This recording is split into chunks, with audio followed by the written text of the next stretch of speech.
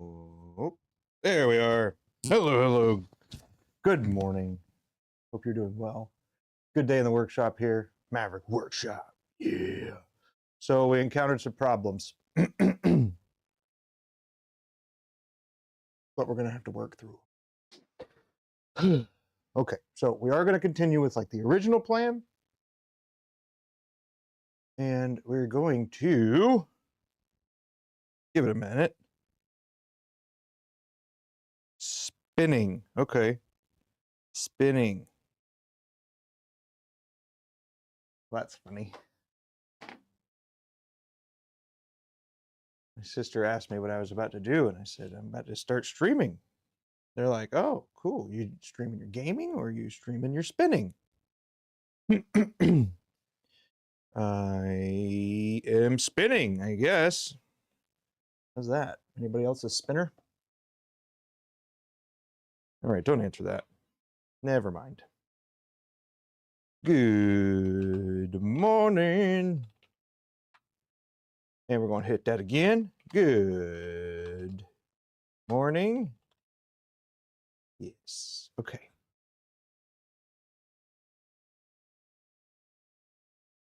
I need to do a little bit of this, a little bit of this. Here we go. That, this. Boom. Okay. There we are. We're good. Now I can see like comments and stuff. All right, this is a Franken pin. What we've got here so far is the boatite here. This is like Fordite, right? But it's from a boat. It's pretty cool. And what I've done is I've made a sleeve, Ebonite sleeve for it. And I need to figure out the finial for it, which is cool. Now, the part where I am kind of bummed about is this. So I have an idea and maybe try to repair it, but I might have to make a whole nother one, which won't be that big of a deal. It's just one of those things where it's like you take a couple steps forward and then you got to take a step back so you can do what it is that you've got to do, you know? Not so fun. Anyway, the stuff that has come off, like the little swarf pieces, check this out. All right, let me turn the light on. Okay, yeah, check this out. A little overwhelming on that cam.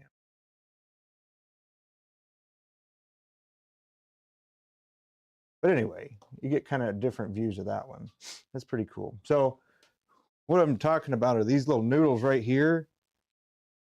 So these little swarf is typically a metal, usually referred, you're usually referring to metal when you talk about swarf. However, because so many things or so many different people have like a background in like different machinery and stuff like that.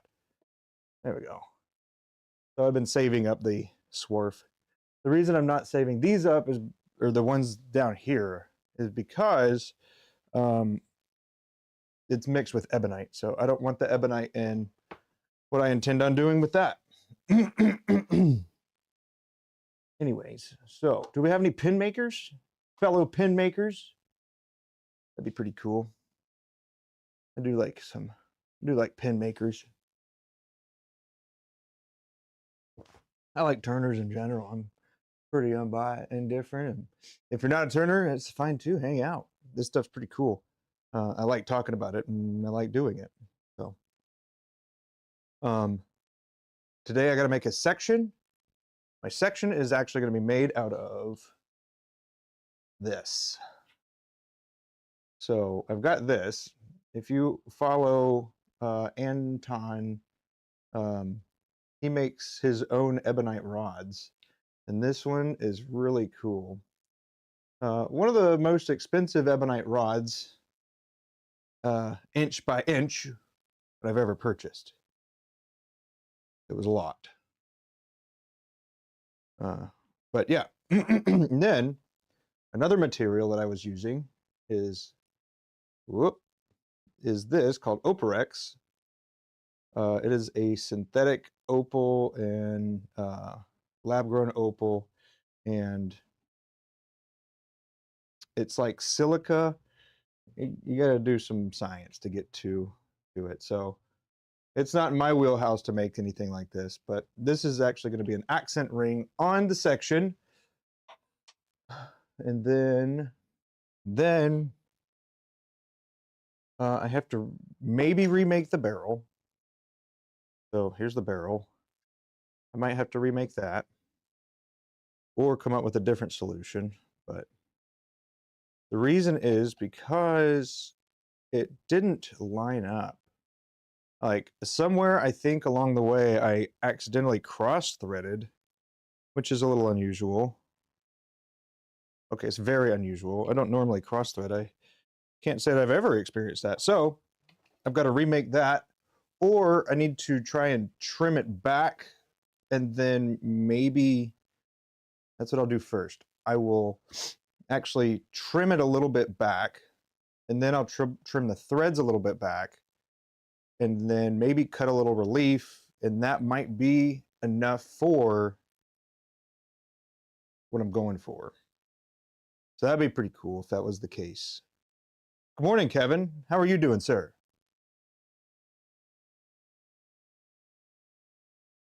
Yesterday was Abbie's birthday, but we went all over the place because that's what she wanted to do for her birthday. She's inside working on packing stuff right now. But yes, I'm going to end up using a different sleeve for that. What else? I think that's going to be about it. Hold the phone. I do have one more thing. And that is, it's going to be this. So I need to trim this down so I can make finials on both the top and the bottom. So I don't know if you heard, Kevin, but the initial plan is what I should have just stuck with, because I came up with a whole nother idea that I'll talk about here in just a second. I gotta go let my dog in.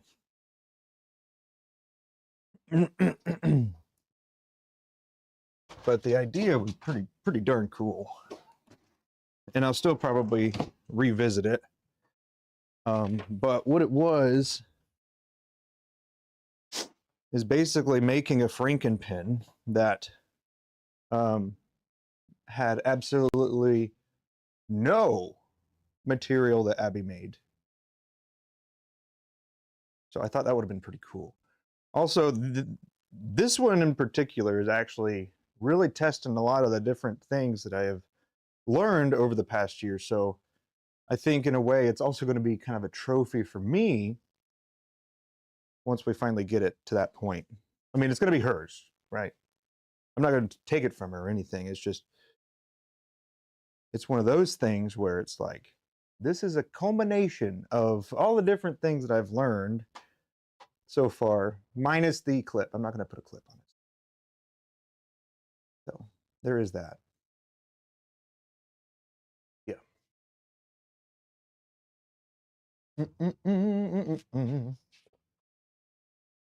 All right.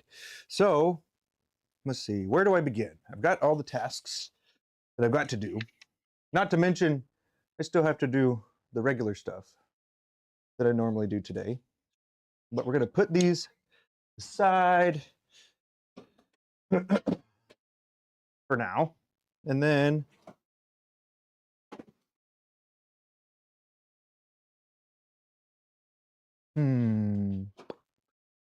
think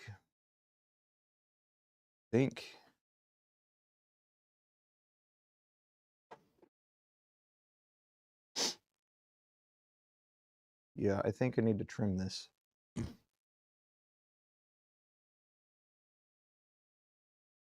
Ooh, actually, I think I can actually make everything right there without having to do that.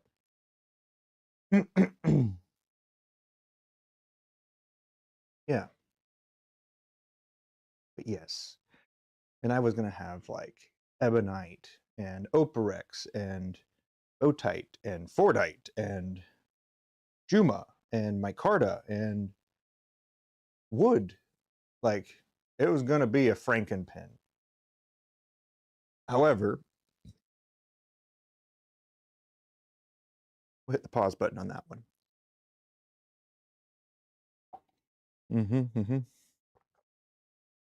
Trying to have some morning coffee before I begin, because as you know, once I get going, I don't really stop, at least for a good while.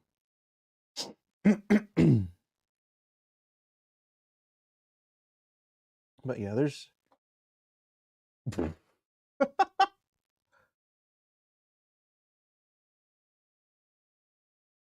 it was just going to have a lot of accents, you know?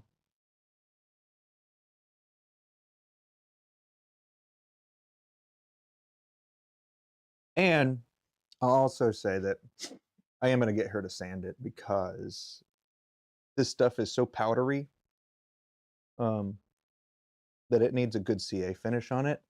And if I did a bad job on it, I'd have to sand it all back off. And because I'm pretty much sanding it in the beginning to get it to the shape that I want, I don't want to have to sand more than I need to. So I'm limited on that. So that's a part of why I'm having her do that. But I am going to sand it down to about the size. So just to kind of give you an idea of why I'm doing it that way. I'm all about character building and stuff, but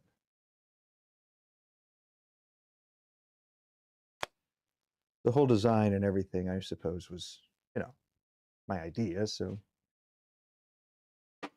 it's got to be sufficient, right?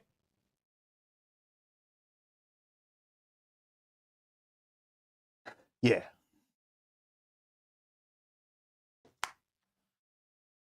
Okay. Boom. Okay. So, as I mentioned before, let's hop over here. That'll be better. Nope. There we go. Right. Okay. Come on over here. All my camera stuff here. Hopefully it's decent. That's decent enough. Move this over. Do a little of this. There. And this here. Pop you up a little bit. I do have a Osbot camera on the wish list. I was looking at the difference between the Osbot Lite and the Osbot Lite 2, and I do think that the one to go for is going to end up being the well, obviously the more expensive one, the one that's, because it stays in focus for a little better and stuff. So for the inlay and bottom finials, they're just going to be flat round parts. No. Flat round parts. No. It's going to be they're going to be flat, yeah. But yeah, I guess beveled. They're going to be made out of Juma. So, oh yeah. It's going to have just the top one. Just the top one. So these are my pewter finials. So, oh gosh. Everything's inverted. Yeah, so that's going to go on too. Okay. So,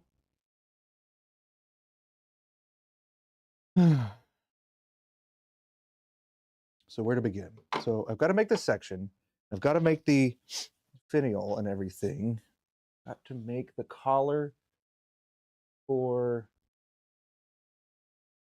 Got to make the collar for the section. So my section is going to be a little smaller. Anywho, all right. So for the section, what I'm going to do is actually just cut a little disc out of my oparex here, and I'm going to thread it, and then I'm going to cut it off. Then I'm going to basically have a little bit of glue at the base of this, screw it all the way in, and then let it sit. Right? So that'll be done for that once I do this part. So I'm thinking I'm just going to use this. However, I need to find about 30. So we're going to go with a 32, which is about 1.25 inches on. Whoop, whoop. Okay, 32. This.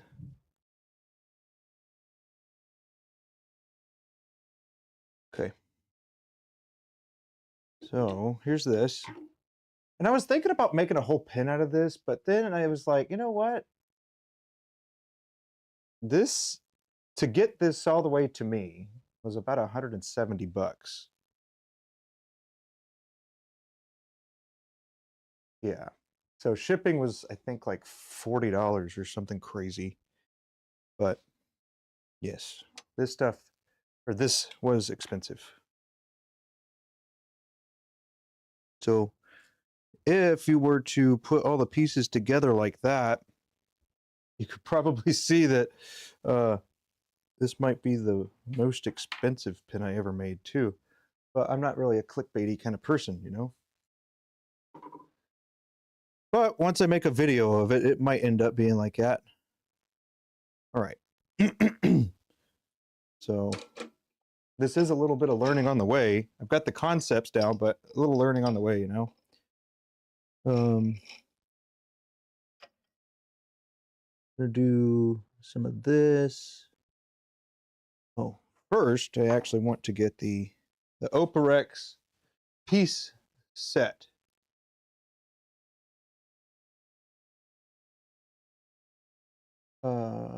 So if I were to make it a pin, what would you have to charge a person to make it? I don't know. I really don't know. It would be a lot. A lot. But that's why I'm not going to do that.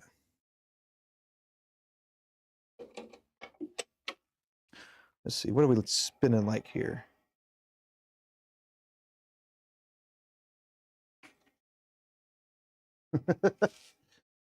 Oh, I'd give you the bro deal, you know? Only about 5,000. 5,000.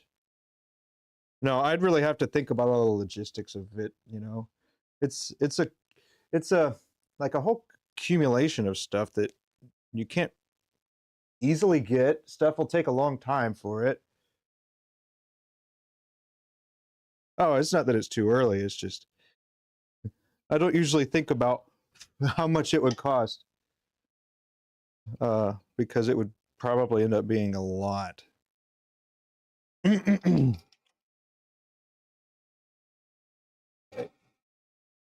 Oh, I'm just gonna face this off a bit, get it nice and uniform.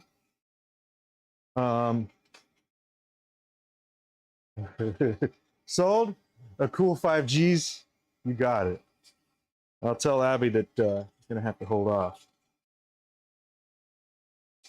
or that it's not happening. All right. So we got this. Now we're doing just like a standard this here, where I'm gonna go in a bit, and then I gotta go past generally where my mark is gonna be. so I can for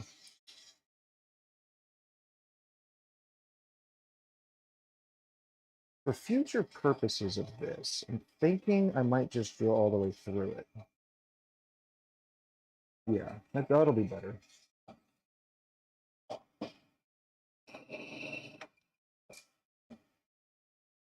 In increments of $5 for the next 10 years. You know what? That's not a bad thing. But what if you missed a payment, you know? And I have to come over there. Be like, where's my money, man? Be like, I already got my use out of the pin. Take it back. You know how that type of thing goes. All right.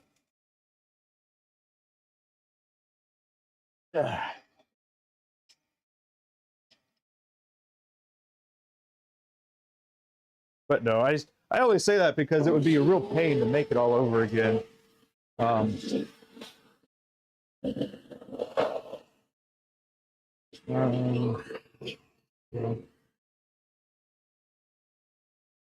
So just the thought of it right now, I mean, that blue bowl that I made, you know, I'd put that one at like, my mom asked me, how much could I pay you for it? And I was like, it's not for sale. Okay, well, if it was, how much would you charge for it? Well, for you, I'd give you, I don't know, $5,000 to $10,000. There you go. That's a good deal, right? I don't want to do it, you know. We're just gonna send this puppy all the way through.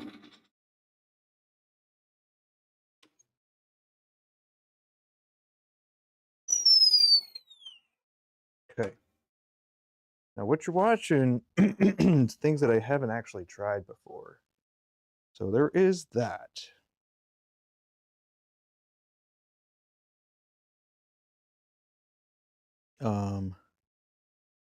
Now the other couple things that I'm thinking about too is I'm gonna have to probably hit it with a belt sander or on the table, just kind of sand it just a little bit. I don't think there's any way around that.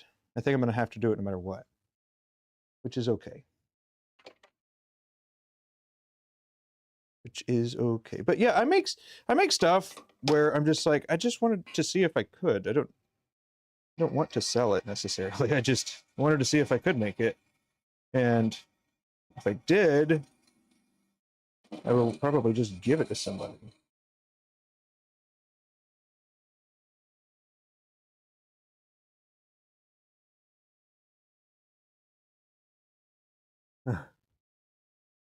It's hard to tell mom no. Yeah. I mean, it used to be harder. All right, so you can see this right here. I got like an ugly lip, right? Because it just broke off at the end. So I've got to sand that flat.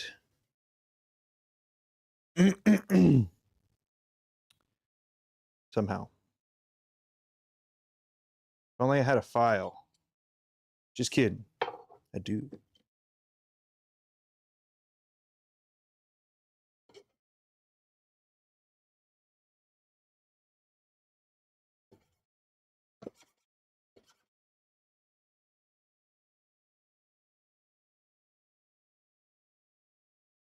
Getting there. There's probably better ways that I could have done this, you know. I just didn't.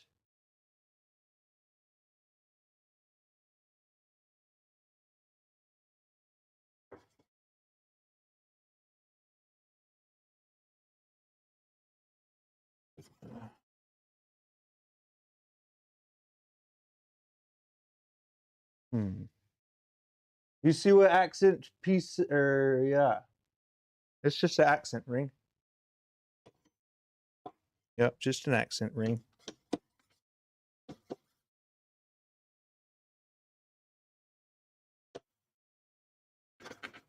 Now, if I was a little smarter, not even like drastically different, but I would have actually sanded and polished the outside of that because I probably won't have another chance at it. So I guess I'm an idiot. How about that? How about that?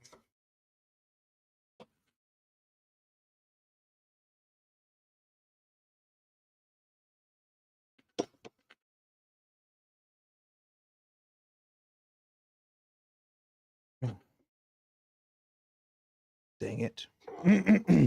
That's okay. It's okay. It's all a part of the process. Hey.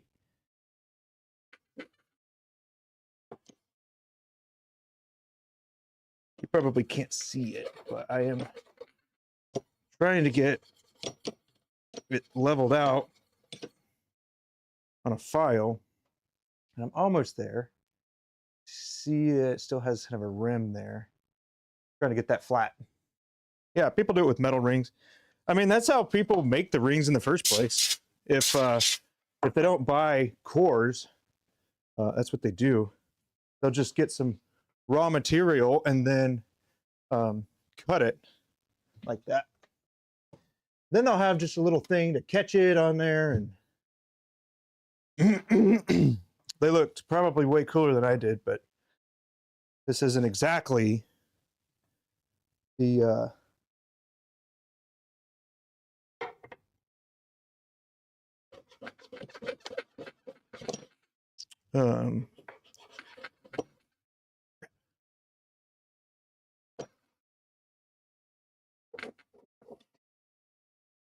well, let's just say that a lot of this is still a learning process. But I'm making a oparex washer, basically. And it's going to go onto section like this. We got this. Now I'm going to end up gluing around the base of this here. I'm going to glue around the base. And then I'm going to thread it the rest of the way. Keep it right. Then what will happen is that'll be it, you know. I will finish making that, and then I'll turn everything down at the same time. So this is a way to do accent rings.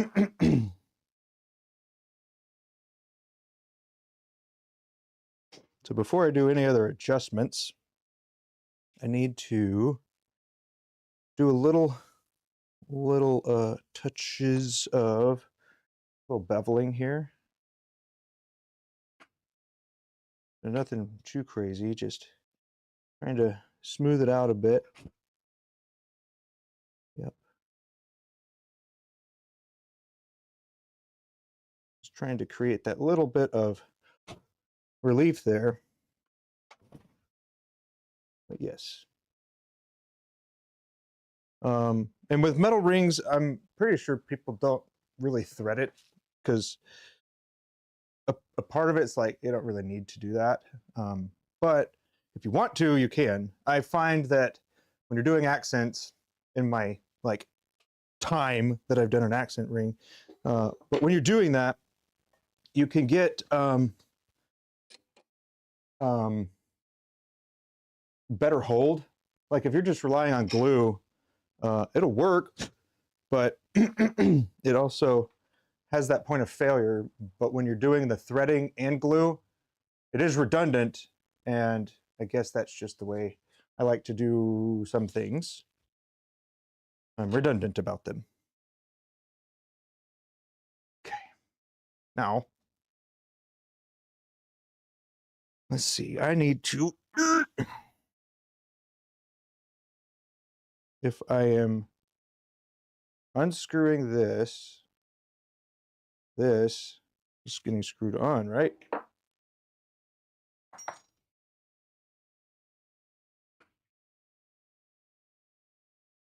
No. That is not the case. Well, this Ebonite, I gotta say, good thing that I'm getting some reps in with it, because it kind of doesn't want to do what I want it to do. And so I'm gonna have to make some adjustments for when I'm starting the other stuff. It's not a big deal. It's just I didn't exactly know that I was gonna have these kind of frustrations, I guess. And I can't really do that.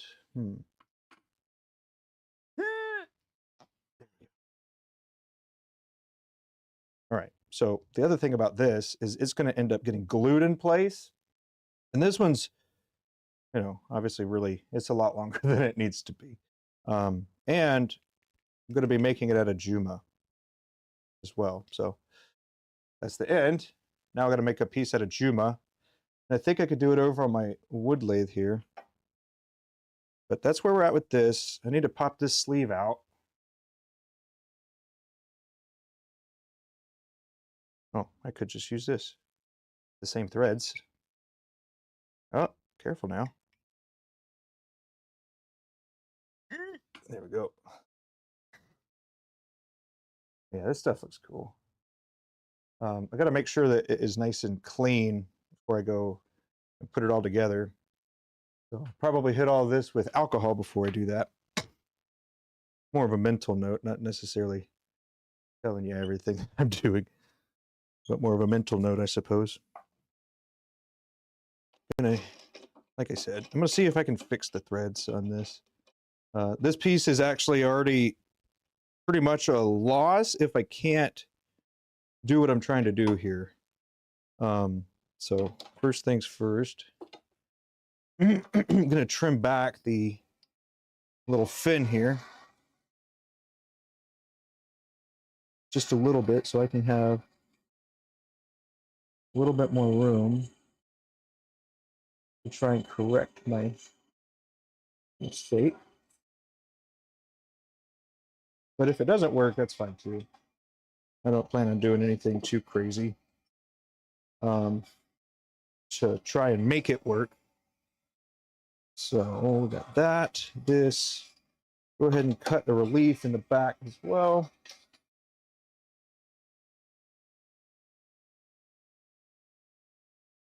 A little bit more.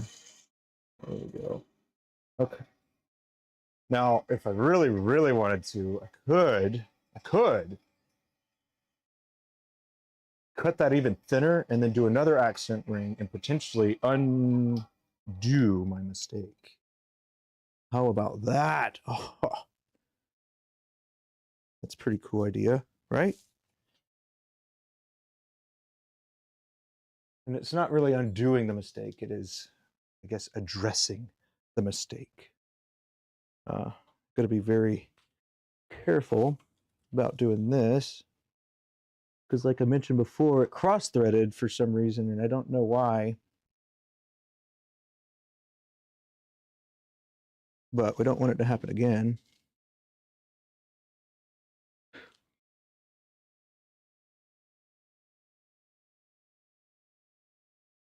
Okay, that looks good.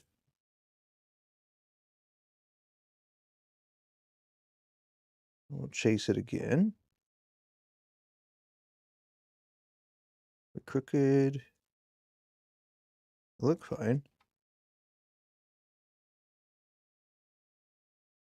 A little non-standard here, the way I'm doing this. But it's because it was already done. And I'm just trying to redefine the lines just a bit more. Or the threads. Lines, threads, you know. So let's see how we're looking here.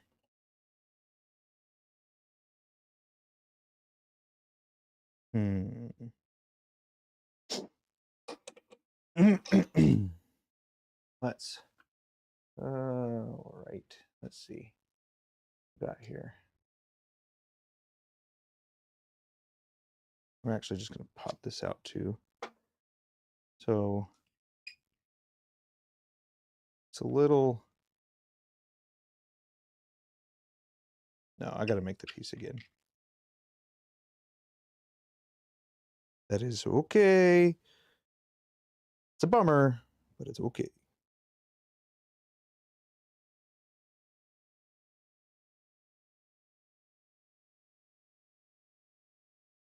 Let's see. Let me change this a little bit. Looks like it's really close. I want to back it off a little bit.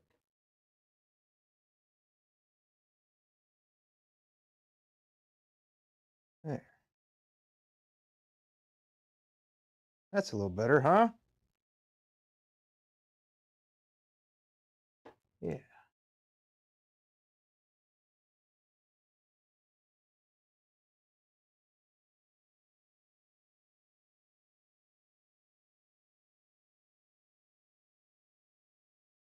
Whoop.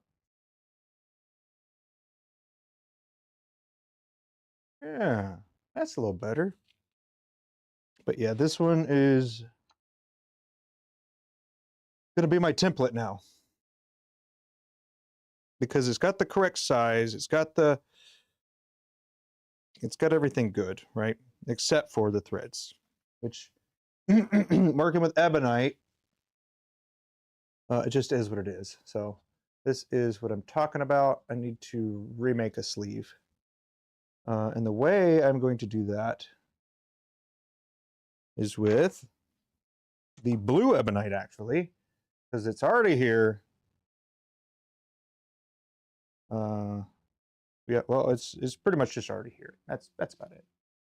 Already here, been used a little bit.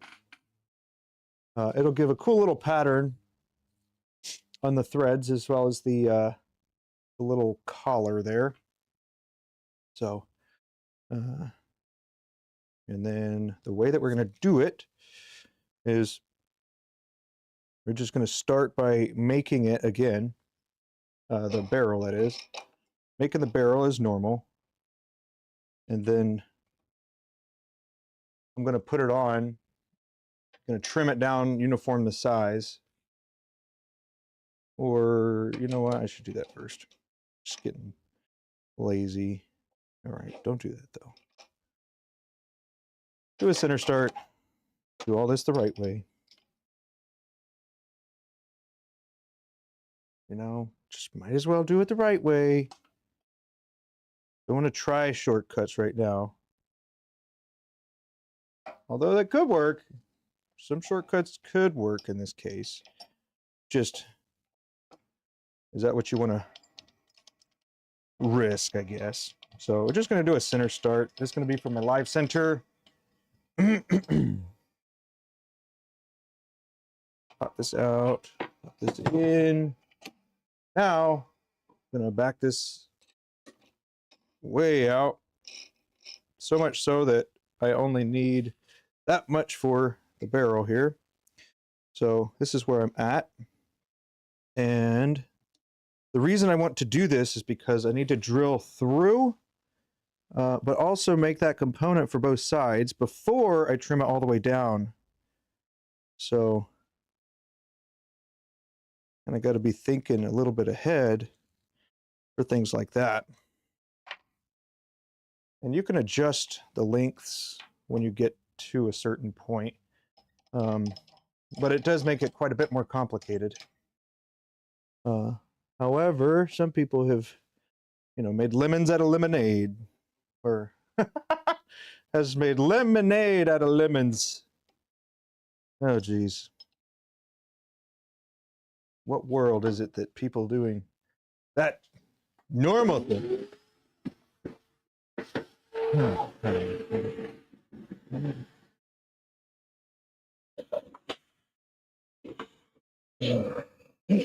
So we're not trying to trim this down to its final diameter. All we're just trying to do is get it down to we're trying, shit, this isn't even the right one. Trying to get all the basically the lands and grooves of this to the same size. That way, once I cut that little piece off, it won't interfere with the grip when I have to take it out and turn it around. Boom, boom. There's my line. Can I see it? Yeah, I can see it. Right here. So that's basically going to be our cut line. But we're going to go a little bit past it.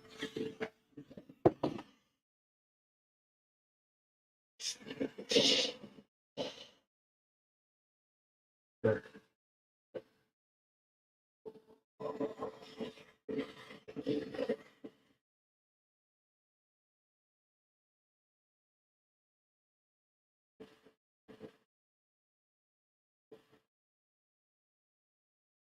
I'm going to make everything uniform. And a little past it. Let's get a little look here. Now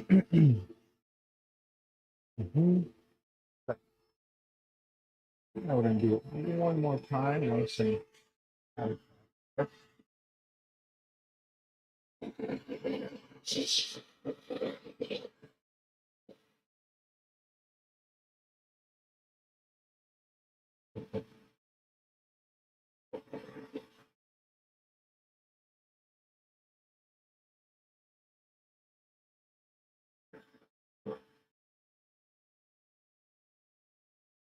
getting there. Kind of doing a clean pass here.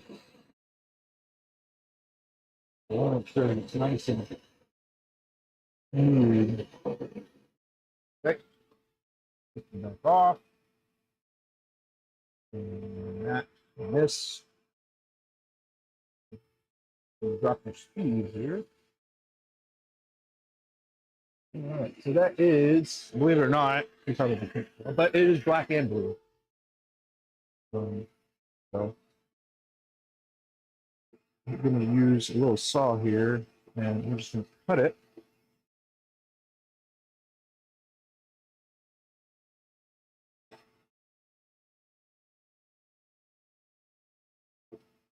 Yeah.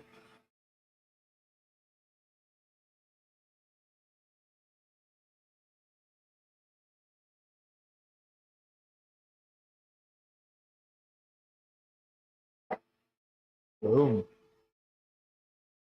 There, back that off. Boom. Good to go.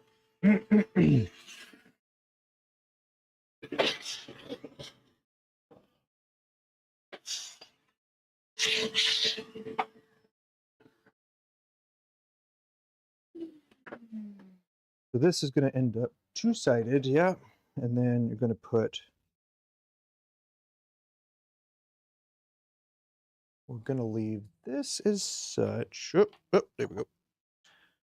And here, it's going to be that. Take it to here.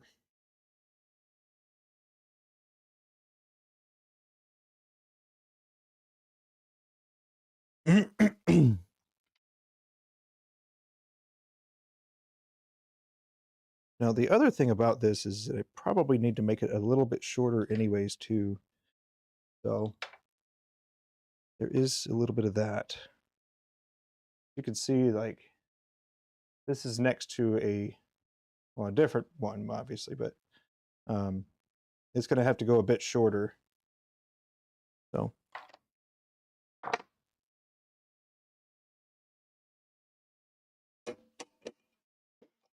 it's out.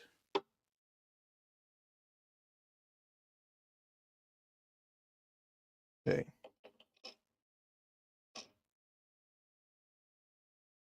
This is where we're going to redo this, the part that goes, that, where the barrels or the threads are going to go for the cap menu.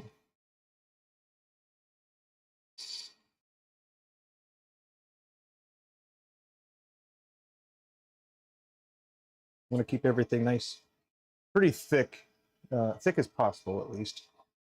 That way you have like the most resistance of the walls of the material that you're using to squeeze back down on to the hole when you're threading it.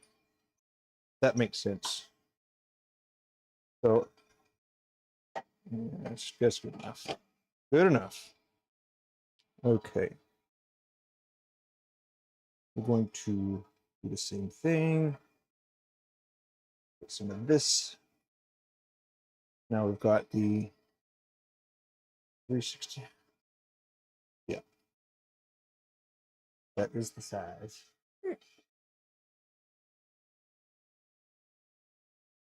Then we'll just do what we've already done.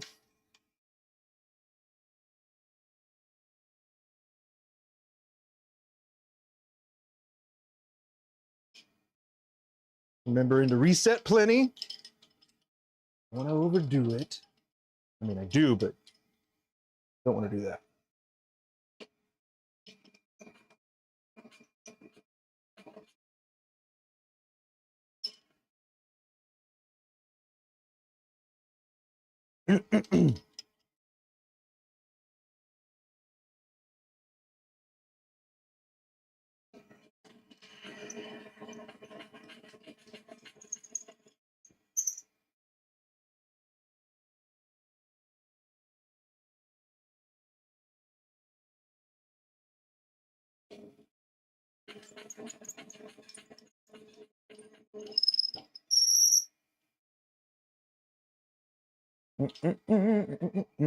Got big plans for this week?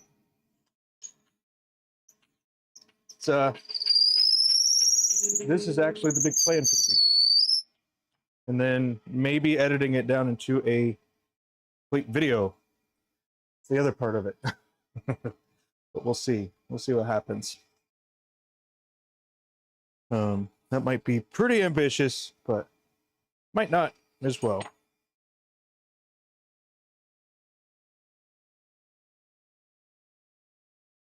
Just do a little bit of a shouldering here. This is where you could avoid potentially having to do your gutter that people talk about on your section.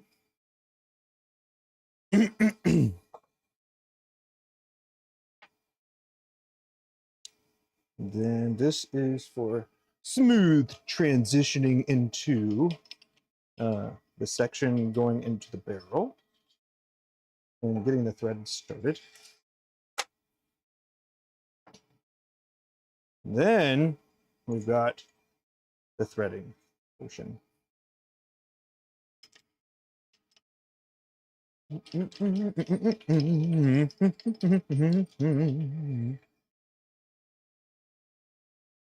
Okay.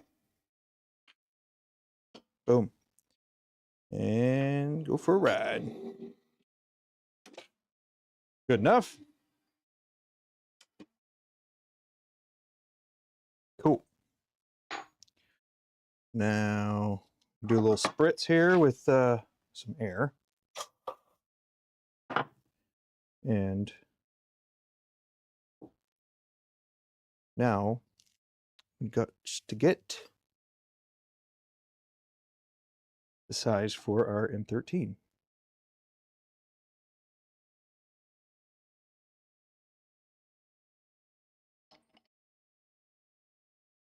It's fine tuning your work. I hear you. Hear you. It's good stuff.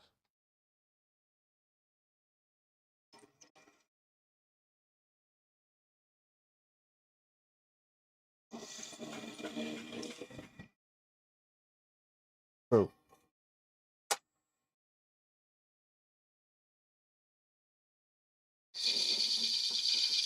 Well, very nice. I wish you great success. It's never ending. Welcome to the awesomeness of this stuff, you know? Or that stuff. Everything. That's the beauty of it all.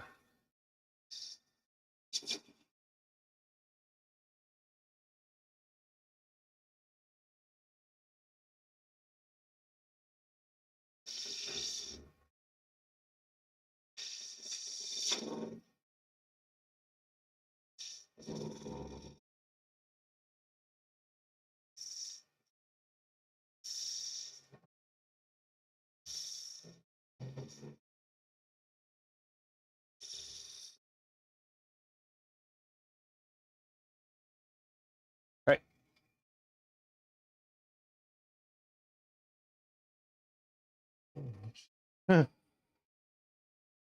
a party out of the garage, huh?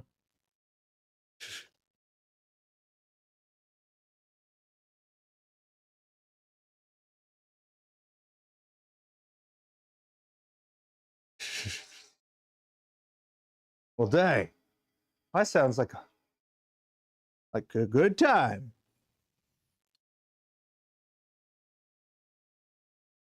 All right, 0.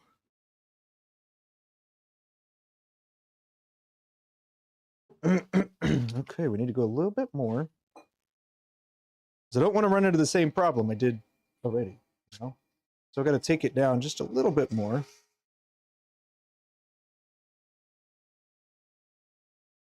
That way I can get it in to the right diameter.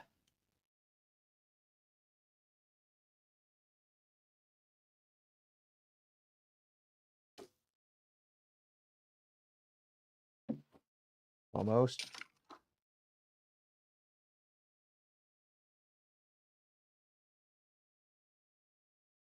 So, the opposite of good time at the. I hear you. I heard that.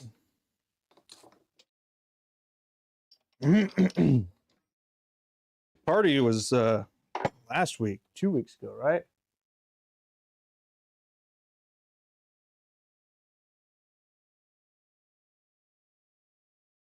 Oh, crap. All right. This is a little different, something different that you'll see here from me. I'm just getting it a little bit wet so it will hopefully glide a little better.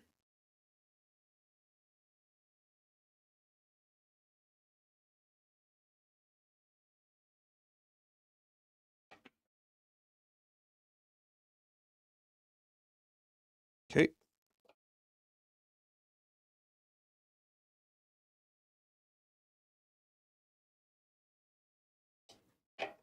And did it? I don't know. Maybe. But that was just a little bit of let's see, wood and bamboo oil. Oh. How do you say it? Is it all or is it oil?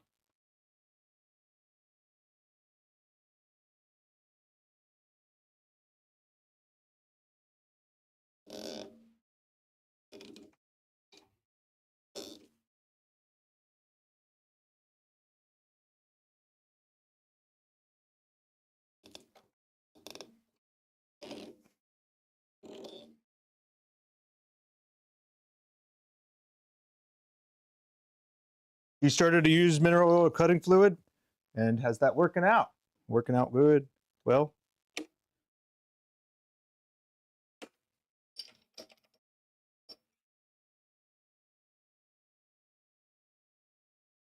I find it to be like a hit or miss, to be honest. I think some people do it just out of constantly doing stuff like that. But it's one of those things where if you do it every time, it's not a big deal. But if you don't do it that one time, it's like, oh man. You know what I mean? It's like that, in my mind at least.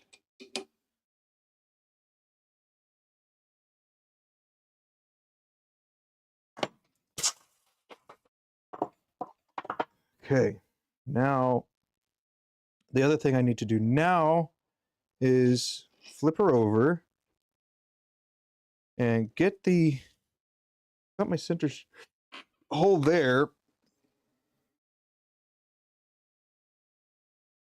So now we're just going to go for the gusto here.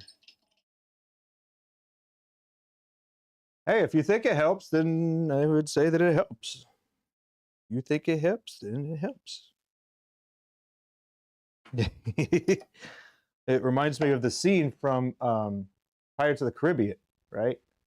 When Jack Sparrow goes to the witch lady and he gives her a monkey and she gives him a jar of dirt. And she's like, oh, if you don't want it, then is this supposed, that's what it was. He's like, is this supposed to help? He says,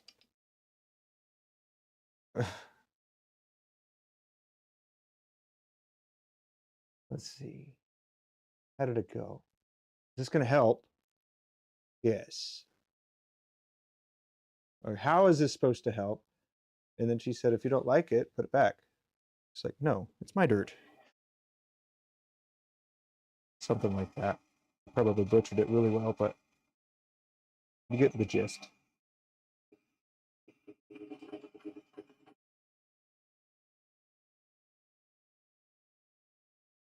Okay, and made it.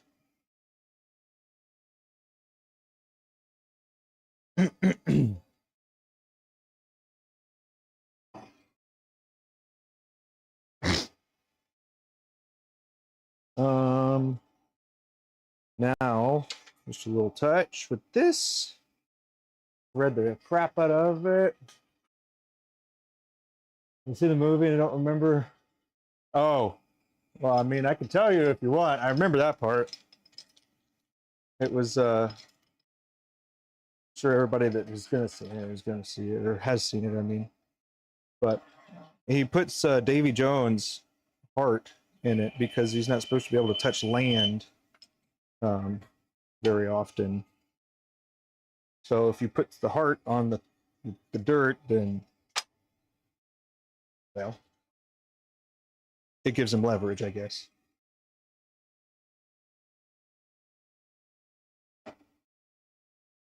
Okay, so I'm doing the backside of this right now.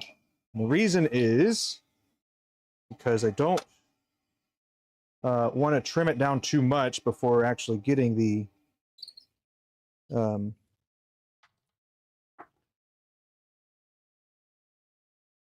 I doing? Okay. Before getting it too thin. If it's too thin, you're more likely to crack it.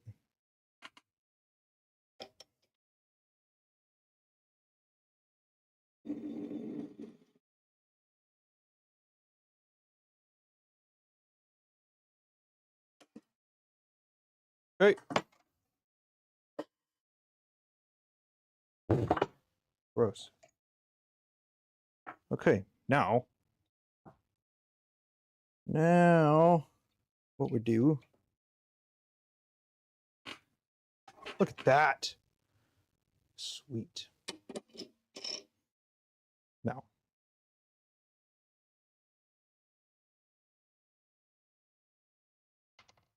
so there's this. This is going to continue to get closer to this because I wasn't able to repair.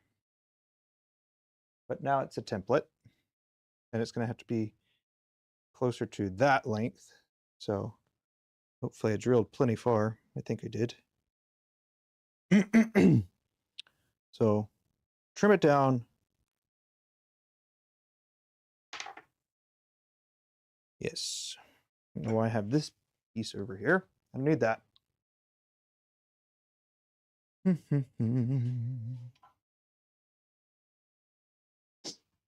Let's see. The next thing is I got to trim that down to about 13 mil. I've already got the body piece.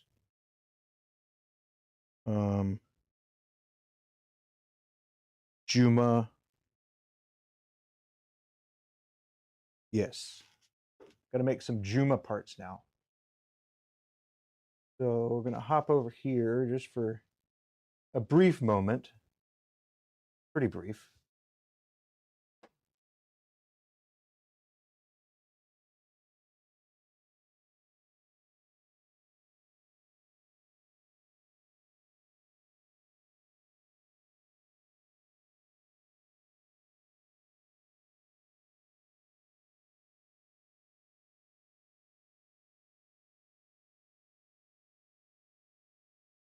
Pretty good. Okay. That should be pretty good, right? I want to make a huge thing of it. All I'm going to do is get the Juma. I'm going to just mount it in here, actually, and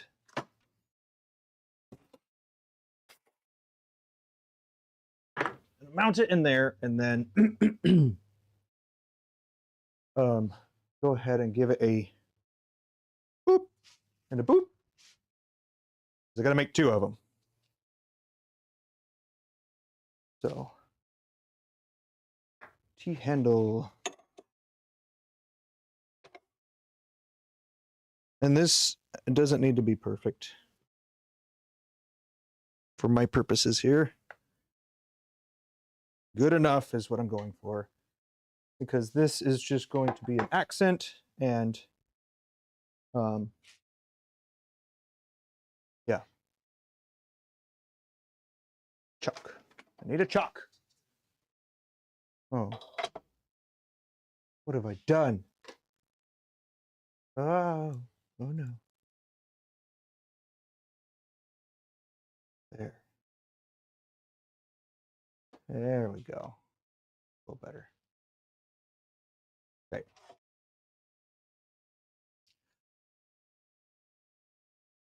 So just need to make basically this piece here again. That. Not so long though. It's too long. Mm-hmm.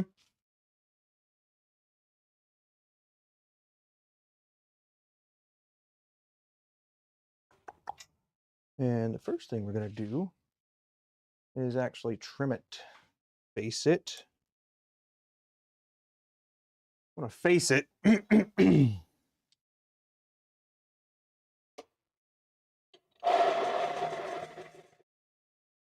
Right. This is going to basically get the center start and clean up the edges.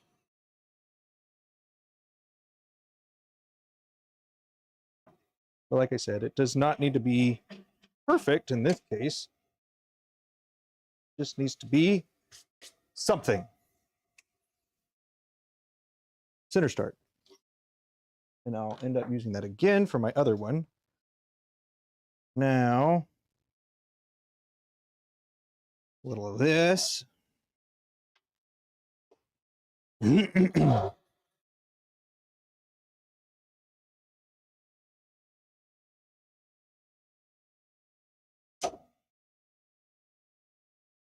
Right.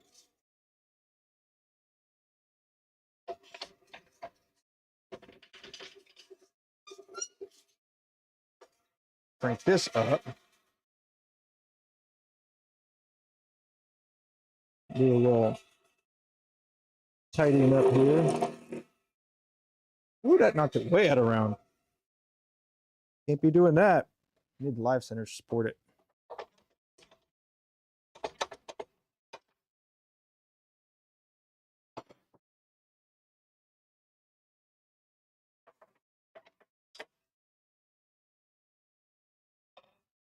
I mean, I should have known it being that far out would cause it to do that, but I just didn't want to do it. So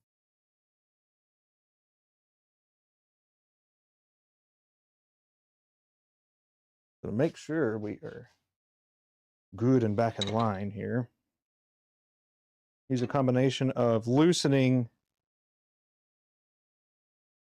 this, shortening this, locking it back in, and scooting it forward while tightening the jaws.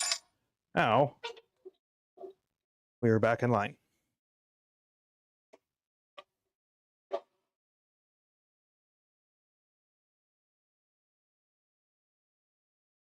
The heck?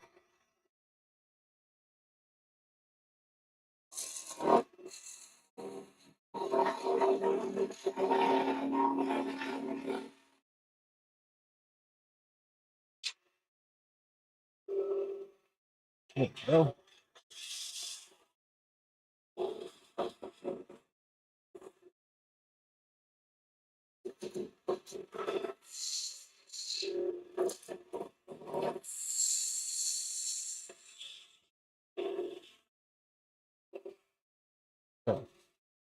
going to go ahead and get all this on up. Work at least.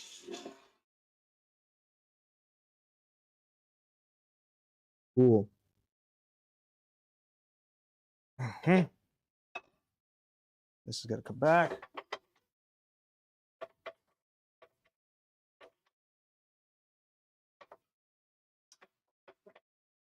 Now, need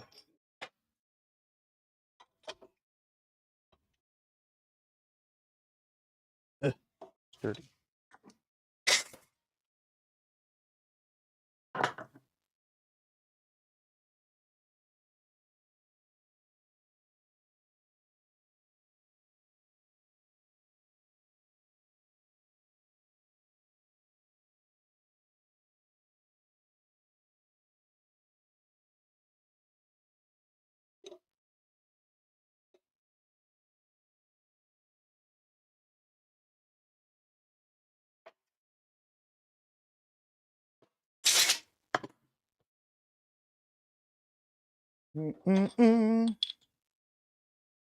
All right. Well, the time has come.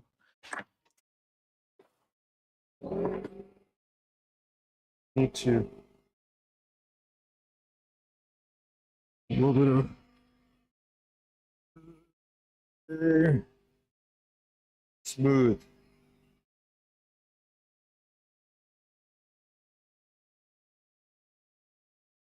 Smooth.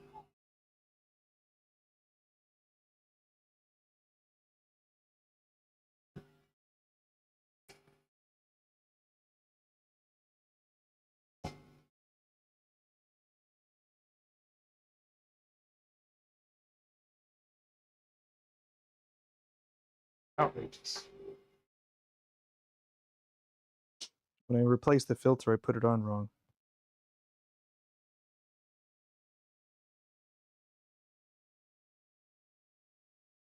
There we go. Well, that's a little embarrassing, huh? There we go. This is a particle mask. And it's to help cut down on what I am inhaling. I always want to take care of your lungs, you know. Oh, here you go. That's for you. Oh. Okay.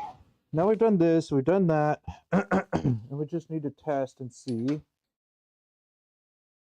how well it threads. Which is perfectly fine. Now, the other part of this is I need to cut off a large enough piece that way I can use that as a finial. So this is the piece that it's actually going to go onto.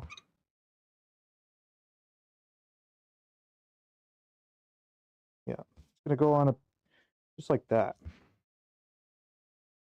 But this also needs to be trimmed down. So there is still a couple things to do.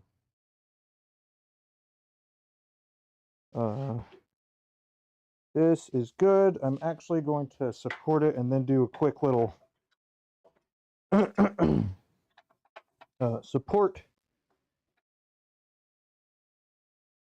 cut here with the parting tool.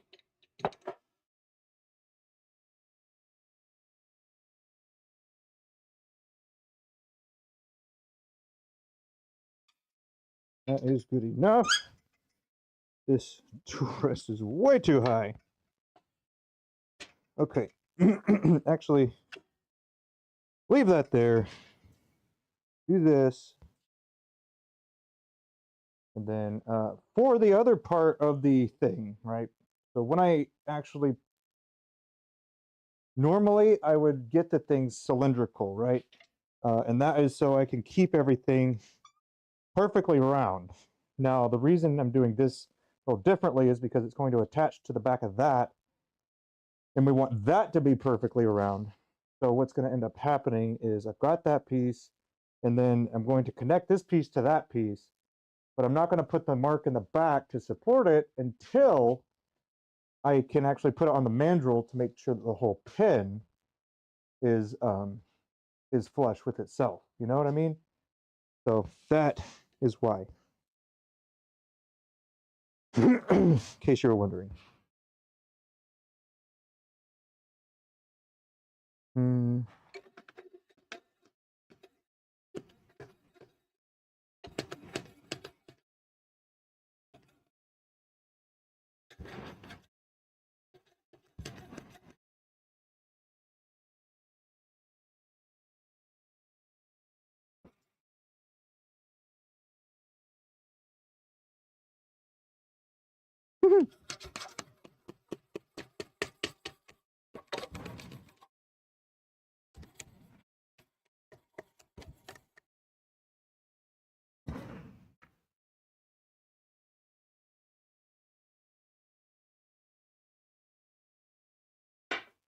All right, one down and one to go.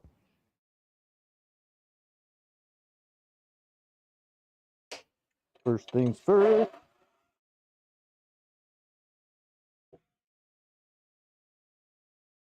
We gotta flatten the surface, right? So Jacob's Forstner bit, and that'll give us both a pilot hole and a flat surface to go with.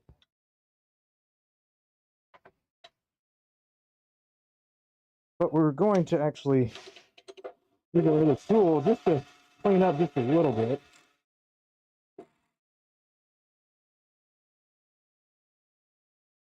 Which is a way you could do that, right? And then you just do a little touch with the corner of the square carbide, that is.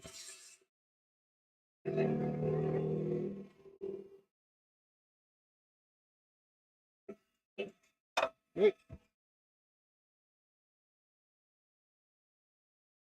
So when you're drilling, I guess, straight into something, not a big deal. But if you are going to come into something from the side, it still needs to be supported, I guess, in this case. Not always is that the case, but in this case, I have to. And I don't need it spinning this fast.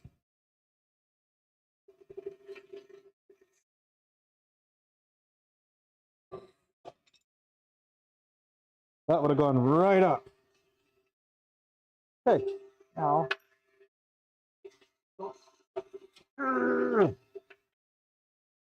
Need the last thing.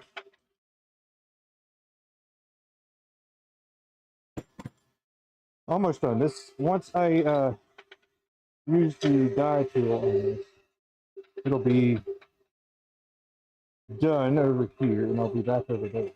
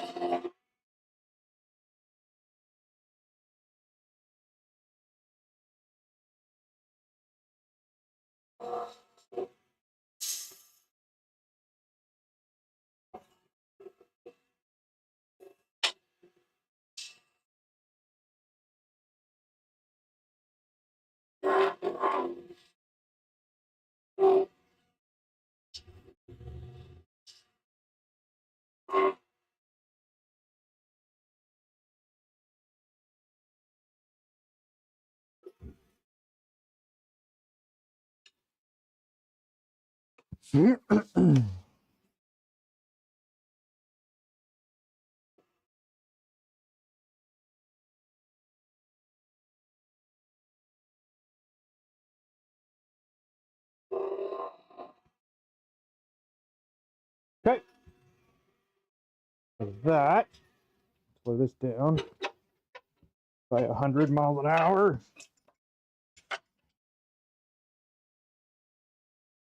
Okay. Cruising right along. Almost done. And then I will Be back over on the main screen. Let's see, where is... There you are. Bum, bum, bum, ba-da-bum, bum.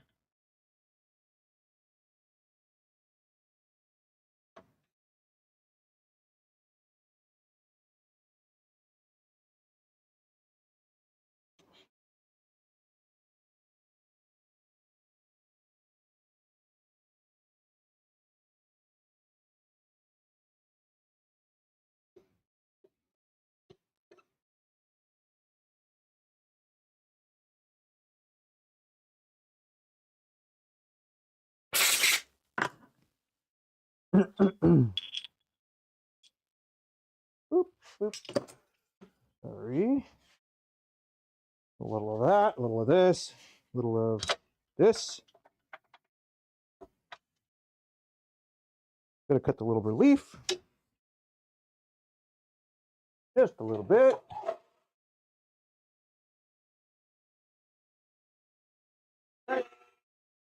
Good enough. No, let me use the cutting tool. How about that?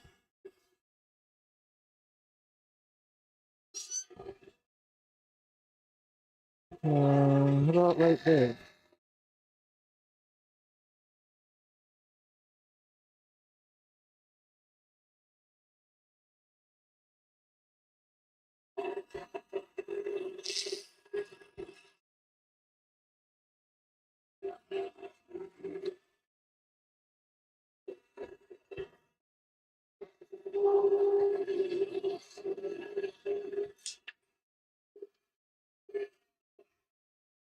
Perfect. Okay. We are done over here. Let's hop back over here. Let's switch this. Yes. I guess this is sufficient, huh?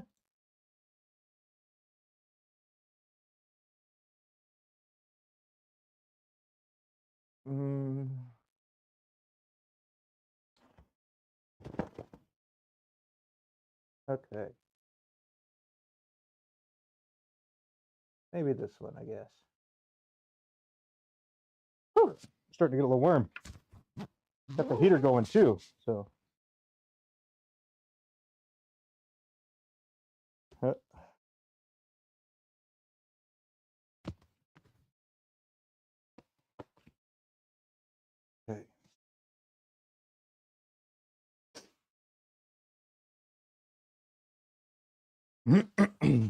Excuse me for a second.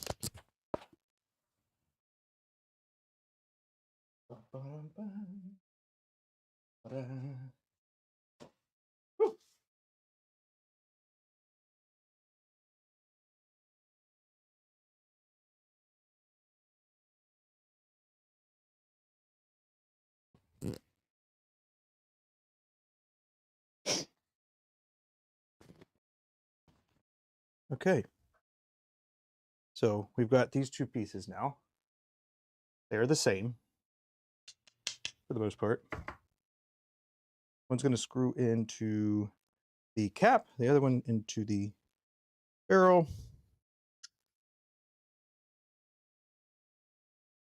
This one is going to need to be on the cap.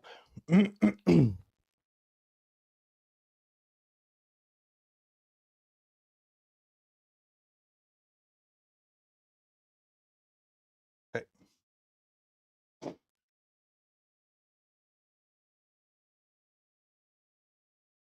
Because I have shortened this one quite a bit, I need to actually thread it a bit more.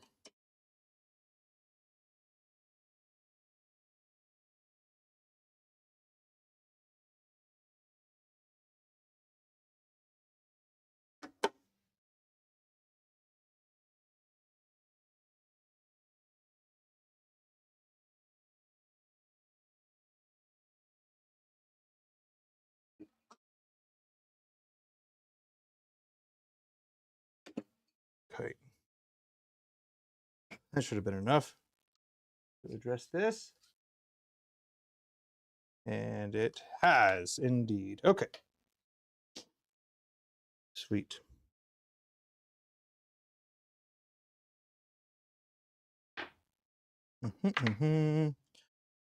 So this here goes on here, and then we're gonna glue it into place. Then what's gonna happen is this right here is going to actually line up with the top of the outer material and then pull up a little bit on the actual ebonite so it stays in place. So pretty cool. Pretty cool when you think about like it's actually like screwing together, but it's also causing it to clamp down onto this piece here. So that's a part of why I wanted to do it this way, because I want to make sure that this is very well secured on there. But it was giving me ideas for like a completely different pin design too. I don't know if that's what you're into, but be a pretty cool thing that you have a top cap, bottom cap. You didn't glue the piece on. Now you can actually interchange them. But you're probably going to want to have a channel of sorts. But anyway, that's your $1 million idea, or a $1 million idea, which would be pretty cool.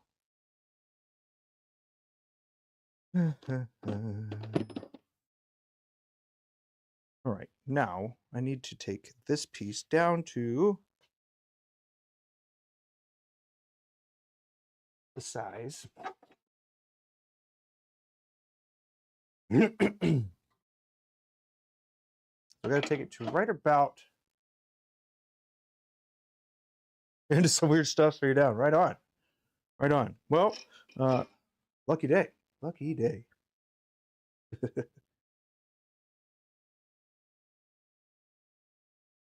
No,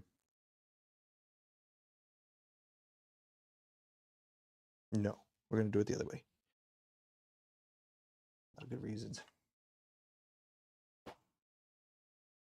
Well, I've been thinking about that as far as like,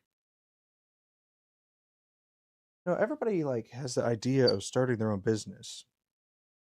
But one of the things that's interesting is your business could actually work with another business as like a contractor kind of thing, which is kind of cool if you think about it. It's like a way of networking with the different businesses without well,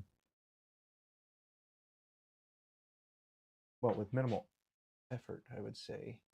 Like you're already doing what you want to do. So this would be a way to lift everybody up, Just a, I guess, a passing thought came to mind. This has got to go down to about 13 millimeters.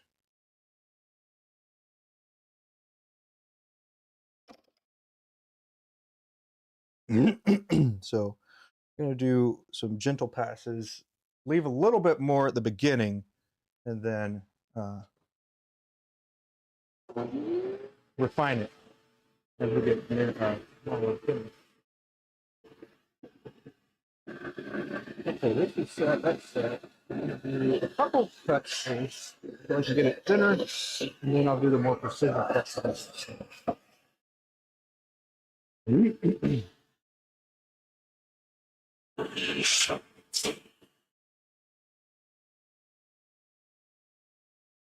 Yeah, I ain't you. Yeah. I just always like to have this big win-win, I mean, you're winning, everybody's winning.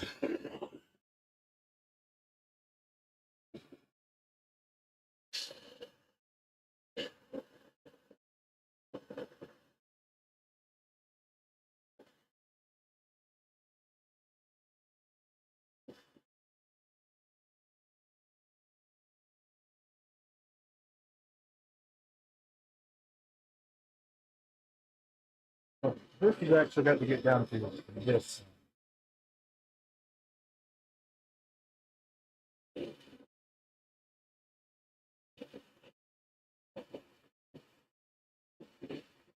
I'm going to stop a little bit further out than normally. I was going to just do it like that. I'm going to run it a few times. And also,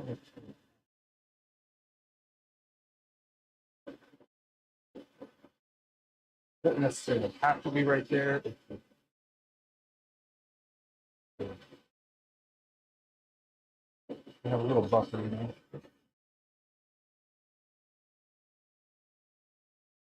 But it'll be much thinner once this little part right there.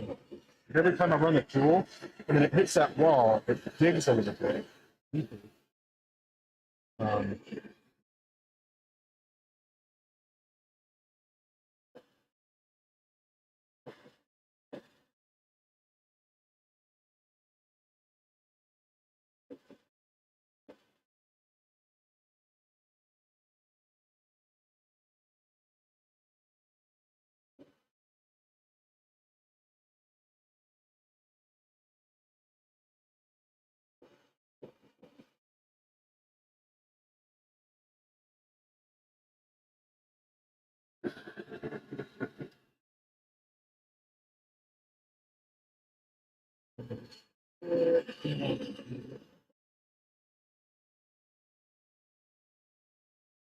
Hopefully, I think,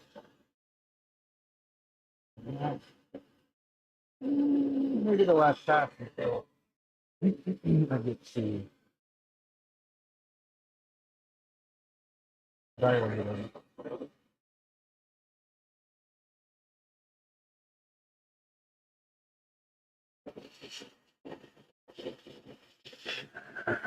Okay, so that.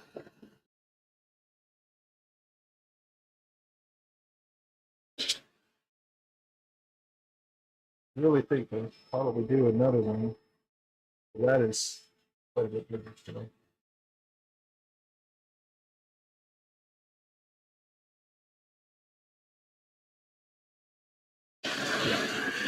One more.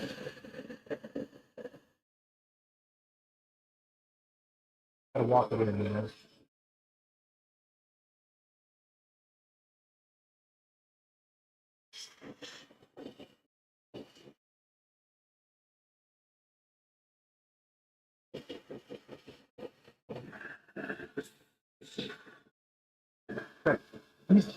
Now for the final, this is we're getting closer to the final. So put the vacuum for a second. I'm going to measure the outer of this, and we want it to be about 13. We're at 1480. So 14.8 minus 13, which is 1.8, and then 8, 1.8. Yeah, 1.8. Divide that by 2. Now we're at 0.9. So I'm going to do my digital readout here, and I'm just going to go to about 0.8 or so. That way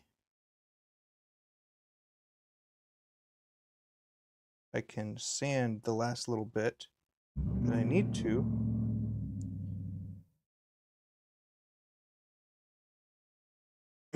And that's how I do it. Guess we're in the live center a little bit.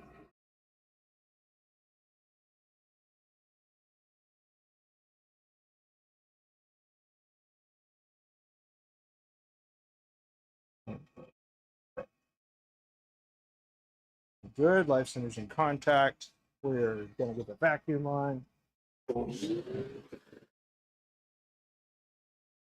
Tail shot locked in. Run.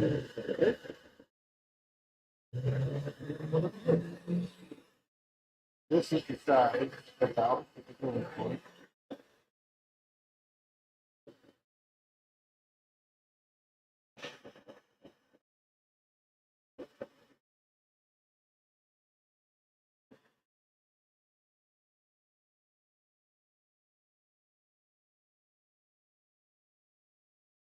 slow down the base here. I don't want to dig into it too hard. Back it up. And to this day, and you can slowly kind of creep it in.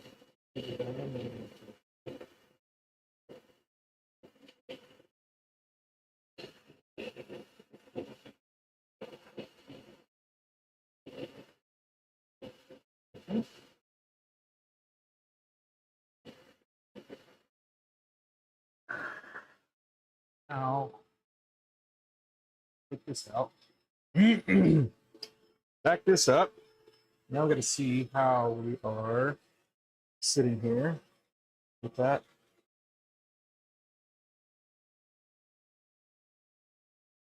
Or I suppose I could have just measured.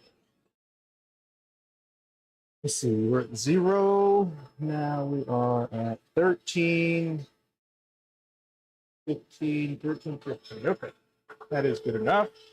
We'll leave that alone. Wrap this up, get this out. And just use the live center and then sand a bit.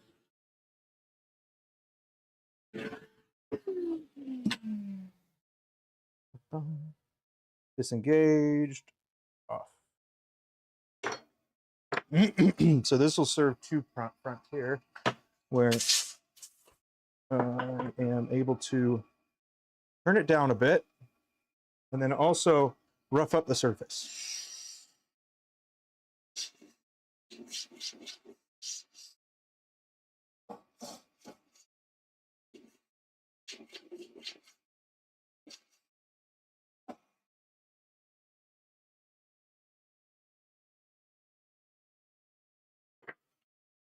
So a cool little thing with calipers you can do is you can use the back side of the calipers here.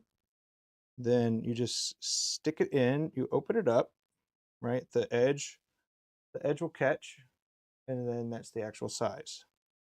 And then you put verify on the other side. So that hole, about 13.04. So what we're looking for is about 13 on this. So I set my calipers to handle that. And just down here is the last spot I need to adjust.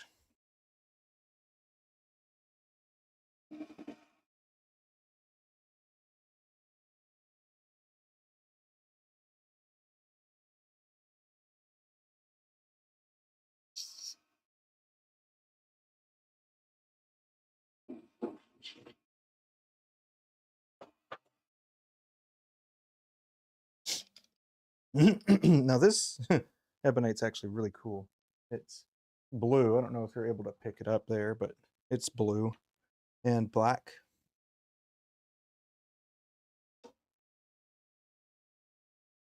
And that is a very nice fit.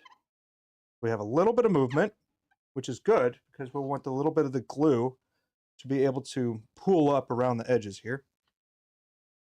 Yeah. I'm actually going to go ahead and kind of scar it a little bit more.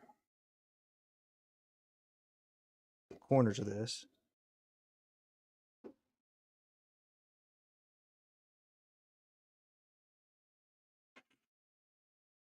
And this would be, so it has little channels that the glue can just go into. That way it has like a better foothold on the inside here. But boom. Very cool. And which side is it? It's this side. Yep. Perfect. Now, what I need to do is trim this down, and then this is going to go into this.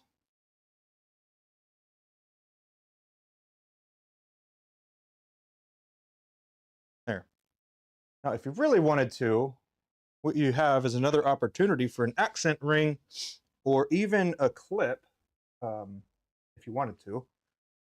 So this would be a way to do that, because you could sandwich the clip in between the two pieces, or you could have a little recess on one of the other pieces. So kind of cool. And speaking of which, I wonder if I have one.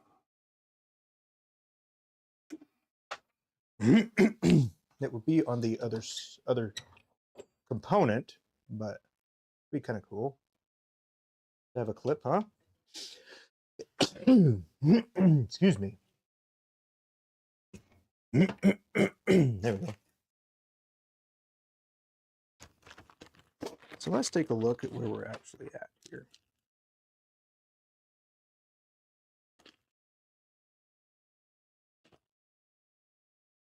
These are from Beaufort.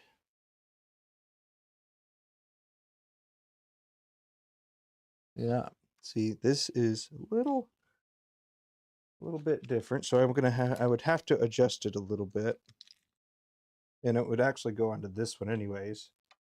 And it could, because this could be that component that is catching. You can see it. So this is where that would go, and then it would just get pinned down there. Now, you couldn't actually glue the piece in place quite yet, so that is one of the problemos. But I think we're going to hold off. I don't want to take away from the boatite. It was more of I suppose, a future idea that sleeving like this, you can actually do it like that if you wanted to. Okay.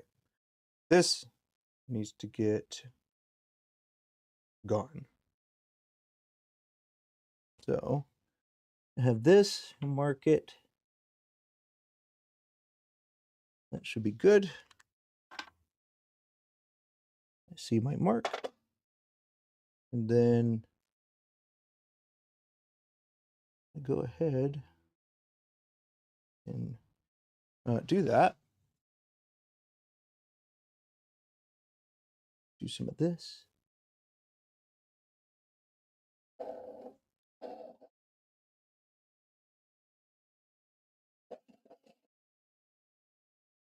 And now I do know that I'm not going to cut the mandrel. So if that was a concern, rest assured I'm not going to cut the mandrel. It's probably down here-ish.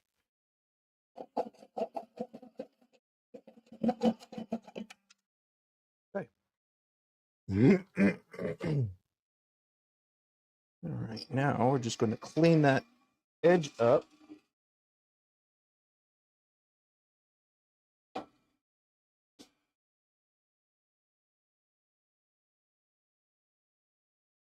You don't need to go 100 miles an hour.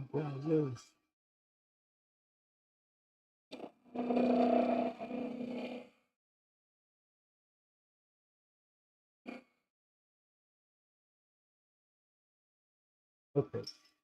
Now we're going to check on this and see where my actual line is here. I think I need to take it down a little bit more.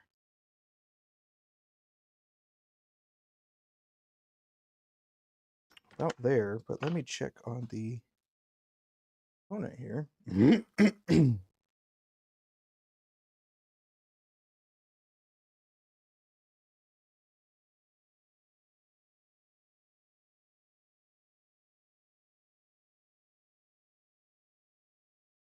Okay. So I don't think we want to do that, but we are going to do this. So that, well, sorry, this one. This is the one that's going to go there. So as we get closer, I have to start dialing in like the final dimensions of the pen, because one of the problems that you can run into is you haven't quite got this the size that you wanted it to be, whether it's too small or too big, and then you don't have any more room, then you're going to have to add another segment, which you don't want to do if you can avoid it. So this is looking pretty good. So I'm not going to tighten it all the way, but I am going to go ahead and put this back together, or put this together rather, and see about where I am.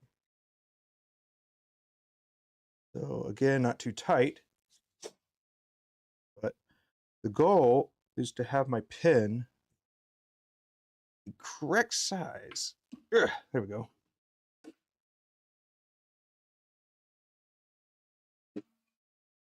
So what I've got here is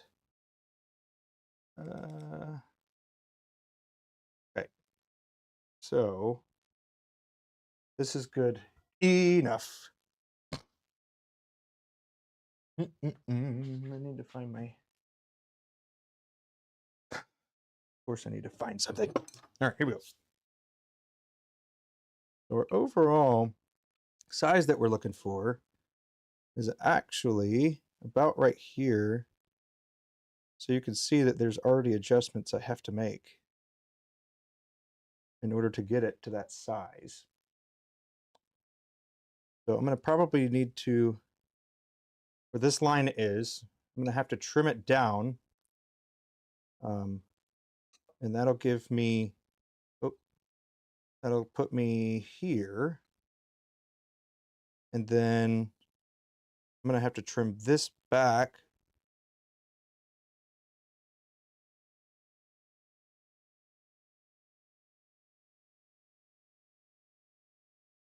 See, that won't give me much. So you kind of see the dilemma here, where if I'm going to do a finial, you need to have enough room, right? So one of the things that I've got to do is have my measurement, which I do.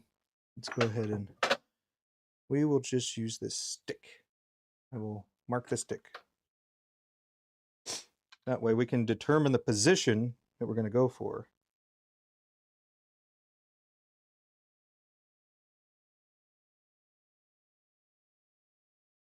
Okay, this is my target.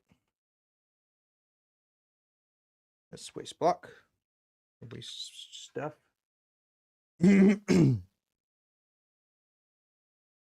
Going to mark you.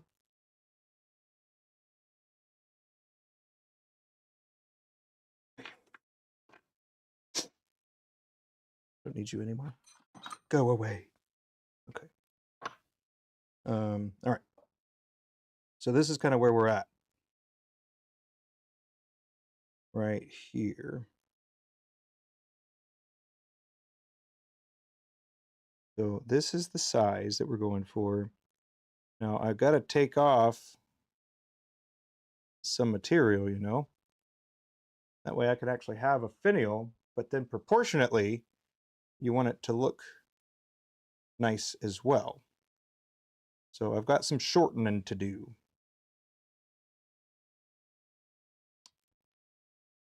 But how much? That is the question.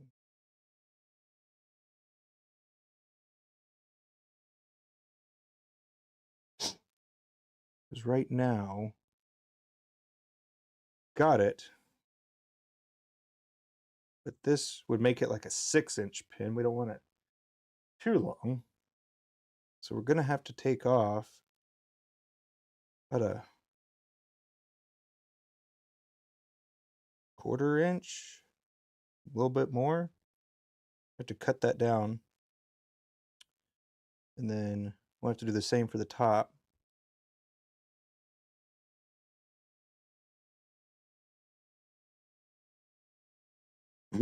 So with that, how big do we want the finials to be? The top finial should be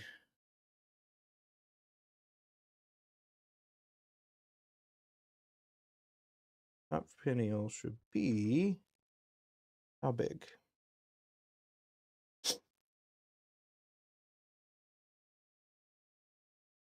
Seven, 8, 9. Then the bottom probably should be a little bit longer. So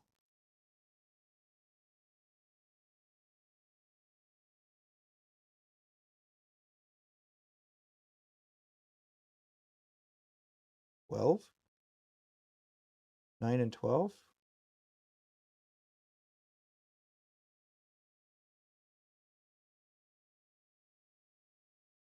Which would mean that I have to cut about 12 mil off here. And then 9 there.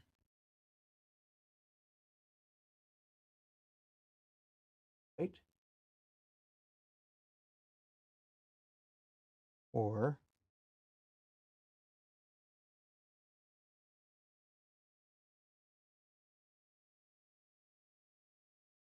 nine, and then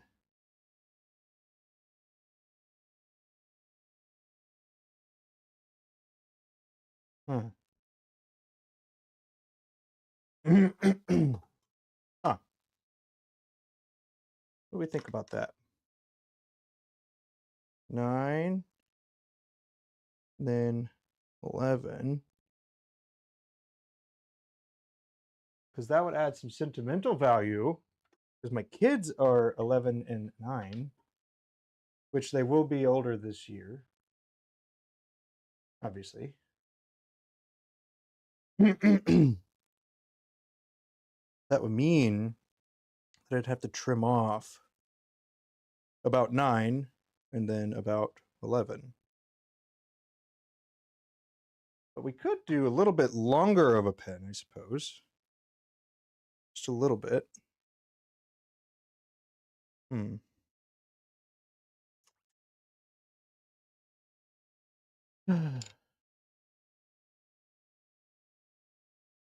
What to do, what to do.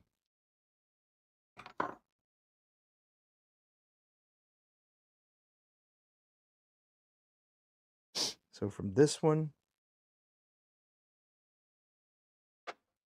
the cap.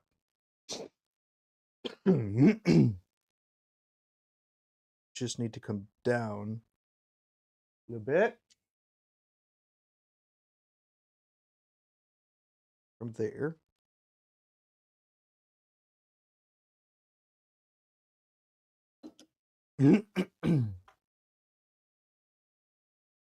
So from there, I'd have to come down to here. What now?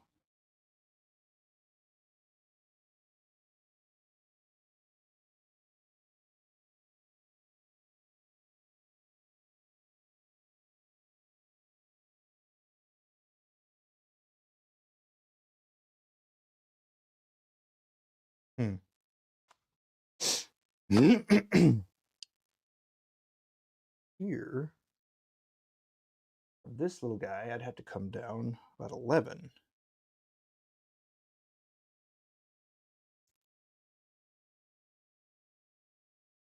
Where we're at, shoot. There you go. Right now, I have this, right? The spinning.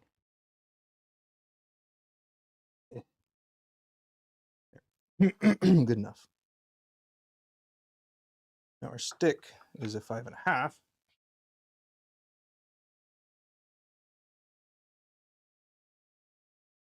Which would mean this here.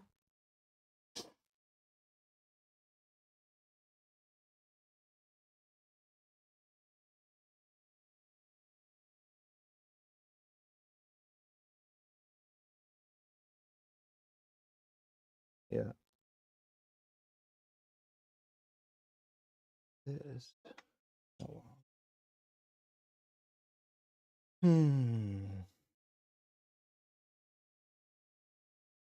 48. Go to 48. Okay.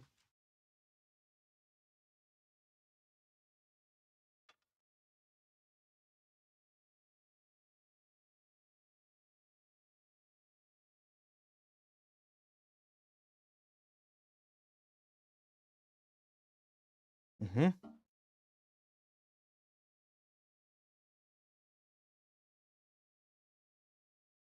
So this currently is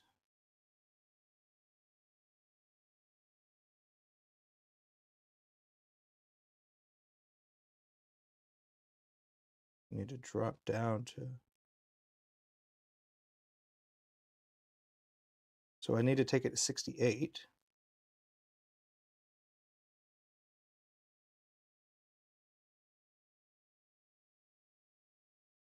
Which is about right there.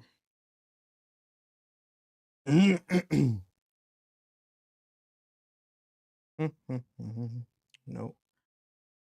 Okay. We're working through it, man. Working through it.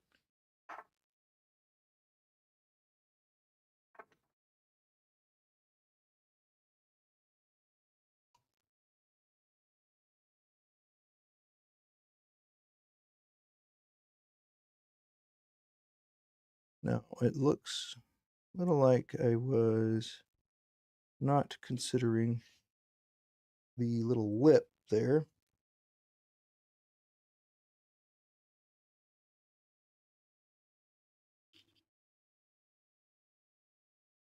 $68. Okay.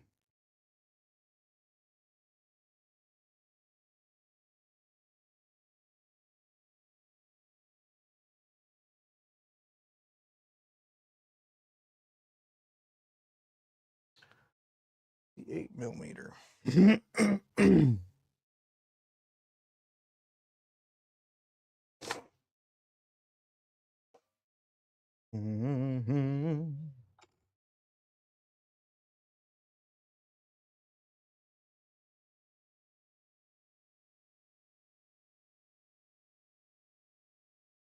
Probably actually 70 if you factor in the top bit right there.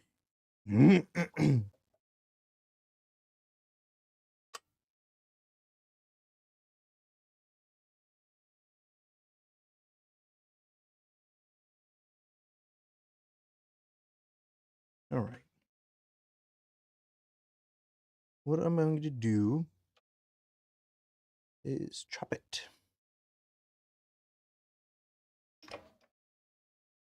Then I'm going to need to readdress the threads, make sure that we're still good here. Oh, there we are. The reason I'm using a saw is because it will spin.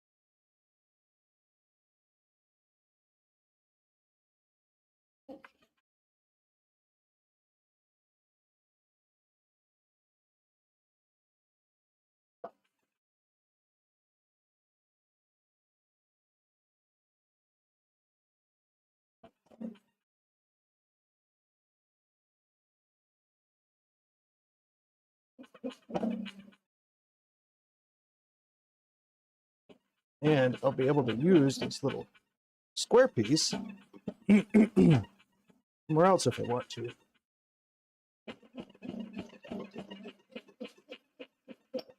Instead of just turning it all into powder, now I'll have the material I can use.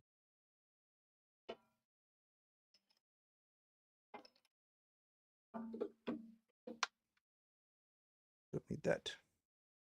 Boom. That is a keeper. Oh, that's a keeper.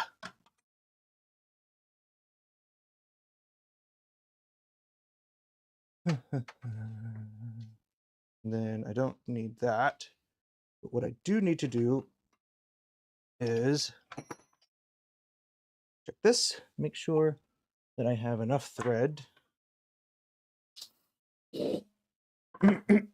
for my piece here. This one. No, this is really quite long. I don't need that much. It'll get trimmed most likely. Nope.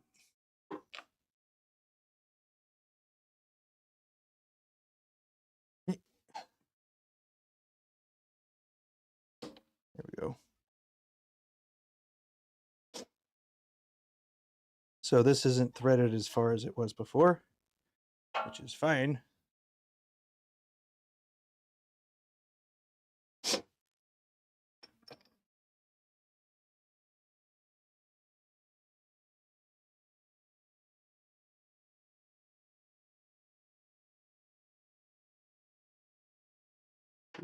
Okay. Now, in the future, I suppose what I could have done, measured out my template, right?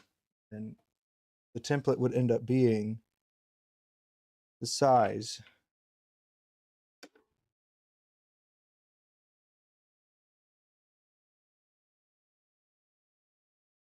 of my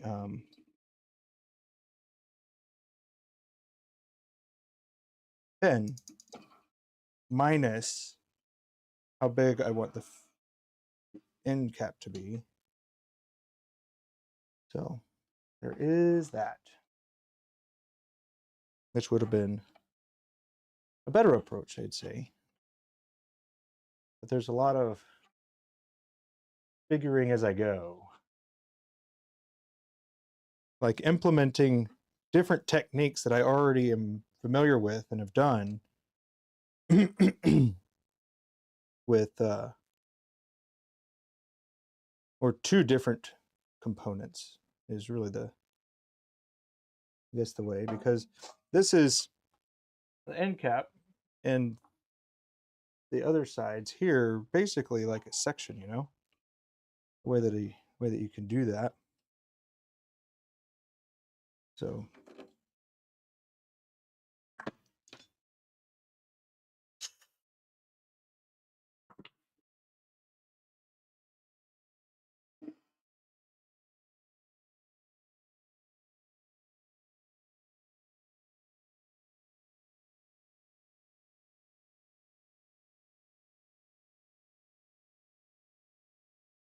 there we go.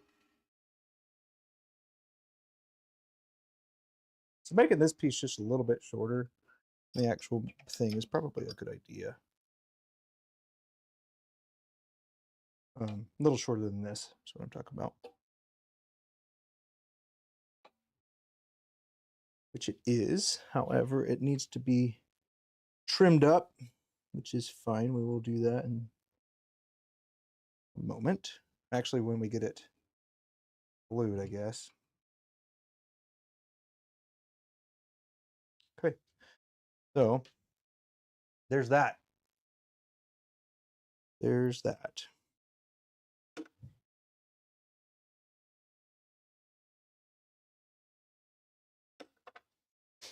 We're going to get this closer where we need to be, at least. I'm going to do that like this.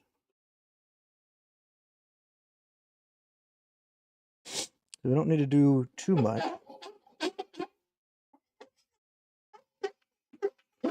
Need to get it close enough to where I can do some fine sanding.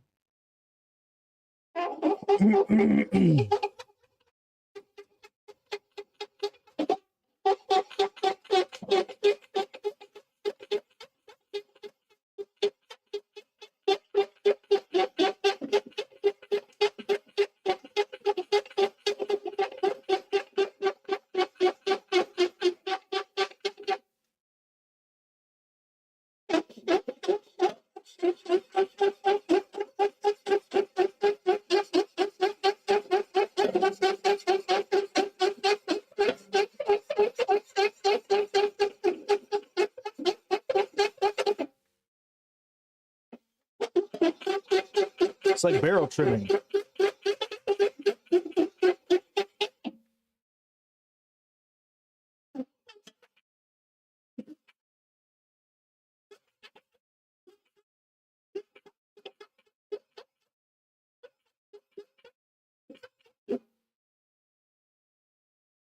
Almost there.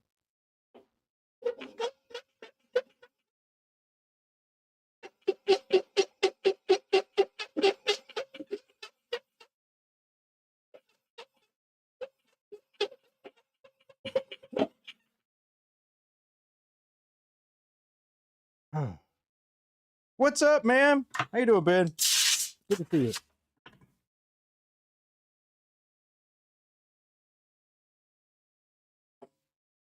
you. Working on this.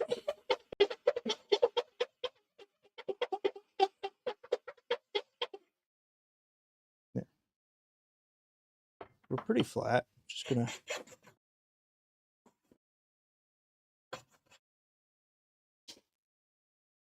a little bit better there. It's been pretty quiet. So I had to remake this piece here. I broke, well, I didn't break it. It's just the threads got a little messed up, and so they were cross-threading. And that's not okay. But this, on the other hand, let's say that we're about there.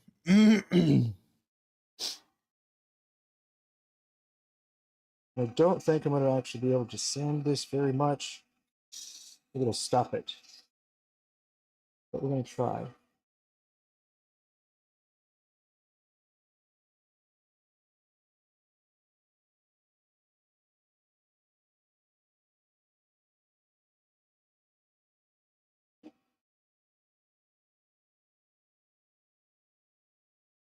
Good, all things considered.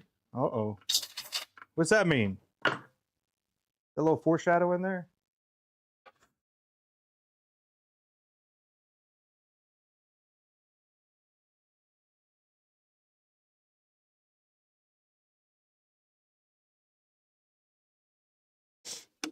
Okay, close. Gonna go ahead and chop some of this off.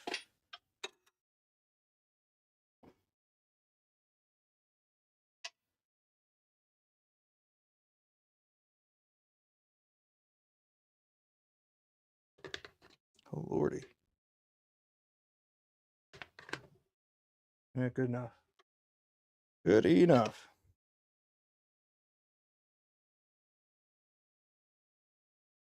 So I need to shorten this just a bit. It's a little long.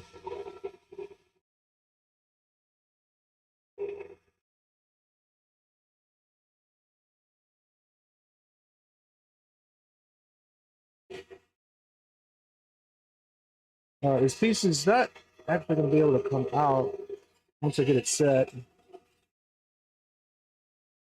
So, and then another note that I should point out is if you are going to take a piece that was a square back to your lathe trying to make some cuts, you are going to throw it out of whack. And I'm going to make sure that you have a solution to remedy that.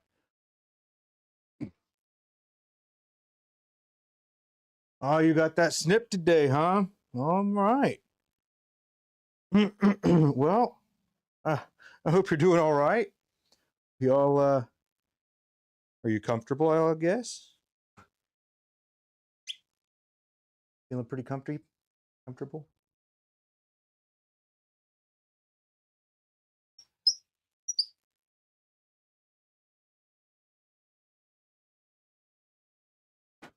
And then,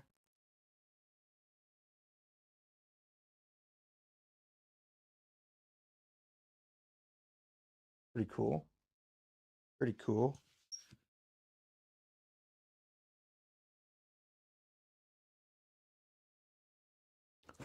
Okay. Hopefully this will fit just how it's supposed to.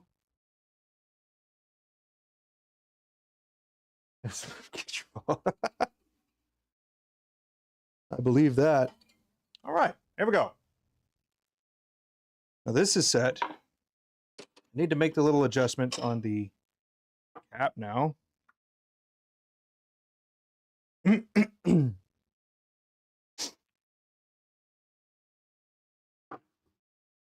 for a 48 here. Not much other than that. I hear you, man. I hear you. Get some edited in, or can't do that.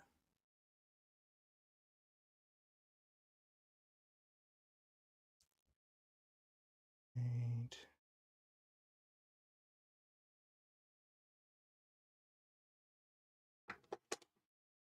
okay, this is good. That is good. I'm going to cut it at this line, I think. Let me take a look at something right quick. Ooh, that's long. Okay. This is better. So one of my major considerations here is the man up here. I hear you. This has to fit in here. Now, one of the things I have to factor in the threads right here, which are just a little bit smaller than those, so we can use that as our reference. But then once I do this, I'll have this. There we go. I'll have this much room that I'll have to clear out of the Juma here, which is not a bad thing. Just going to make sure that once I turn it around, I have to go drill it back out a little bit more to make sure that the nib will not be interfered with. And also at that point, it will clear out the parts here. And as you can see, one of the misleading things here with the nib, actually, the actual end, it spins. So when it spins, it actually doesn't do what, it doesn't stay centered. So this piece here doesn't actually stay centered. It goes from side to side. So a lot of people, they don't think about it like that. So you need it to be able to fit all the way.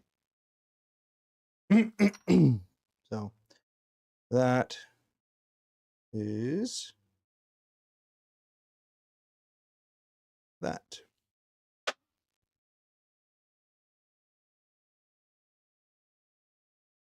What flavor are you going to go for, man?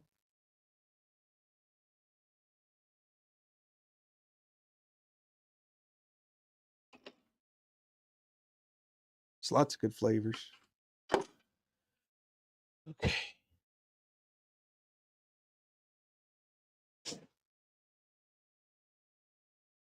We're going to do the same thing with the saw. Yep. And I am also clear of that as well. Yeah. Brewski. That gets chopped there.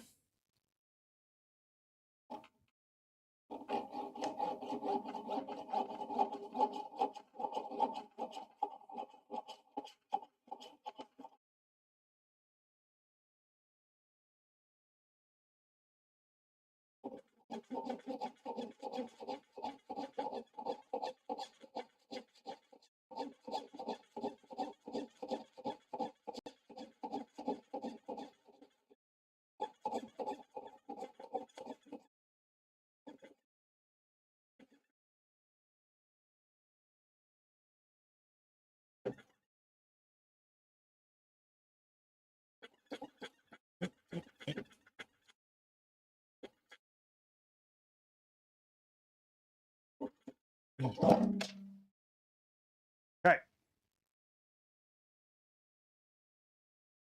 Right on, man. Well, have a good rest. Have a good rest, my man.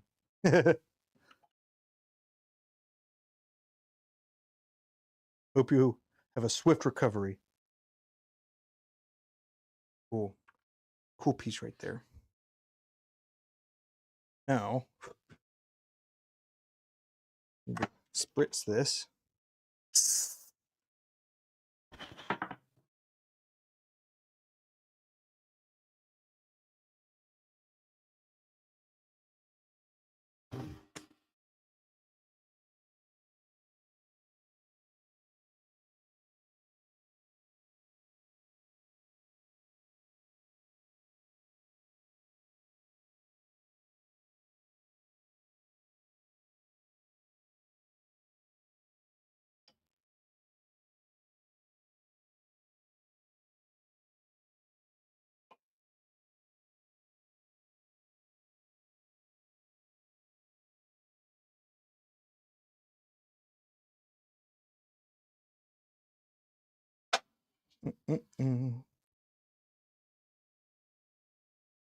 Okay.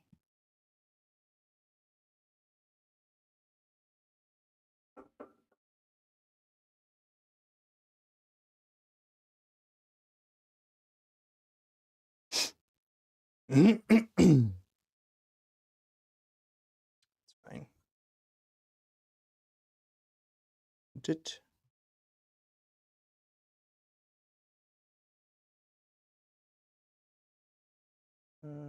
No. Needs to flatten this back out.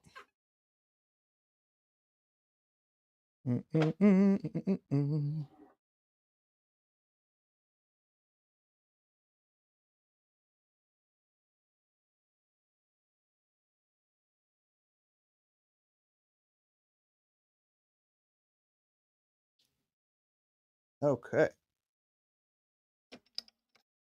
Let's see what we got here. Bum, bum, bum.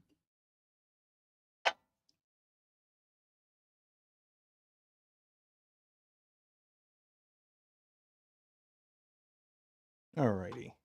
That'll work.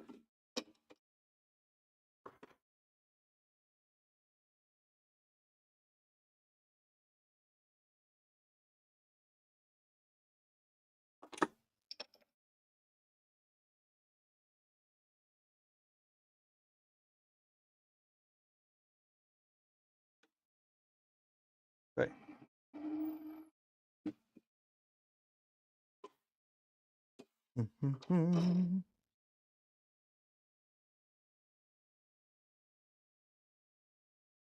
Okay. And okay.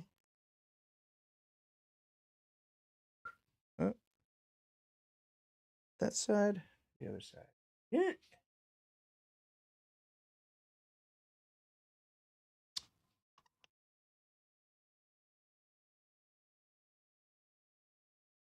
Other side.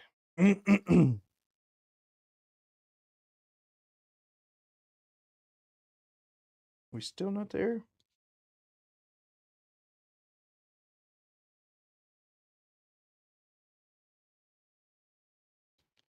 Almost.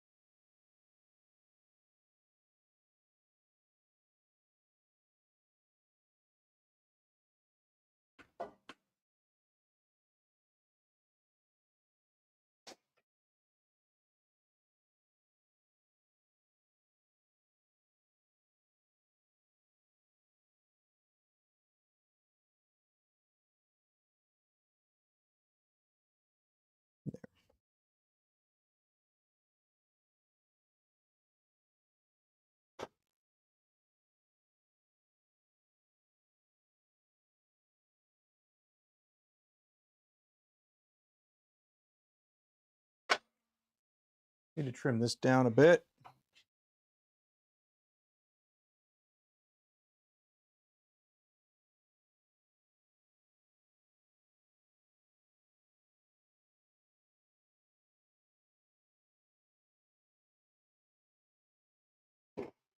All right, well, it doesn't have to be beautiful.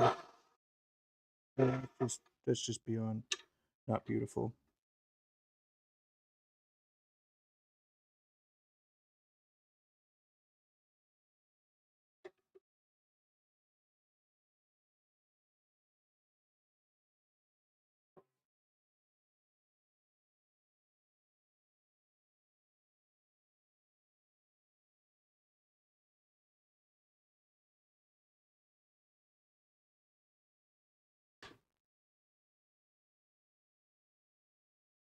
Live center trick.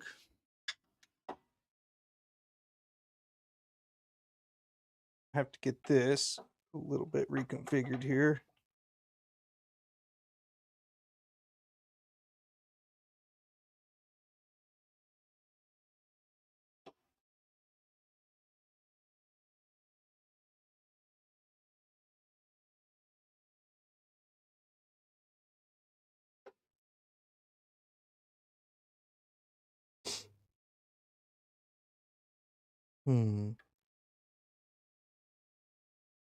It really doesn't want to line up again.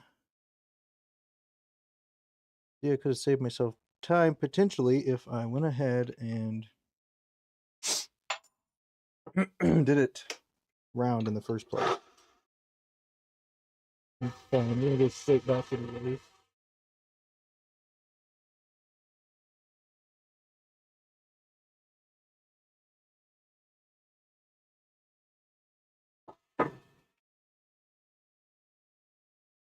Good enough.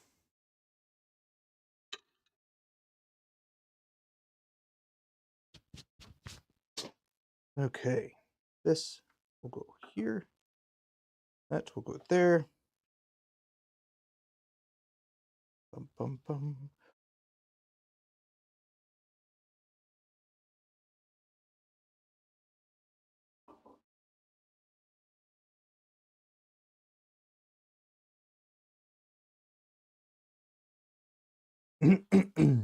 Okay.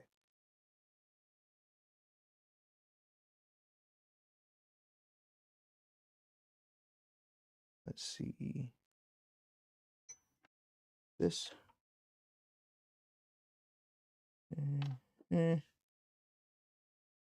Oh.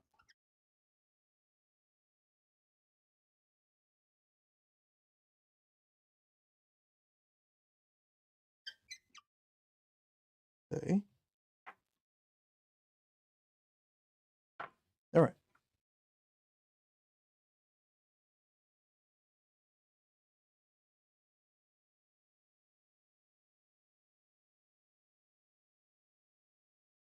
Hmm.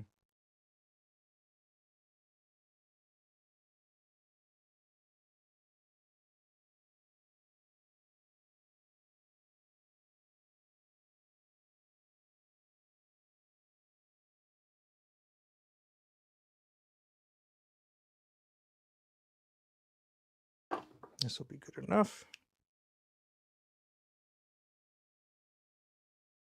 See actually how far we're going to be.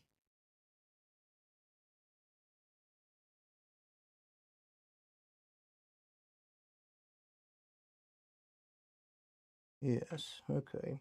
Well, suppose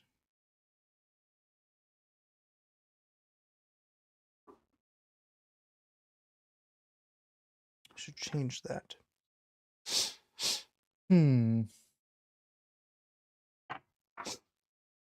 Let's see. Okay.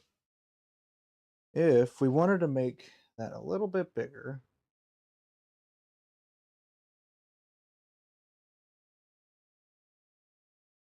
be bigger and fit.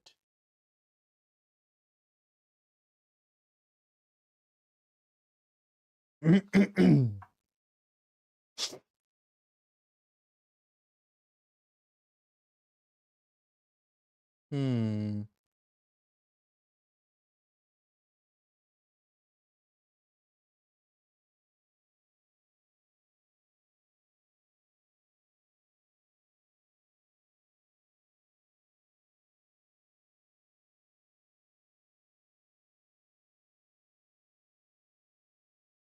Okay. Going to have to adjust fire here.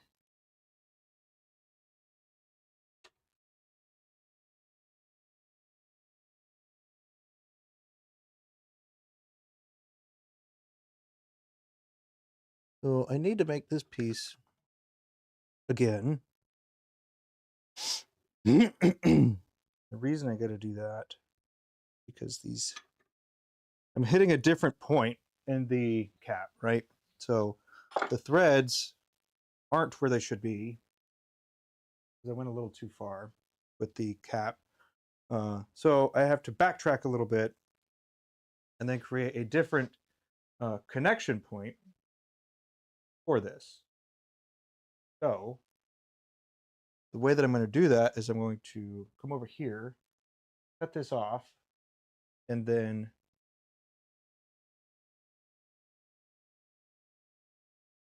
use a different diameter.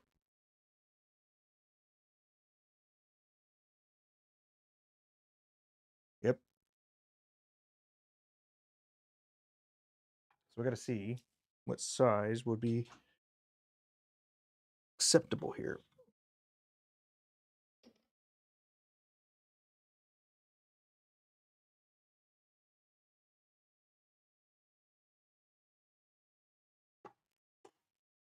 Well,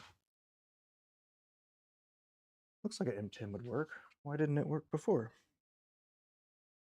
I'm going to try it. But this little piece right here. Okay, this. See, why is that fitting?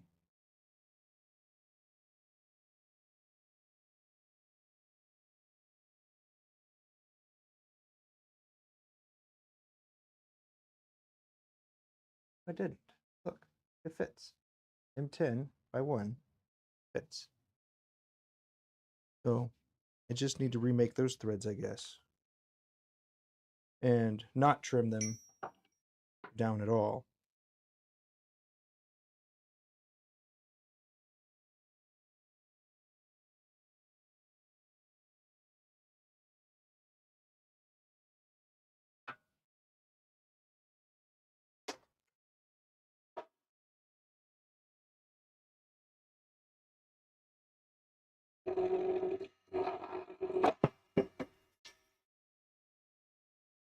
Too much power. We're pushing it too hard. You'd be pushing it too hard now.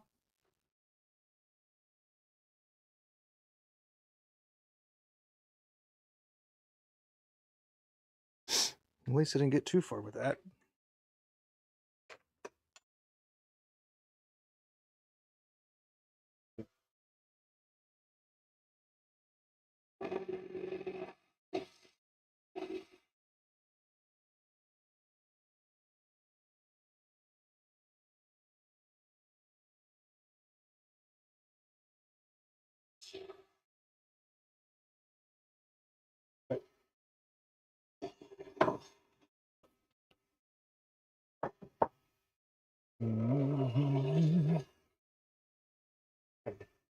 So we're going to try this again. I'm going to put it here.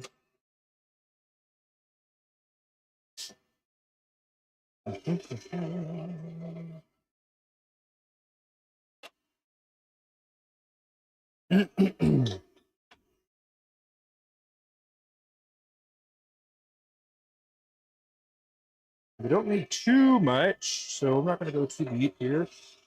I'm going to try to get a little bit, so just a few mil. That is sufficient.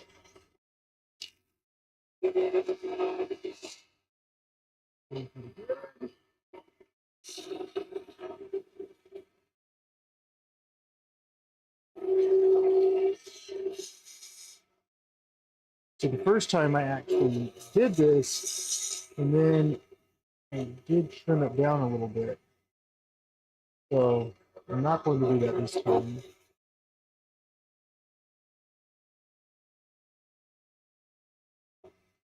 Make it a little bit bigger, actually.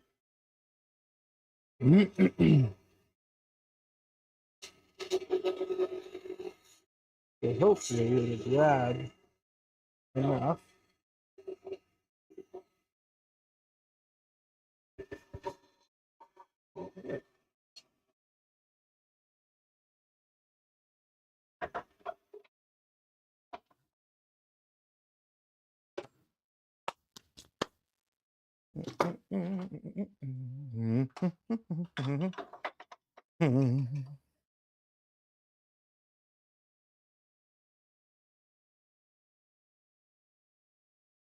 Come on, baby.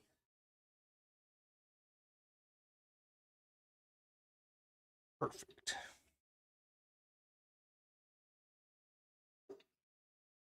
All right, so this should be nice. Should be. We shall see. Boom, boom.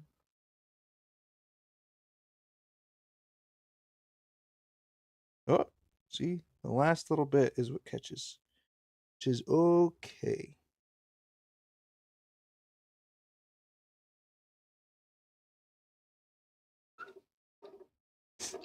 Alrighty.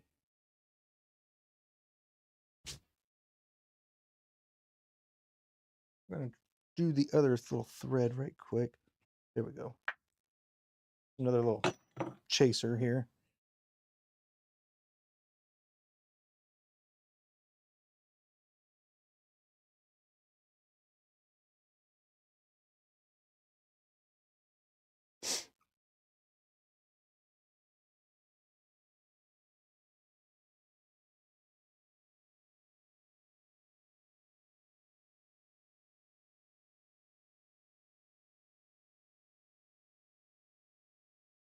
Is that going straight in?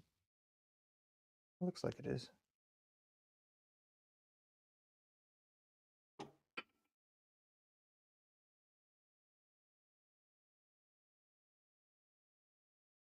Power feed.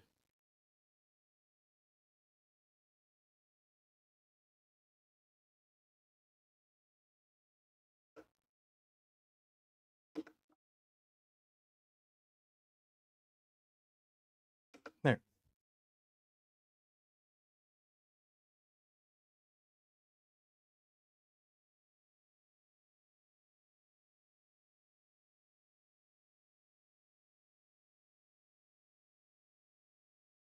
Okay. Good enough. This we shall shorten you. Hit.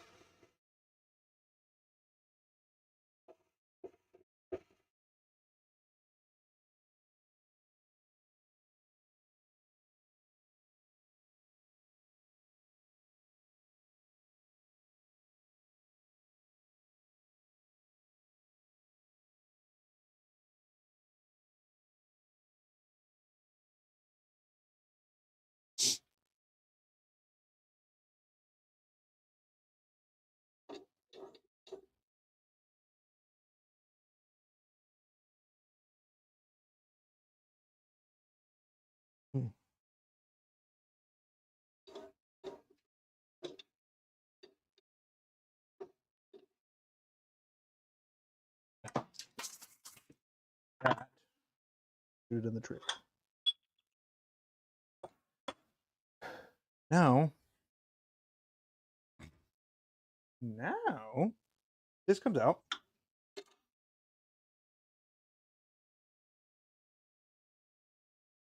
This comes out.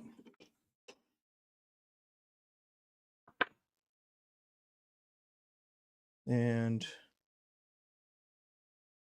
this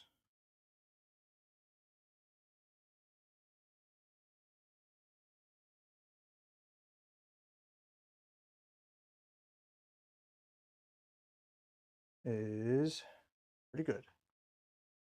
Boom. Whew. A little recovery right there. It's not what we like to do.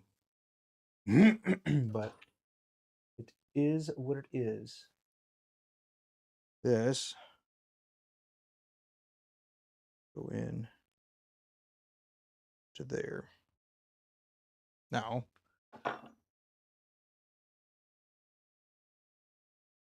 see what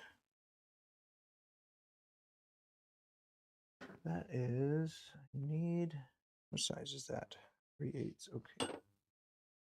I need to make it a little bit smaller than a 3/8 towards the end. Right. So I'm going to take it when you're measuring it. So this is the approximation. But when you're measuring it, you're thinking about it from like this. This is basically where it is and where it needs to go. So the exception is actually towards the end right there. So we'll have a little bit of room to clear out for the tines here.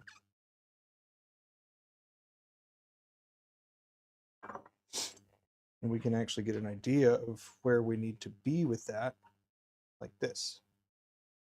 So you can see that that needs to go in there.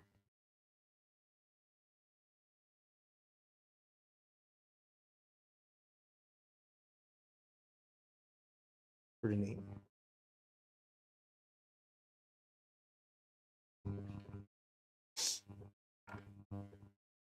But a couple of adjustments we can make from this point, if we really needed to, is I can make this section just a little bit shorter, which is probably going to be what I have to do anyways. But just making it a little bit shorter will actually solve the rest of this problem. But yes, it is very much working through the problem the whole time. Because different materials have different properties, but even with that, it's like, oh my gosh, why are you so different than the other stuff I like to turn?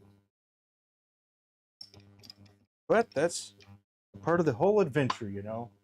So many things are so very different, and it is what it is.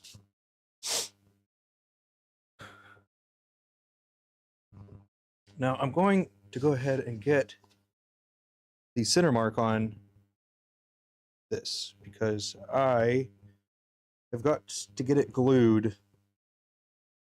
So I need to get this in snugly and straight because it's going to get glued in this position. And then a little center start. And I can't, so the threads aren't strong enough for me to do much with this part right here. Because if I try to cut it to level it out, it's going to hit and break. However, when I go straight in with just a little bit of surface area, it's not going to create much drag. And I think the threads will hold stronger, a little stronger than. And we don't have to go fast here either. We just need to get a center start. So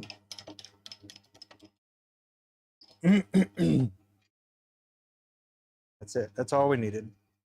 So I'm going to leave this on here for now. I'm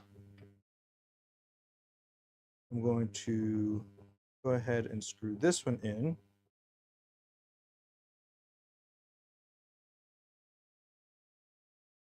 Okay. I'm going to get this. Hey. All right. Now this is all pretty much set. Now I just need to center start that one. And these are single start, so because they're single start, I don't have to worry about them not being where I want them to be. So pretty interesting when it comes to that. Yep. So it's nice and easy. We just need to move.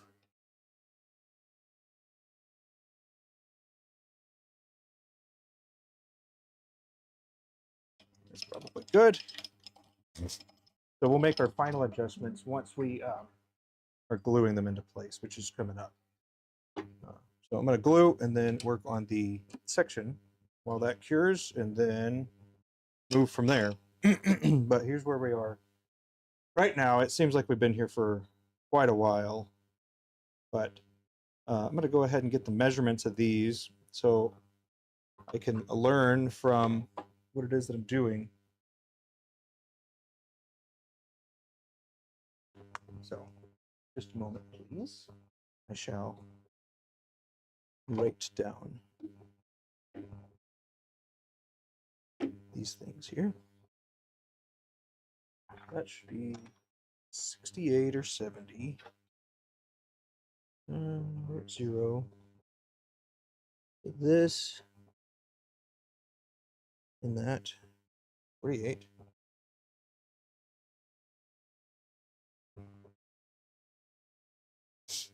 And then this.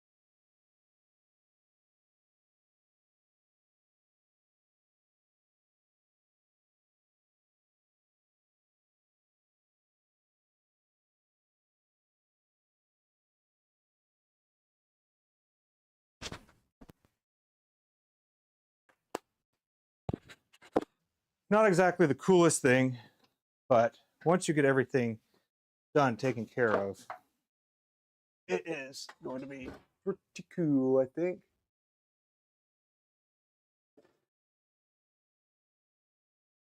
Okay.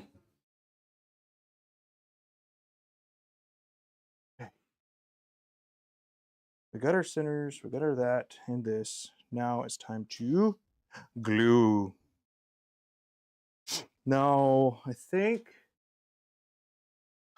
what kind of glue am I going to use? I think I want to trim down the cap just a little bit more. No, don't mess with that. I've already got the center start. Can't be doing that.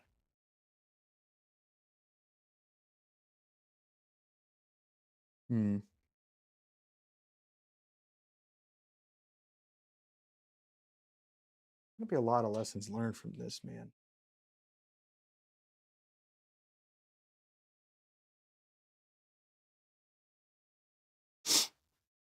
Okay.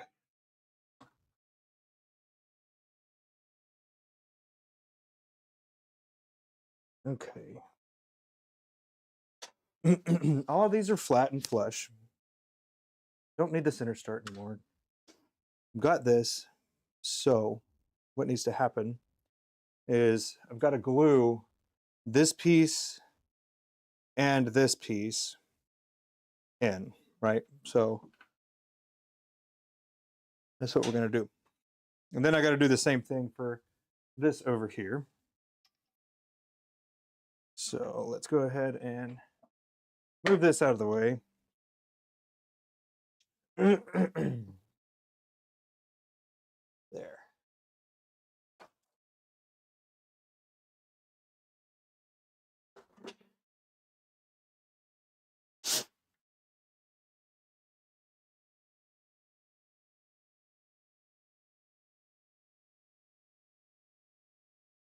Okay, thin, thick, medium is what we're looking for here.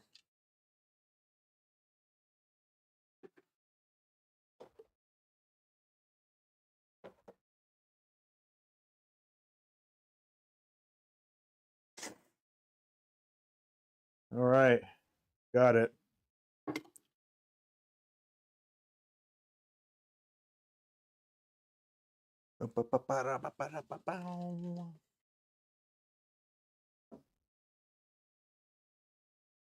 Some finger cots. That way you can fingers nice and not glued.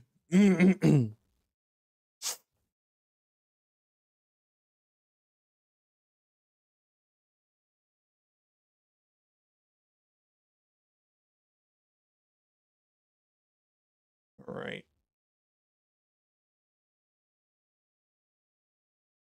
Definitely don't want to get glue on the mandrel here. And do our best to keep this protected. There we go. I think I need to trim it down just a little bit more. No, I wasn't going to do it, but I gotta make it just a little bit more space.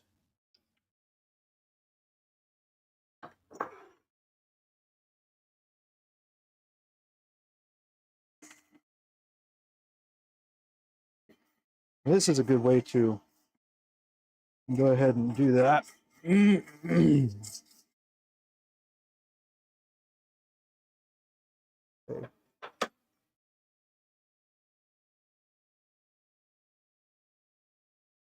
Okay, that's much better.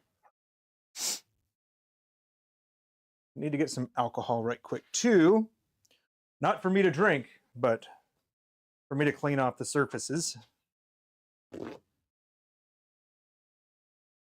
You definitely don't want to be drinking this stuff. Some denatured alcohol.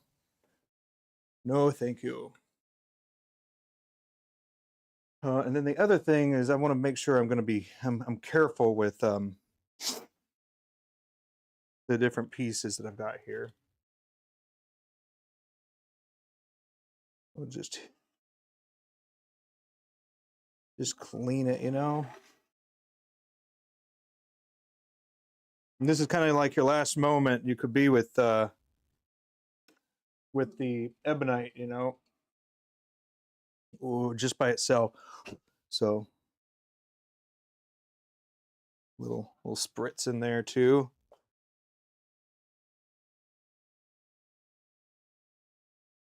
So I'll hit it on the inside and the outside.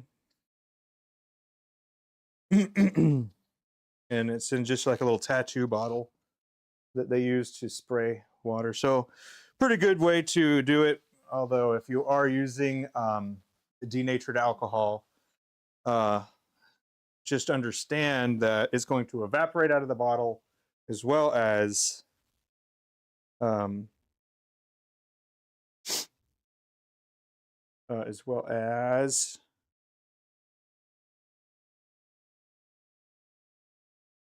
build up some condensation, so it'll dilute it with some water.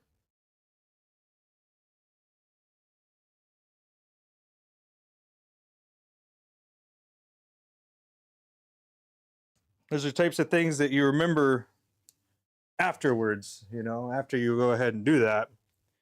You're like, oh crap, I knew that, but I forgot about it. Okay, it is this way. And then that is going to be there. This will be good. The other thing I'm going to make sure I do with this one is we're going to orient it down, right? So we want to go have everything in sequence that we want. So glue, right? And then put glue in here. That'll go in. And then we'll have another piece of glue or another bit of glue that's going to go onto the threads here. And that will get seated in there.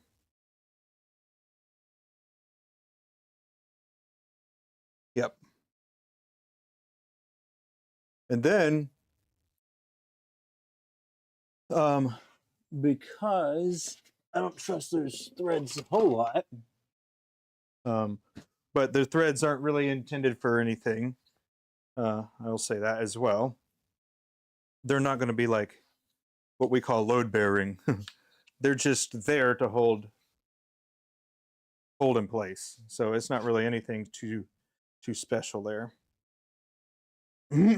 So I've got a clamp ready as well. So here we go. Whoops.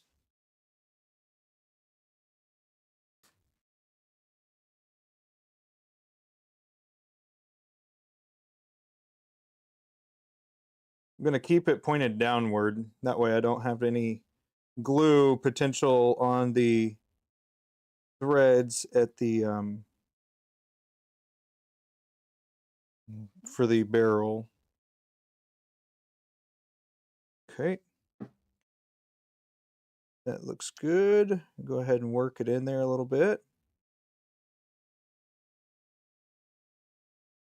Then go ahead and press it the rest of the way down. Smush it. Okay. Uh-oh.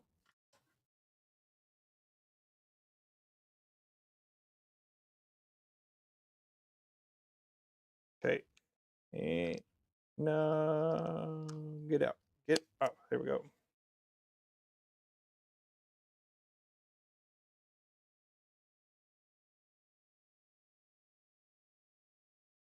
Why wouldn't there be an issue, you know?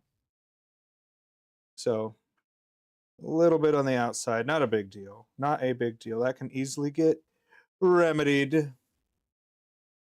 And then the other thing that we've got to do.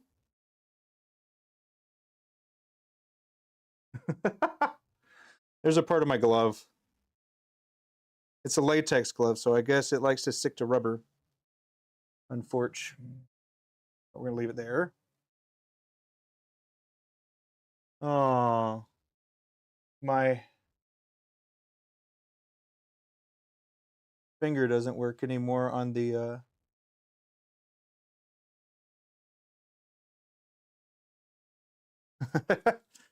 all right, there we go. I'm gonna have to sand my finger a little bit, but we're good. We're good. That is in place and effective. So once we're satisfied, I guess, with this, give it a spritz. All right. So this is now set. I'm going to use this in this orientation. That way I can just put this right on and take care of that. So I'm going to be using, I'm actually going to go get a glove, stupid finger cots, because I think it's because they are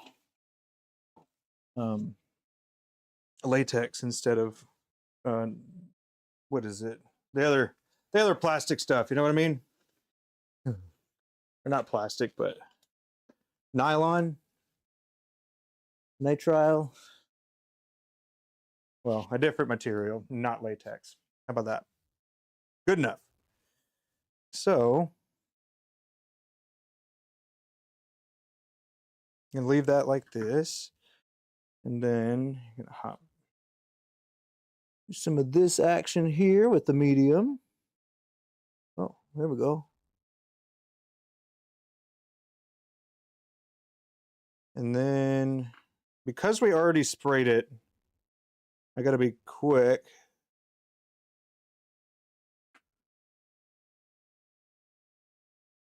All right, get that. Well, good thing I was quick because it's already locked.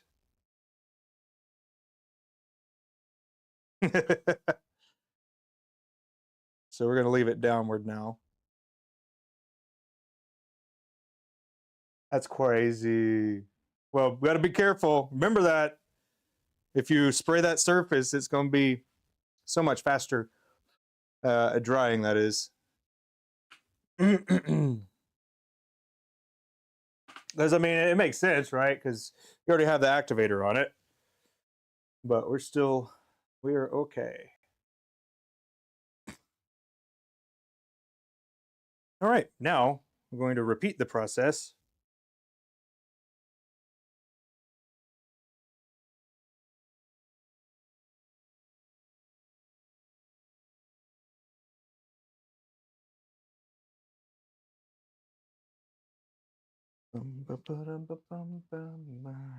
Okay, I have it set up in the sequence I'm going to do it.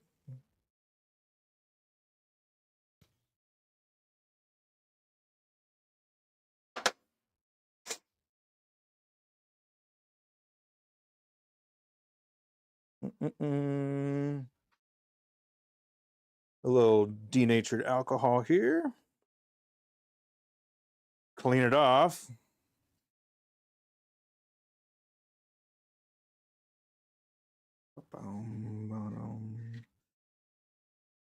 Jeez. Okay.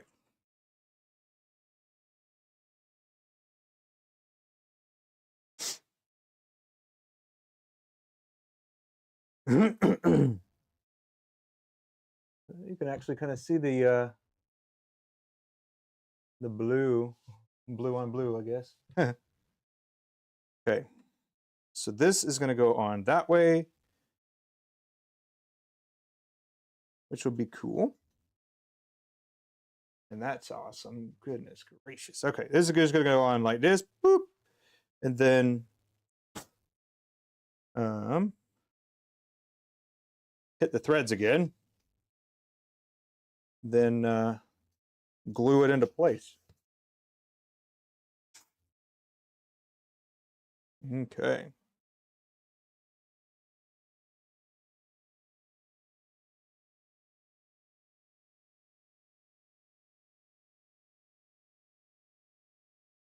I'm using some medium here. Need to get going. Okay.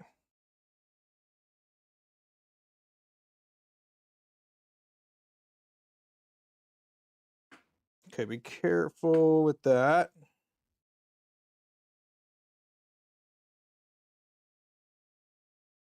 Make sure that does not go on there. You don't want it on the threads, so wipe down. Yeah, there we go. So wipe down if you're going to wipe it. Don't wipe it up, because then you don't have to worry about the other thing.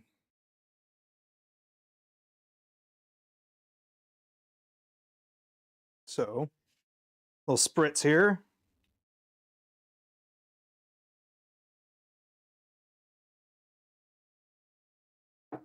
Okay. Should be good now. And as for this one, I'm going to go a little bit of a different technique on this one. So this is what we're going to try out. So I'm going to have it a little bit screwed in, and I'm going to go ahead and glue everything around it, and then thread it the rest of the way in.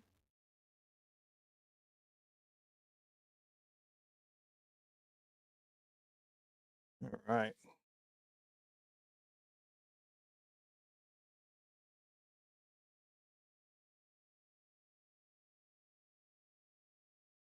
There.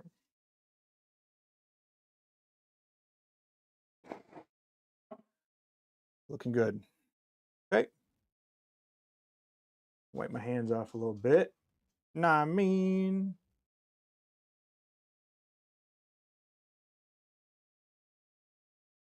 Now at this point, I don't mind spraying down the Ebonite. That way it actually gets to the threads on the inside, you know? And then it's pretty good. Pretty good already.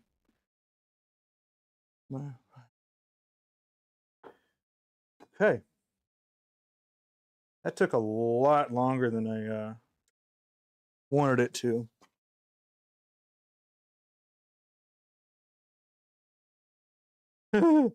Yeah. A lot longer. Goodness gracious.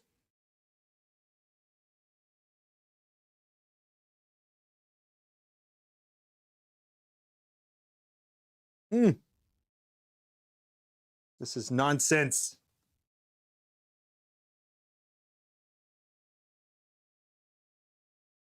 Okay. That'll work. I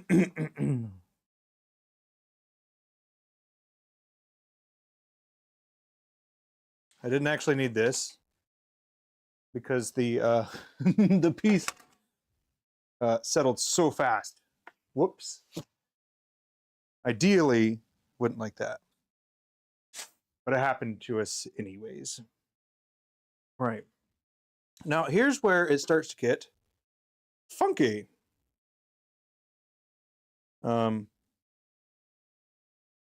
So make sure we're good. I got a little bit of glue on the inside here, so what I need to do is chase them a little bit.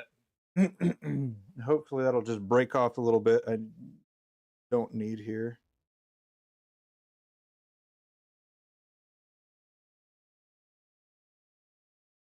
There we go. That looks good. Also know that it is quite set. It's not spinning at all on this piece. So that's pretty cool. Uh-huh.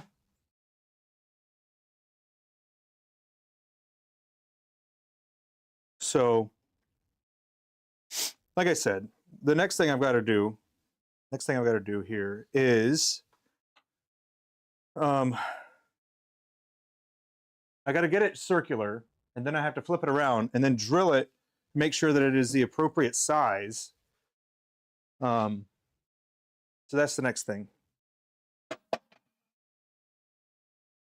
When I say size, I mean depth for the nib and everything to fit inside. So we're going to see if this actually held true. I'd say that looks pretty good. Okay. Now the time has come to do like 100 passes with this. So I'm going to do it nice and easy. So I want to get this. I'm going to stop on the Juma because I need to sand this.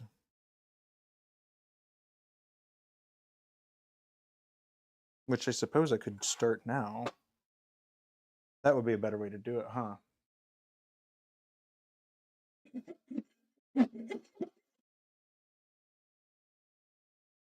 Oh, yeah. Okay. Respirators. Now, I did turn it a little bit, so I'm going to try turning it. But that's one of those like famous last words before it breaks. So, you don't want to do that. Be a real bummer. But I will say that'll probably be the simplest part to redo.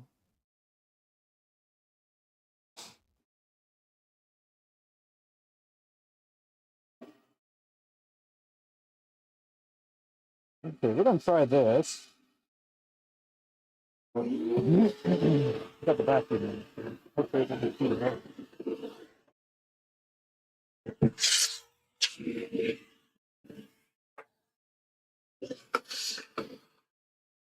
Okay, nice and easy. Not touching yet, not touching yet. Still not touching. Okay, I got off.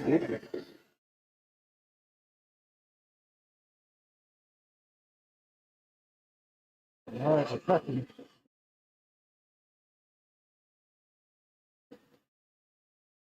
Back off. Just a little bit more. We're gonna be here all day. All right, don't be laminate on me now. We're not even touching that.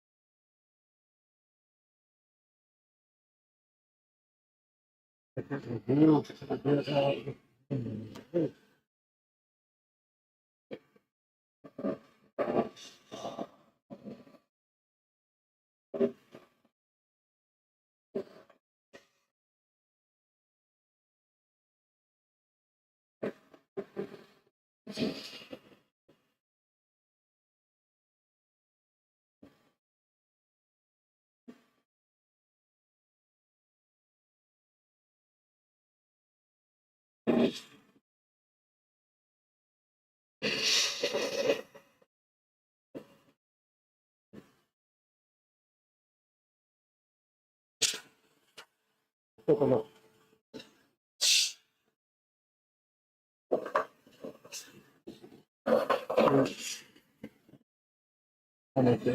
Okay, for these corners, we are going to try this out.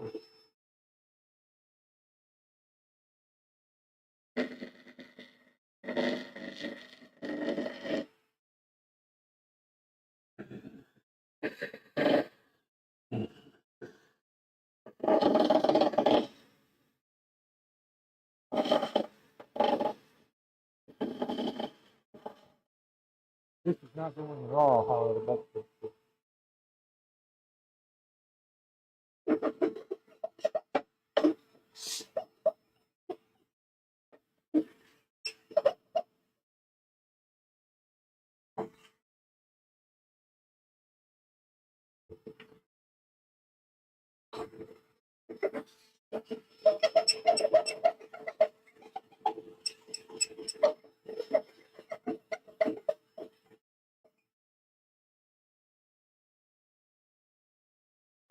Let's try it, bro.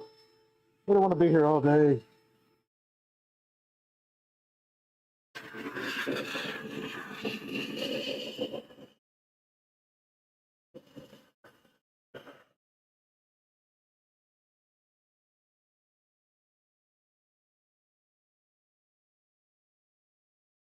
You do like 15 passes, huh?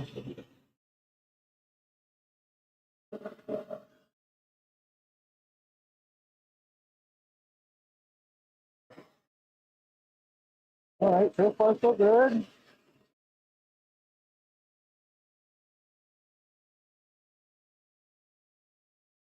I really don't want it to be in.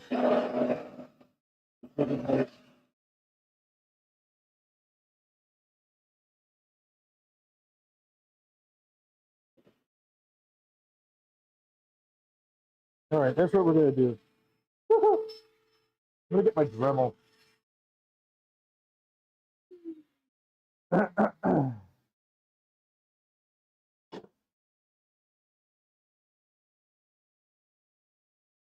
Let's see.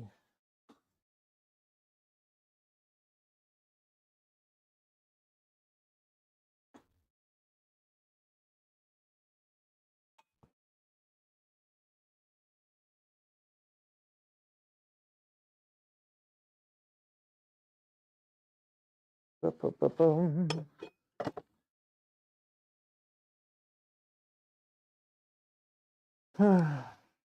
Let's see. This needs to loosen. Oh, nope, not that one. My bad.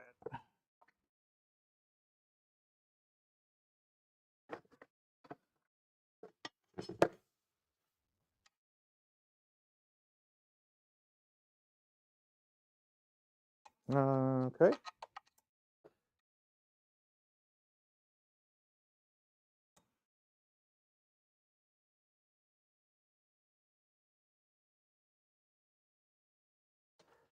Oh, there we go. Okay. Now this.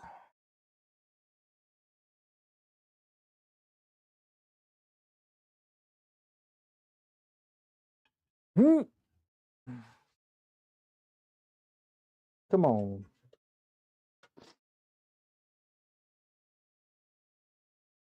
Over here. Oh, that doesn't want to turn all the way. Fine. I'm disconnecting. I got more Dremels. What an idiot, John. Get it together.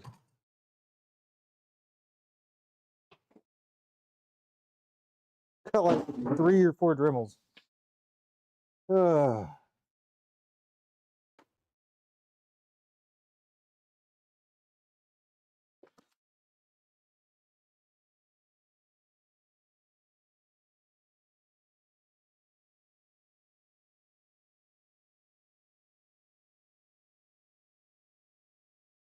Ugh. Come on, John.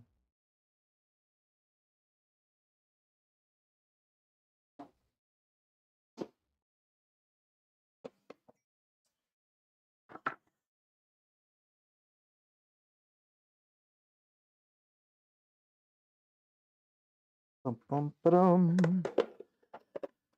So when you can come across sets of bits, pretty nice when you come across that.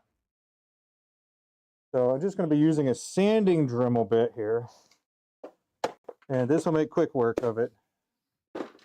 Not sure why I was so reluctant to do it in the first place, but it's partially because I didn't want it to break, but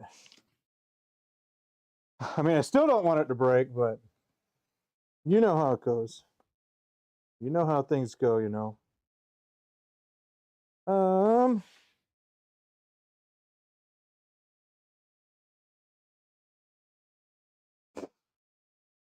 It's far. That's far away.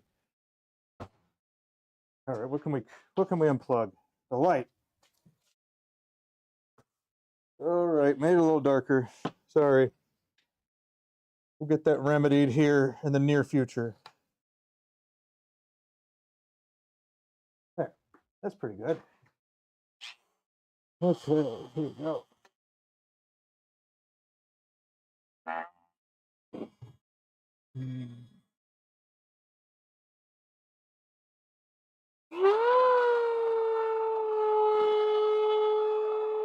Be careful not to overheat it either.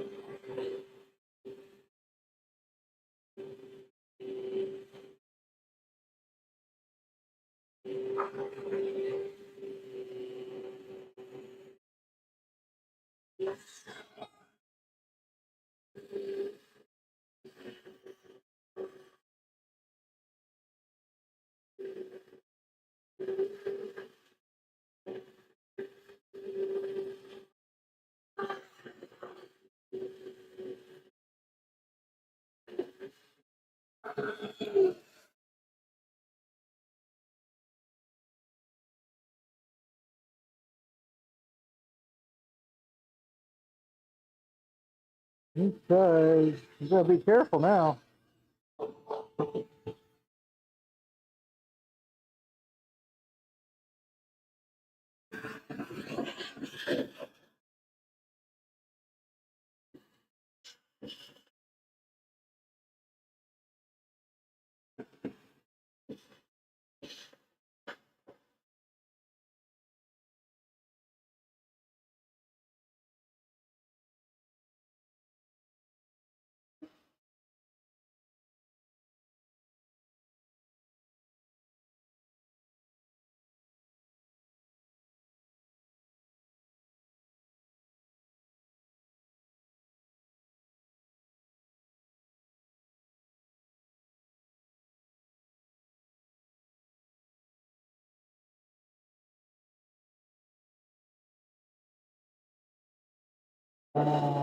Okay. A couple things that I tried about today. Okay. You learn and you learn, right?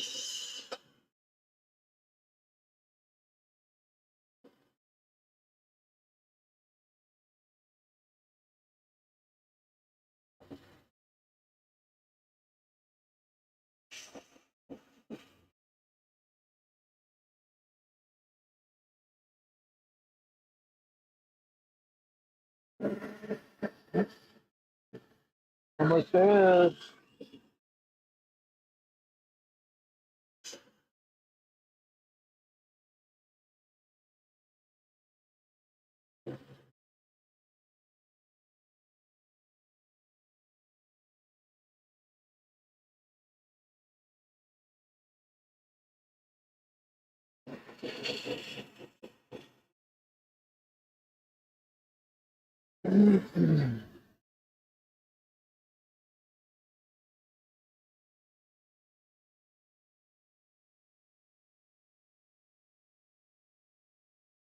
Just to clear up everything here.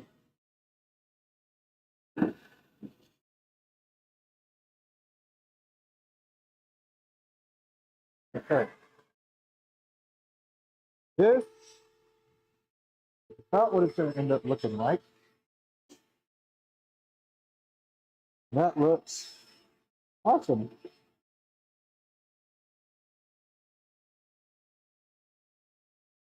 There's that spot right there. So this is actually where the mandrel is. Pretty neat though.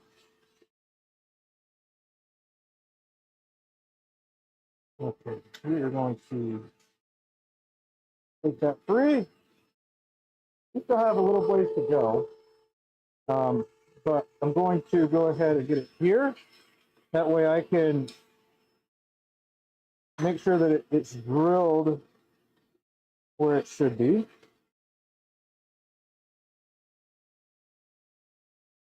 Okay, going through.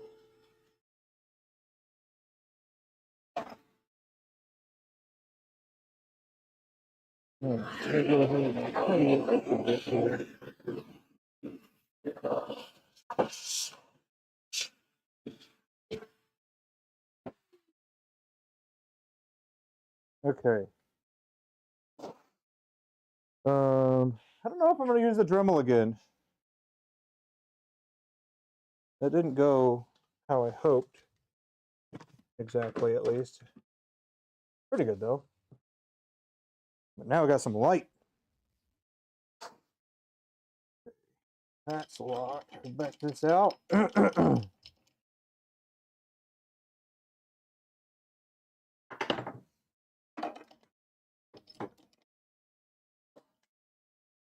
All right. This I need to get this. So we're looking at this depth here. Now, what's stopping is obviously the inside piece.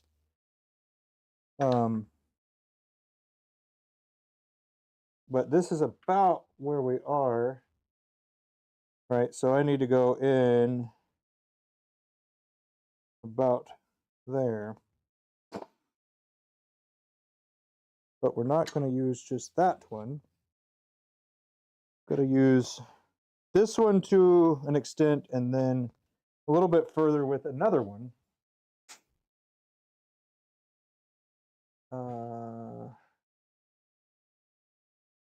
Yeah, this will work.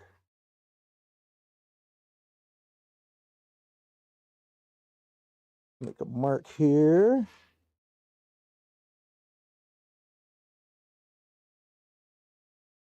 And we want to also factor in making this section just a little bit shorter. So where we make the section a little shorter, we can actually mark that. So this is 25, right?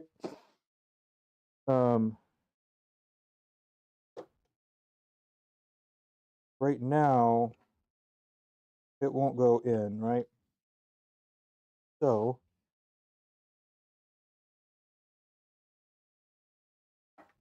this is the first thing that we'll do. Ugh. And for measuring sake, you can see that measurement here.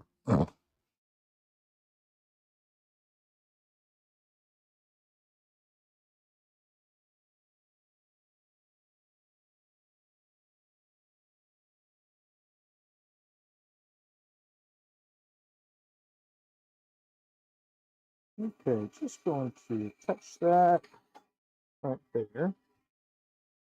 And then this is going to be shy. Just shy, yep. So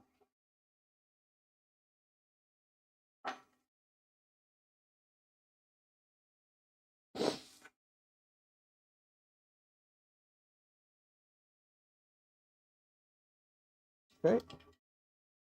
Not a whole lot, just a little bit. And then that is sufficient. Because the main thing that we're looking for here is having a room for the section to not touch the inside. So let's go ahead and try.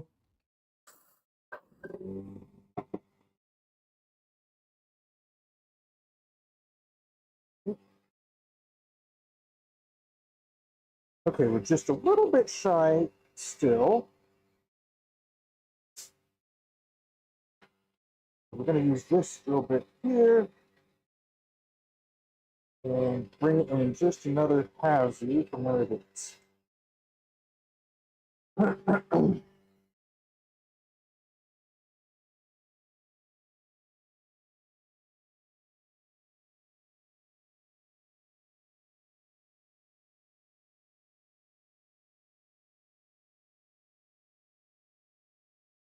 Okay.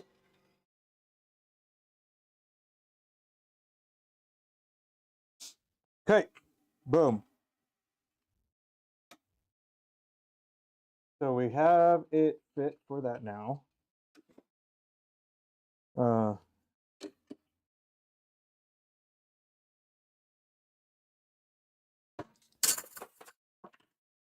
looking pretty cool.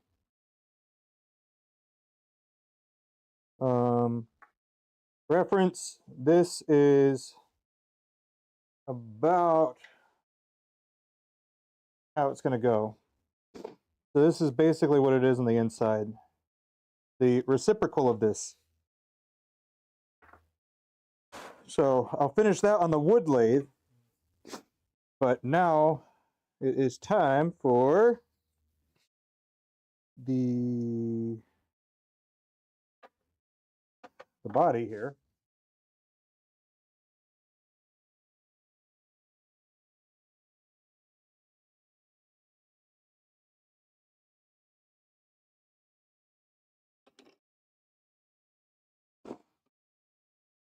Okay.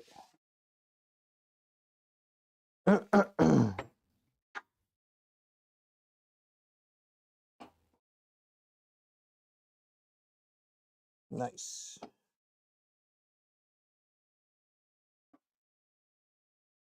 Okay.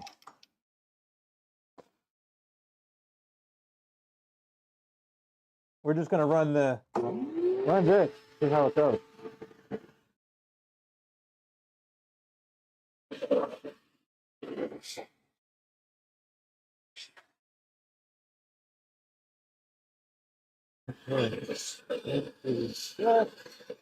Frank, and here we go. All right, well, this isn't gonna get big.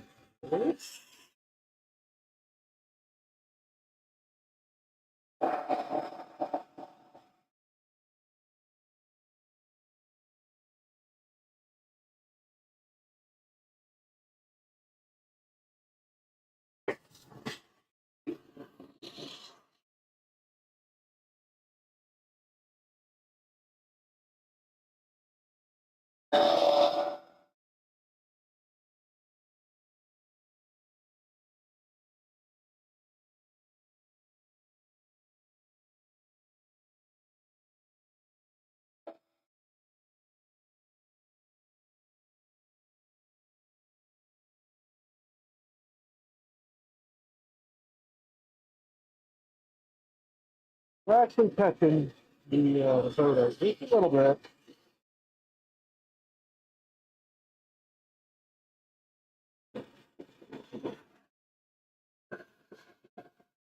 And a bit more.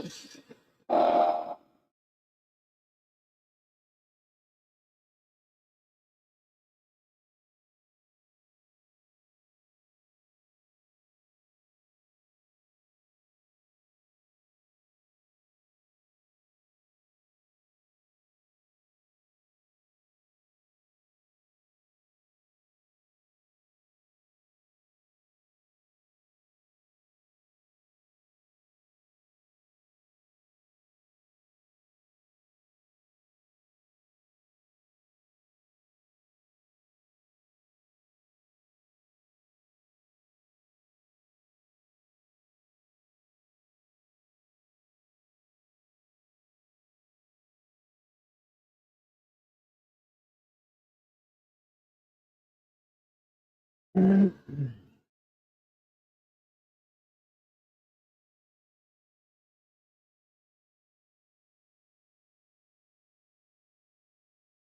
break. Break on it now.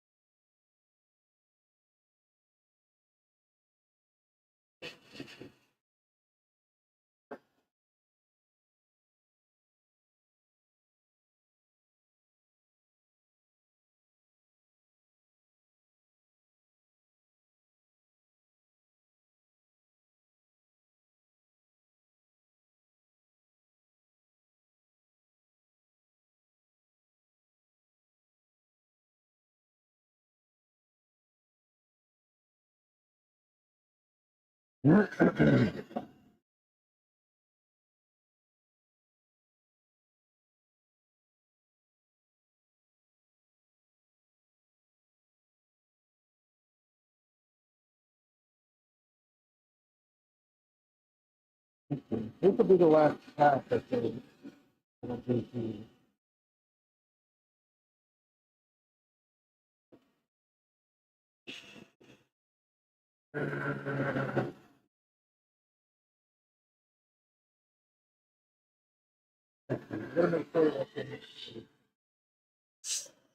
Grab it.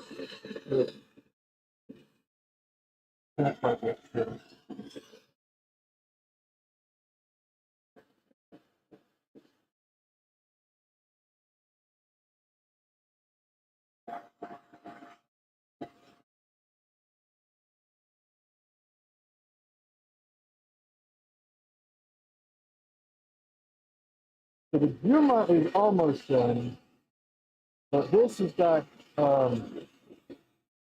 it's still got quite a few turns. the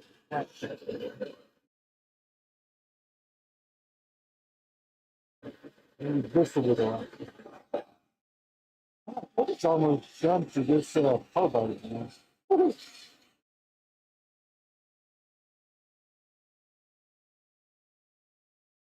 I guess at least that's it, but you can rotate it.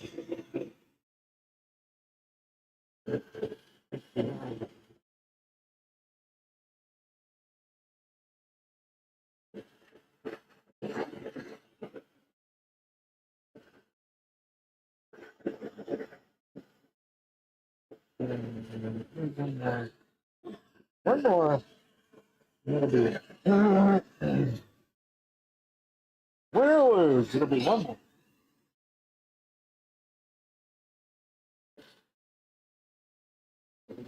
Nice. Horrible. Oh, that'll be good.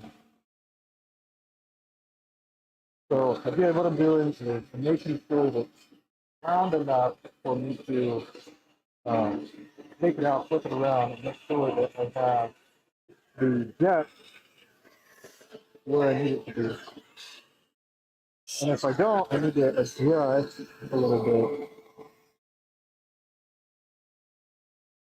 Don't see only flat spot. We good. We are Gucci.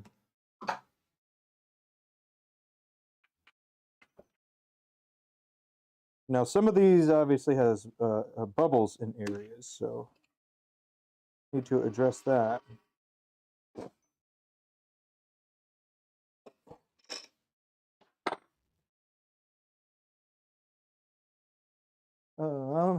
Here's this.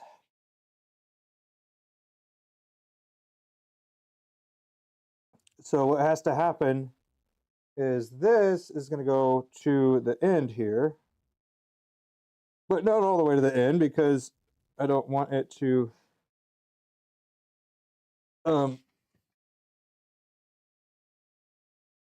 I just need to make room for a the converter to fit through. And but on the other hand, I can't have it be too thick in diameter because I don't want to tear out the threads on the other thing that I've got in there. That way it can still serve its purpose of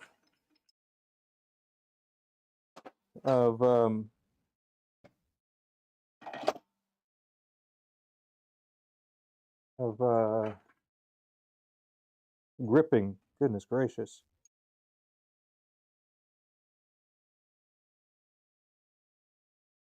Even though we glued it, so just let's see there.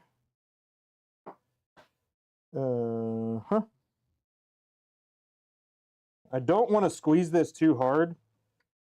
You know, I kind of don't even want to.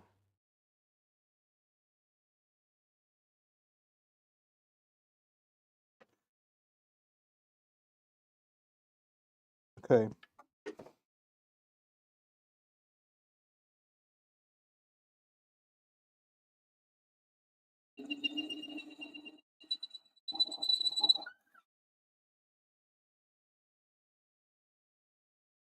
Okay, a little of that, and then a little of this.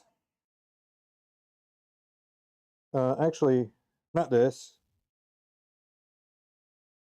Too big.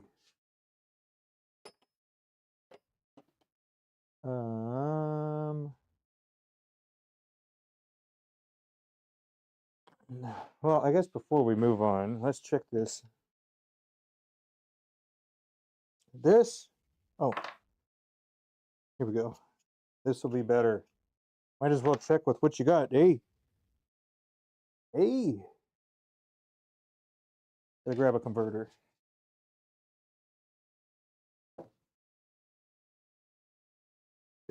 Excuse me.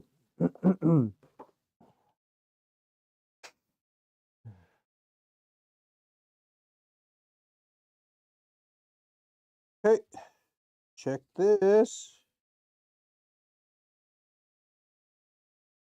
Voila. Okay. Looking good.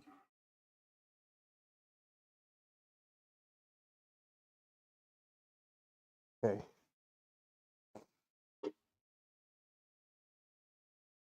All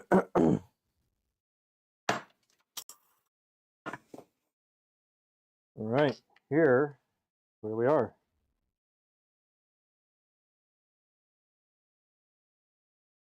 Here we go. We're getting there.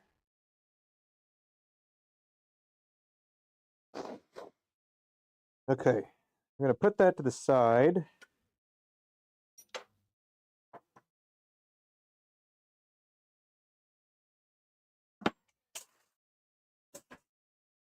All right, now, got to make the section.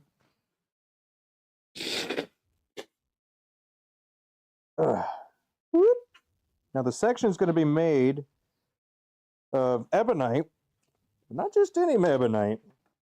We're going to go with some fancy pants ebonite. So, I got to measure the 545, huh? Okay, I got to measure this. This is going to be a part of the grip. So that is about 284, 285, okay? 25, 22. Okay, we're going for 22. Go ahead and measure out 22, or we'll do 20. Yeah, about 21. Yeah.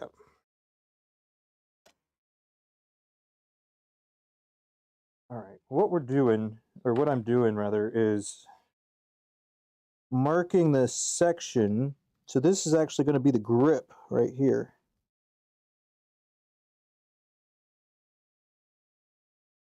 So that is the grip. And because I am doing another piece, so this is about the grip, right? So up in here. And then the actual piece that I'm going to cut is right there. And so this is going to serve more than one purpose. It's going to serve the purpose of facilitating this part. So this is, oops, sorry. This is it, and then this is going to go in, and here's where the actual part is going to be. So, in order to accomplish this, I need to grab it. Grab it.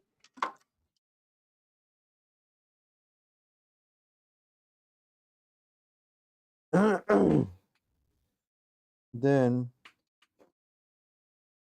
we're going to I'm going to cut this with the saw.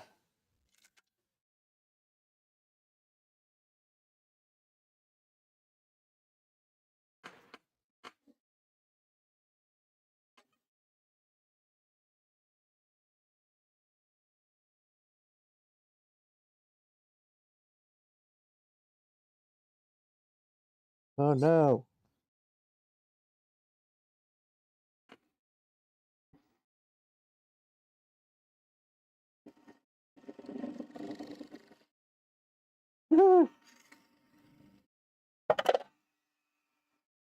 Okay.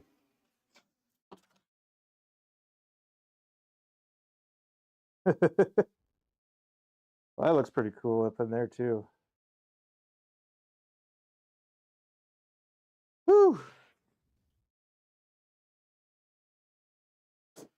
All right. We'll be right back. Let's say hey to my kid. Turn this off, do this, do this. We'll be right back and be right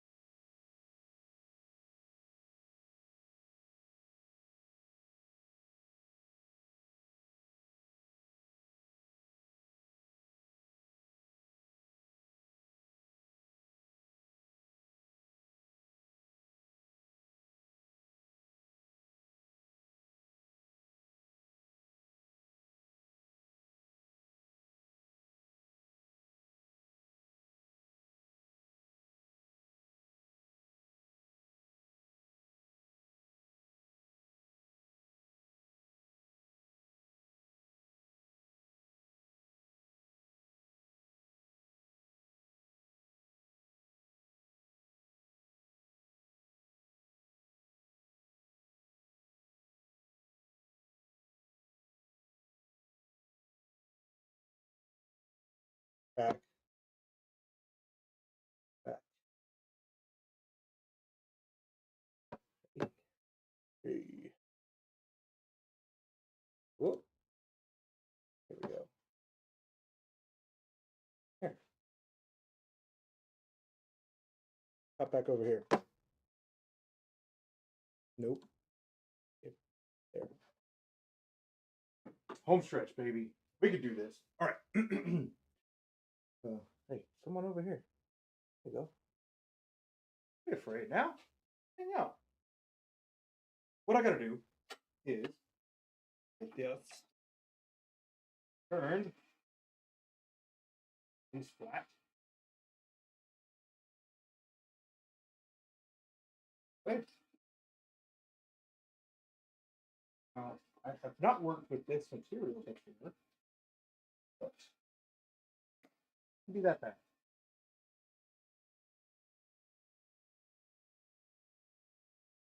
And it felt pretty solid, so we'll say that. Felt pretty solid.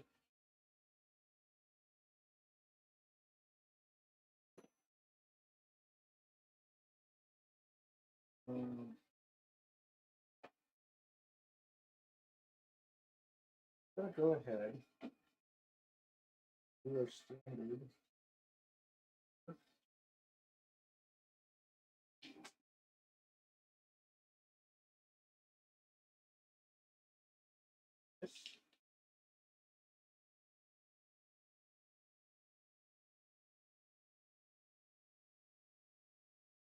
And again, just once more.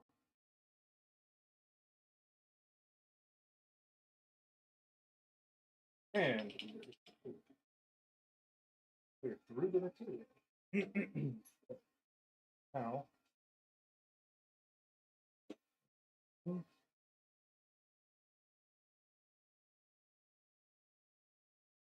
do this. So let's see. Different bar because we got a little bit further to go. Then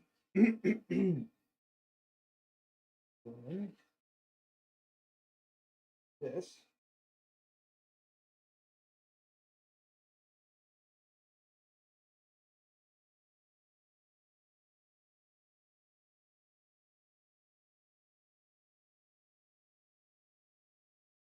Now for this next part, not this next part, but coming up part, you need to be very careful. Do it very well. No whammies. Not this part, but once I get to threading it,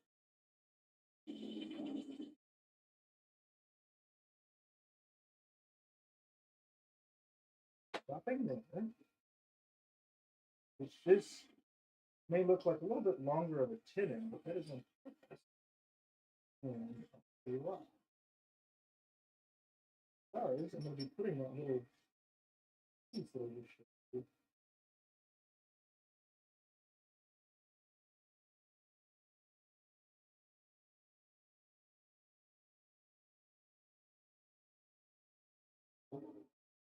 Look, we're doing pretty good. Pretty good. That is a very cool pattern. Going to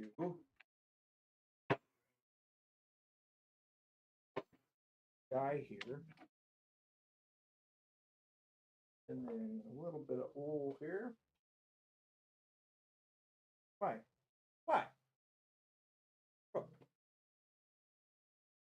Break off in the bottle.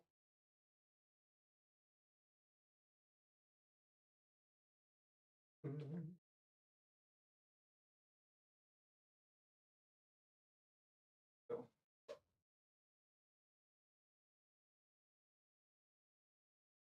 Okay. Yeah, I don't normally use cutting. I don't use any oil or any material like that, but because this is ebonite, mine makes it so it's flat or is a little bit slipperier.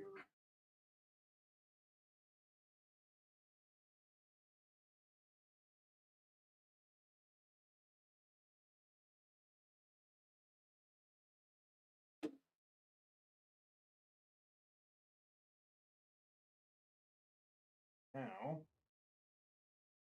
take a look.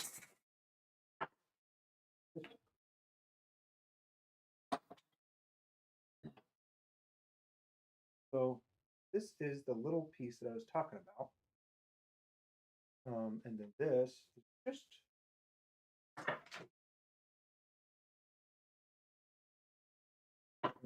here.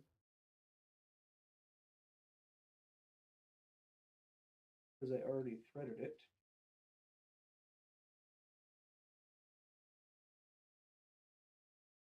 So from here, what I really need to do is do a little dab of glue. A little dab of glue. Hear that. So also going to just a little bit of a relief on the back end here so I can make sure that it fits properly.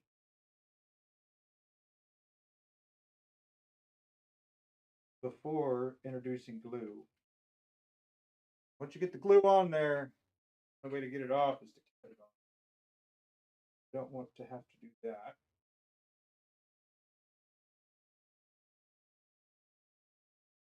Twists there.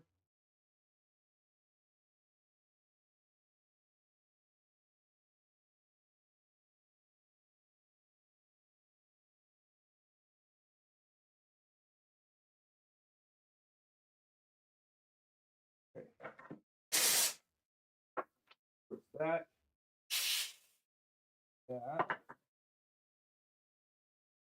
This.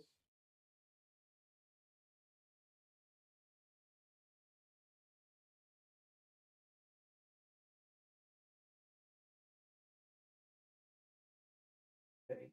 So it's still a little bit wrong. So I'm going to use the parting tool touch here. So we can make it a little bit shoulder and shoulder right there.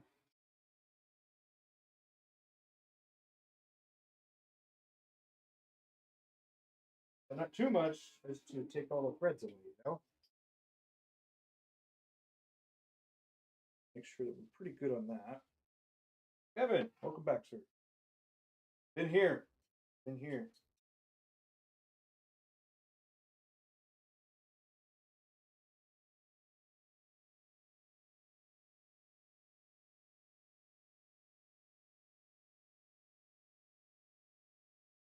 Good to see you.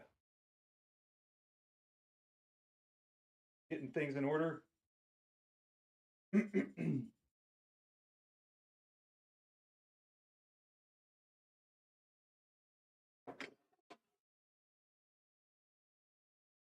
This is where we are with that so far. Now we're on the section. And to mention with the section, doing something that I hadn't done before, but it's going pretty well, I would say. Considering the materials are a pain, I'd say that it's going pretty well.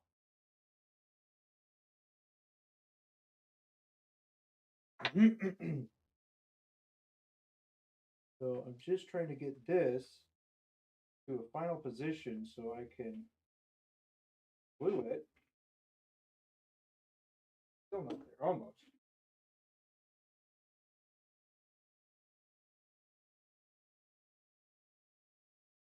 Go ahead and hit one more time.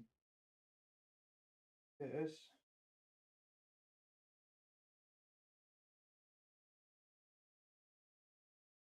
Ah.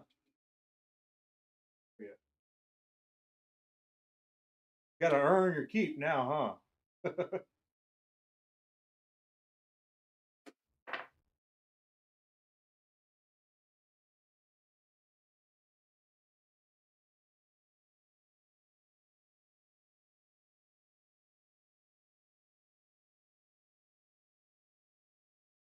doesn't want to go on the rest of the way.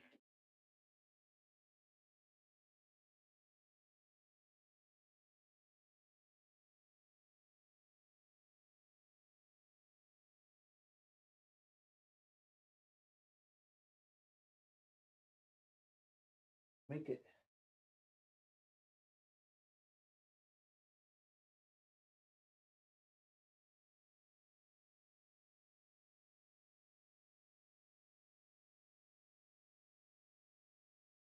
You know what?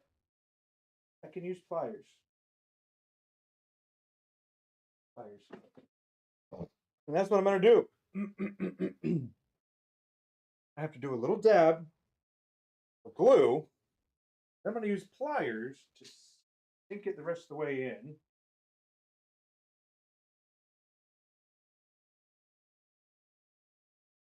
Ugh.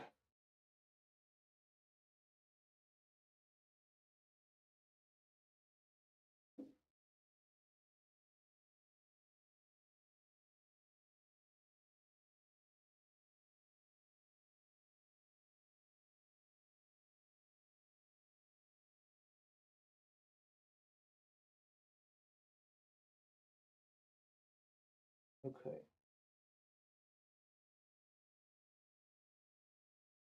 All right. So here's what we're going to do.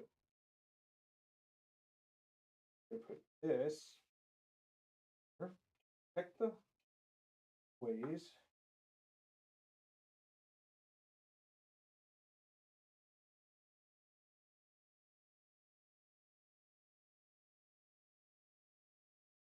Had a grip.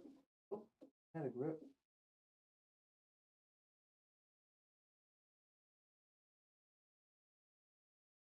Okay.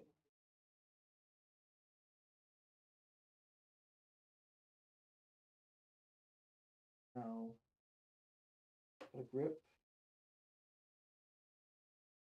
Hit it with a little bit of thin.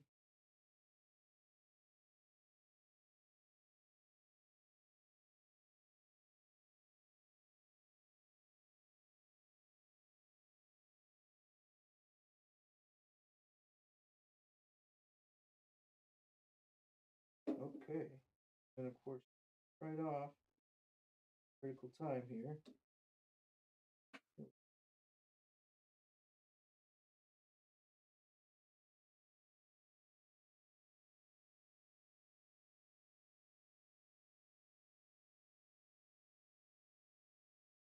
Okay.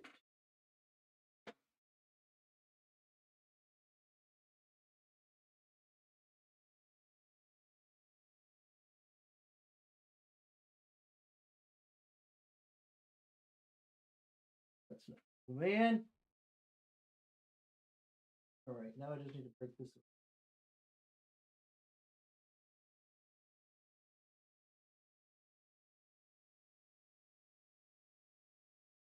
And then not touch that.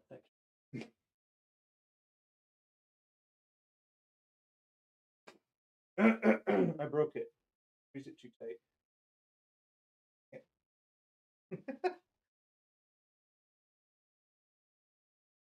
Probably should have used medium as well, but well, things didn't exactly go, you know.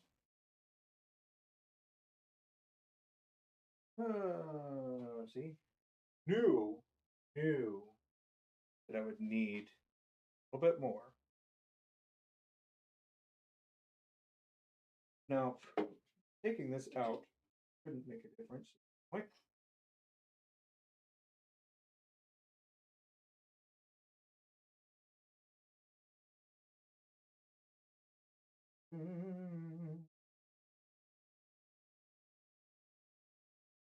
But yeah, now we're back to this again. This again.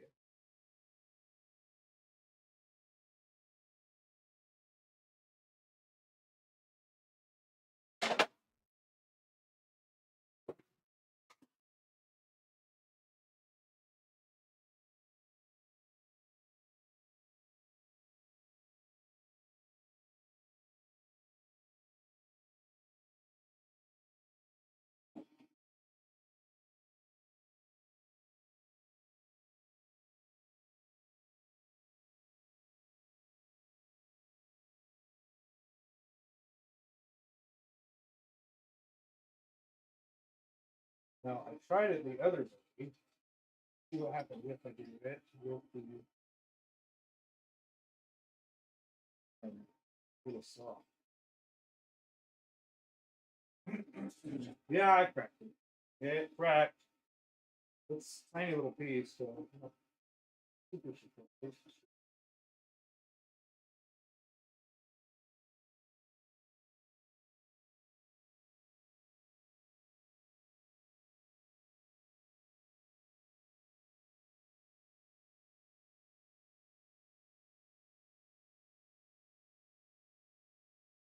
That'll be a much nicer thing. Down. And it's a little bit bigger now. So let's see. What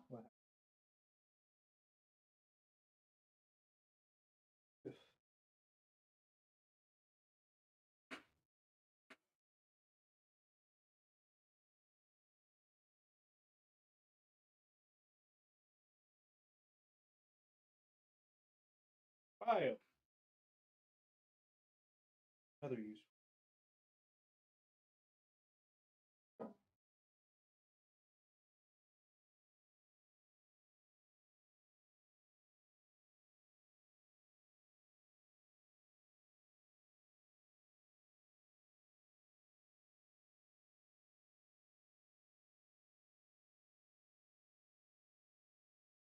And I can file a CA off my hands too. It's a twofer.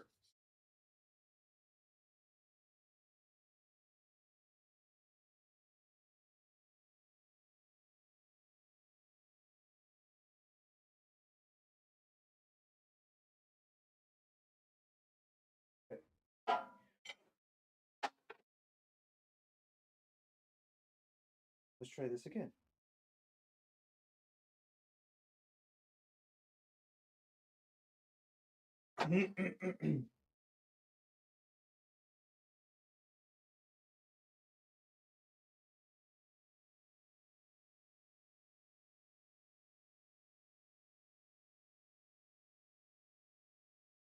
This stuff is not wanting to hinge.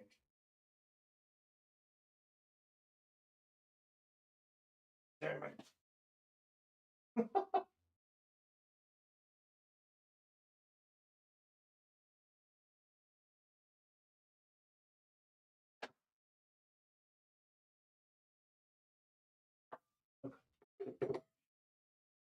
And then the damn section blew off that way. Everything's just trying not to come to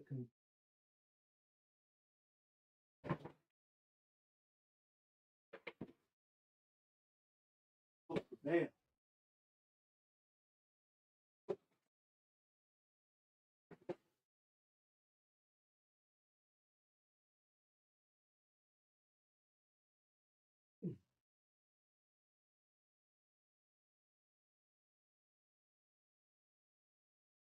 Still attacked.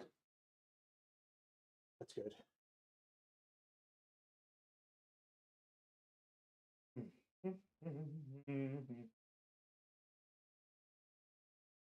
Okay, now paste the threads.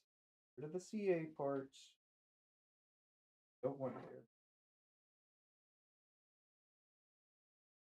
I am afraid that if I used too thick of a adhesive, it would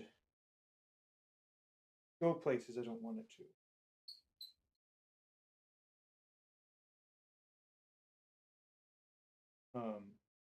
But it might work just fine. I think I'm just going to use medium though. Medium will drop now that it's a little bit bigger too.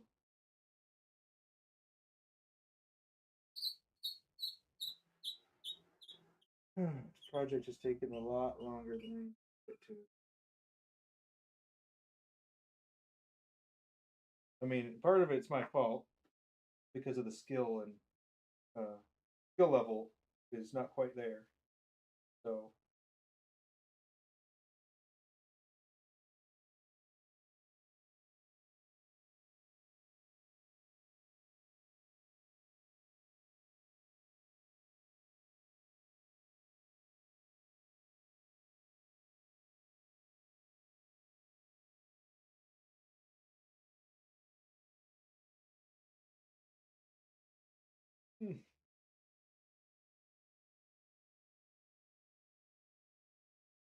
Feel that this is snug.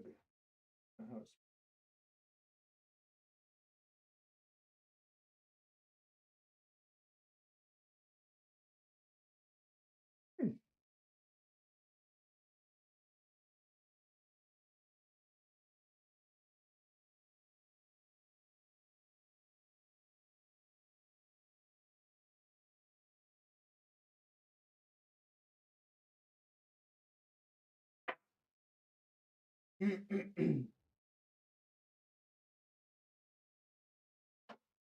Okay, so that, pop this out, pop this in.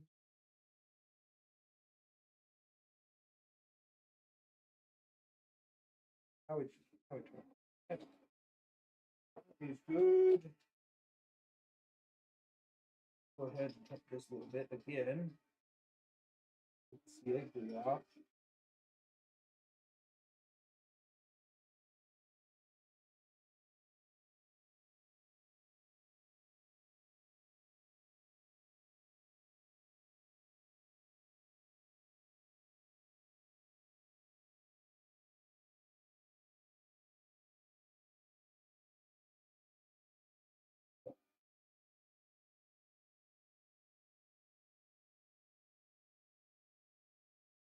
Oh.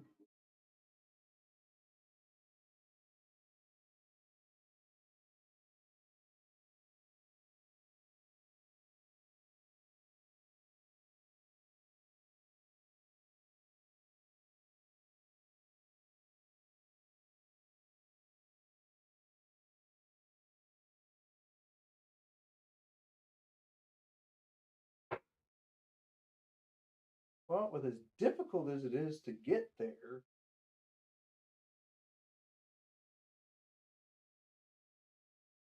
dang,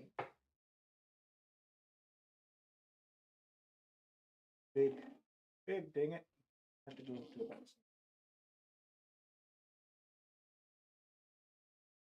It'll take more material off faster. Ugh.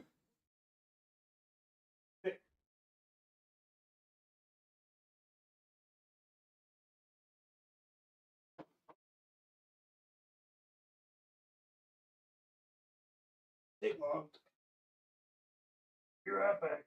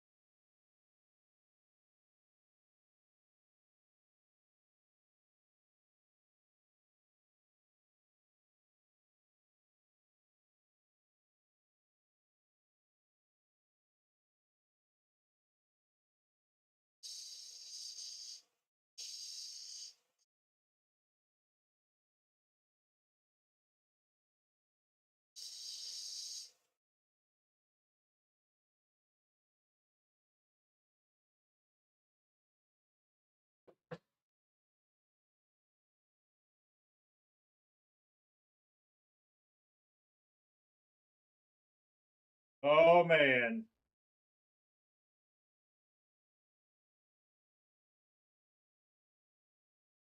Now we're offset a little bit.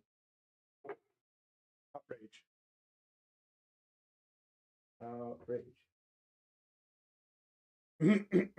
Let's see. Where? That'll work.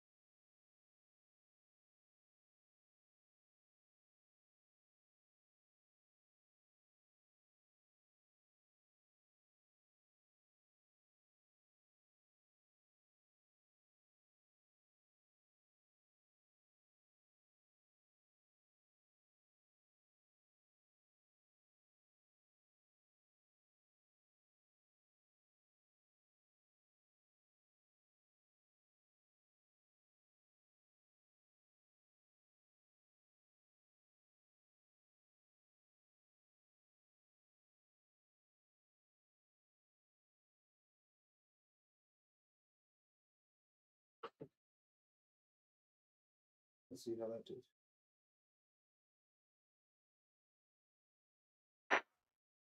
Why? Why are things fine? Go.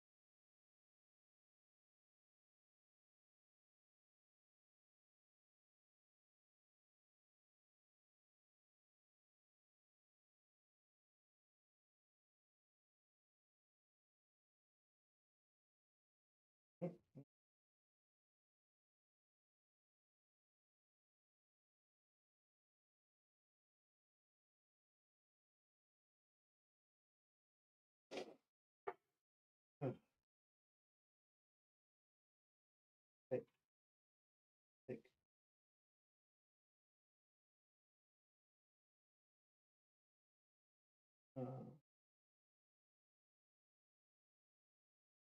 Almost.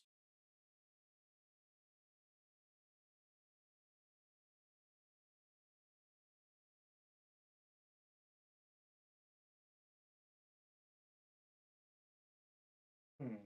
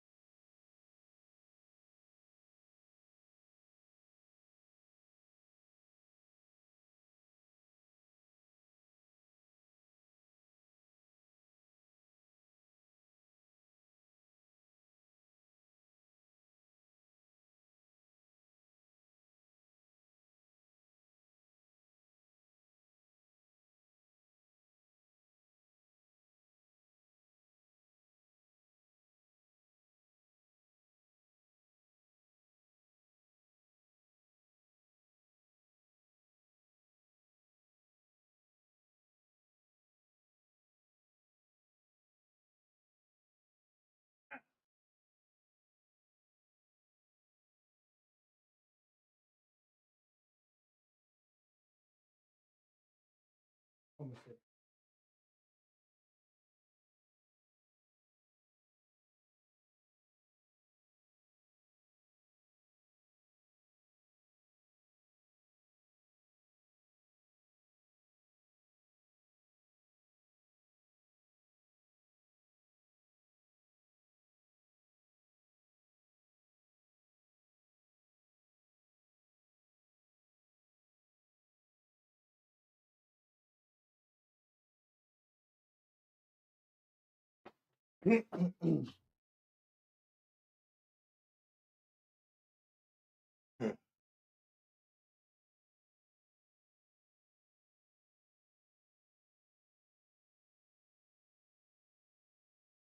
Still, exactly what we're going for. So, I think what we've got to do is find the flattest one, flattest side, then put it on.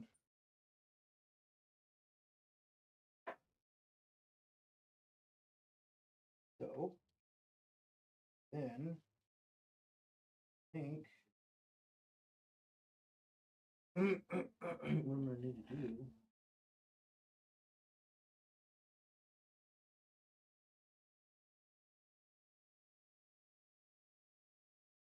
far enough. Good.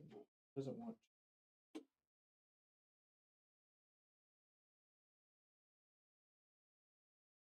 Tells me that there might be something wall there.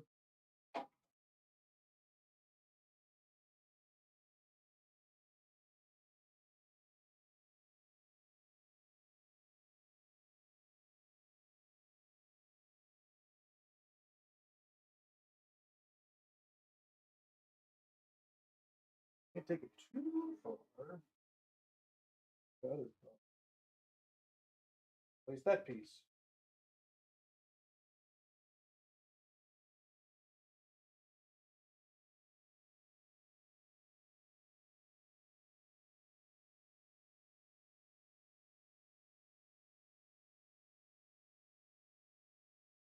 Okay. That is enough.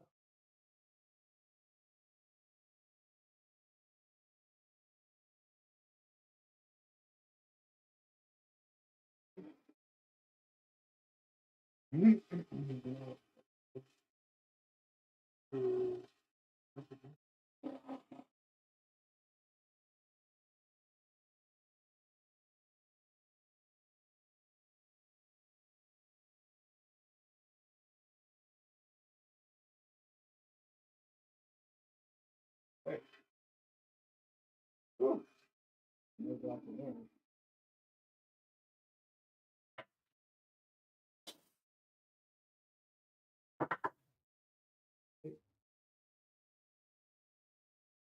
We'll leave it on. Off.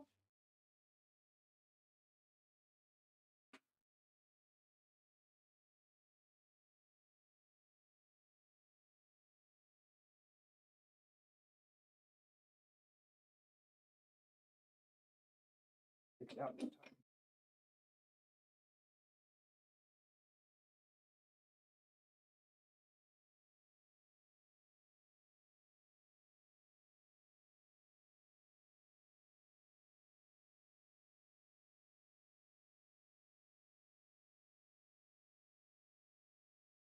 One last suggestion.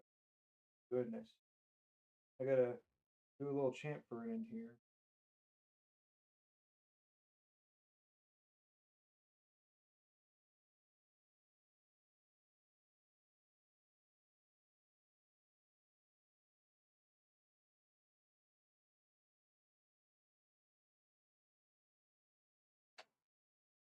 So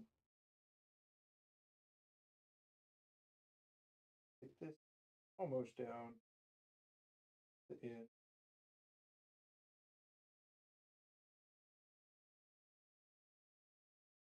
Oh lordy.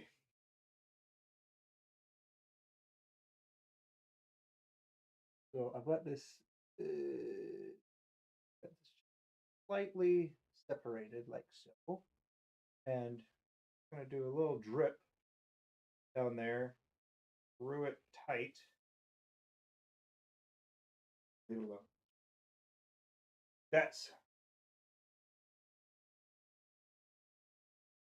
We're actually going to use a little bit of medium.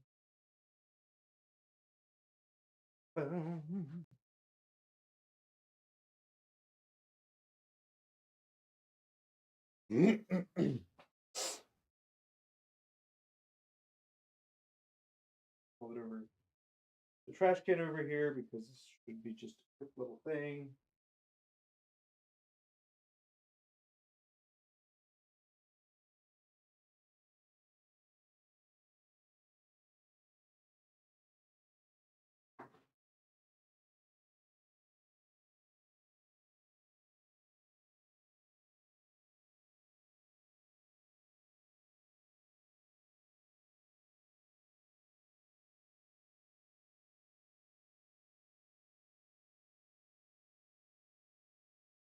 Well, I guess kind of a mixed blessing with the glue grabbing a hold of my skin. I was able to grip the piece even much more better. Don't suggest doing it that way. It worked.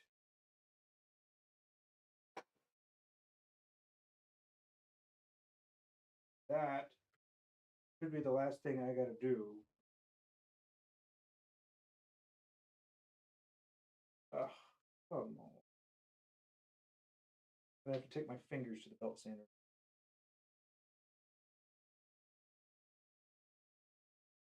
Okay. Now, flip it over. Finish Finish it.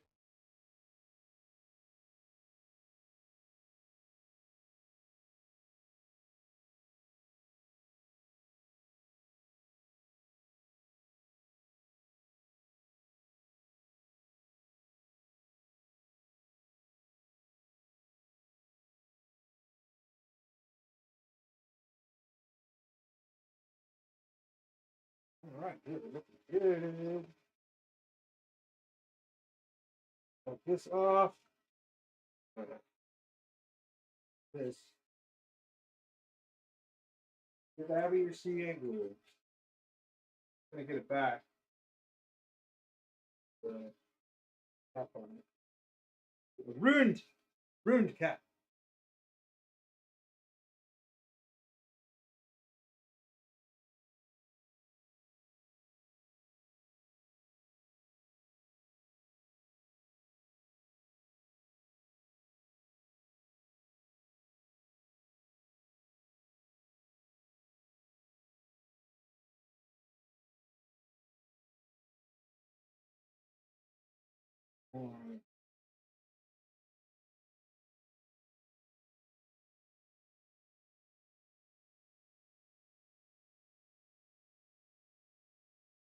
For that particular CA, I should just activate the cap and then squeeze it with pliers.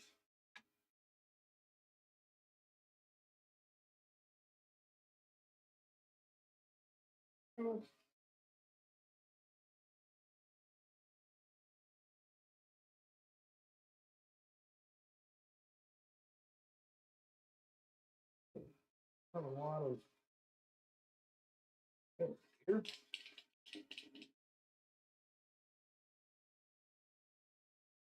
That's good.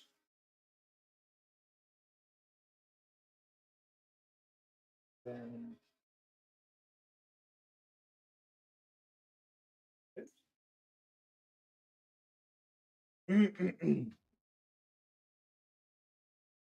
Oh, getting ahead of myself.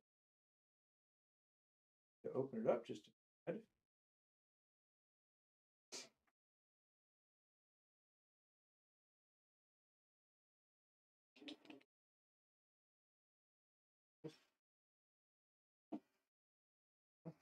I think that was the end of it, huh?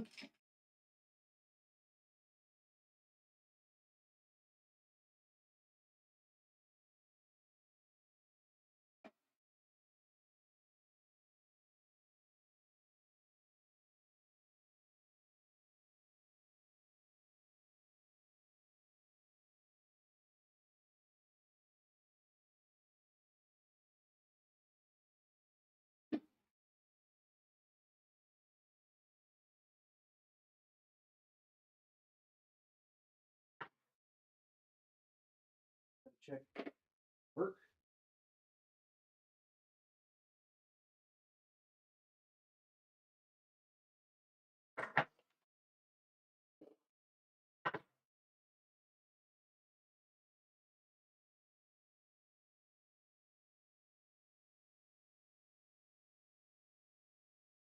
Oh.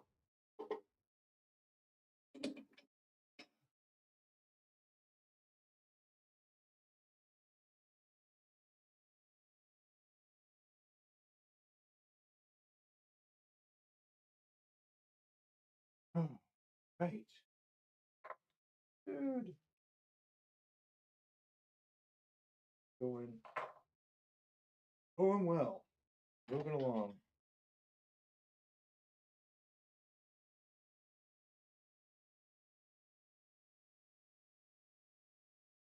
Ah. Yes.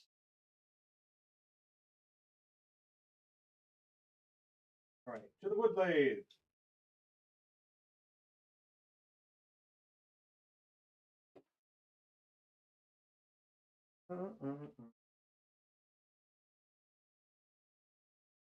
Way you move.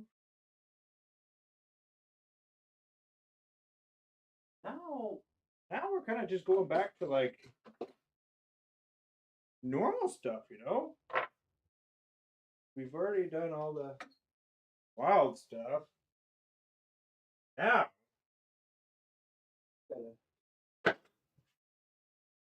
do the other part. So let's go ahead. Oh, sorry, that one. Do a little of this. That way I can get this one set up for some on the wood lathe. Didn't actually take too long. It'll take longer as we clean it up. Good. Great.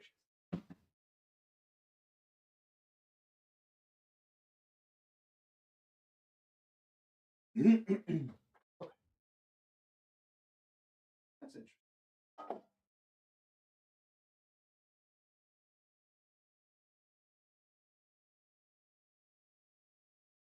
Take a look at what that looks like. Studio. Okay.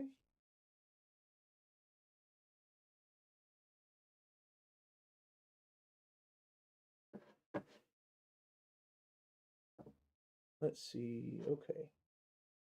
Need to properties, and I need to flip you 180. Transform.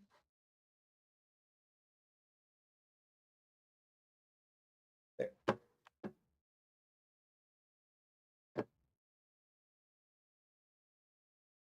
Okay. This form. There.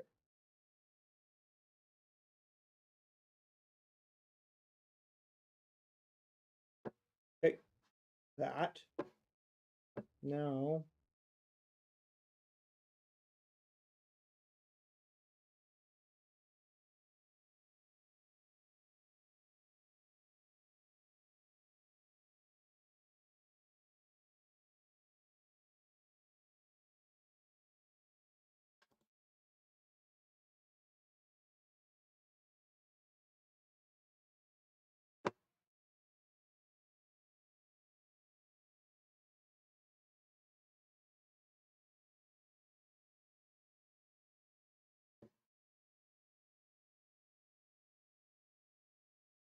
Okay. This.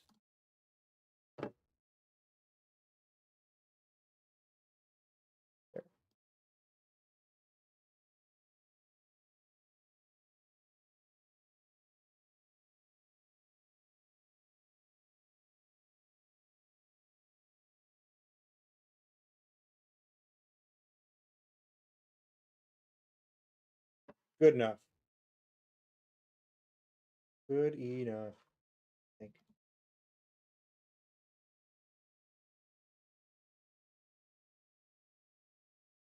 Right.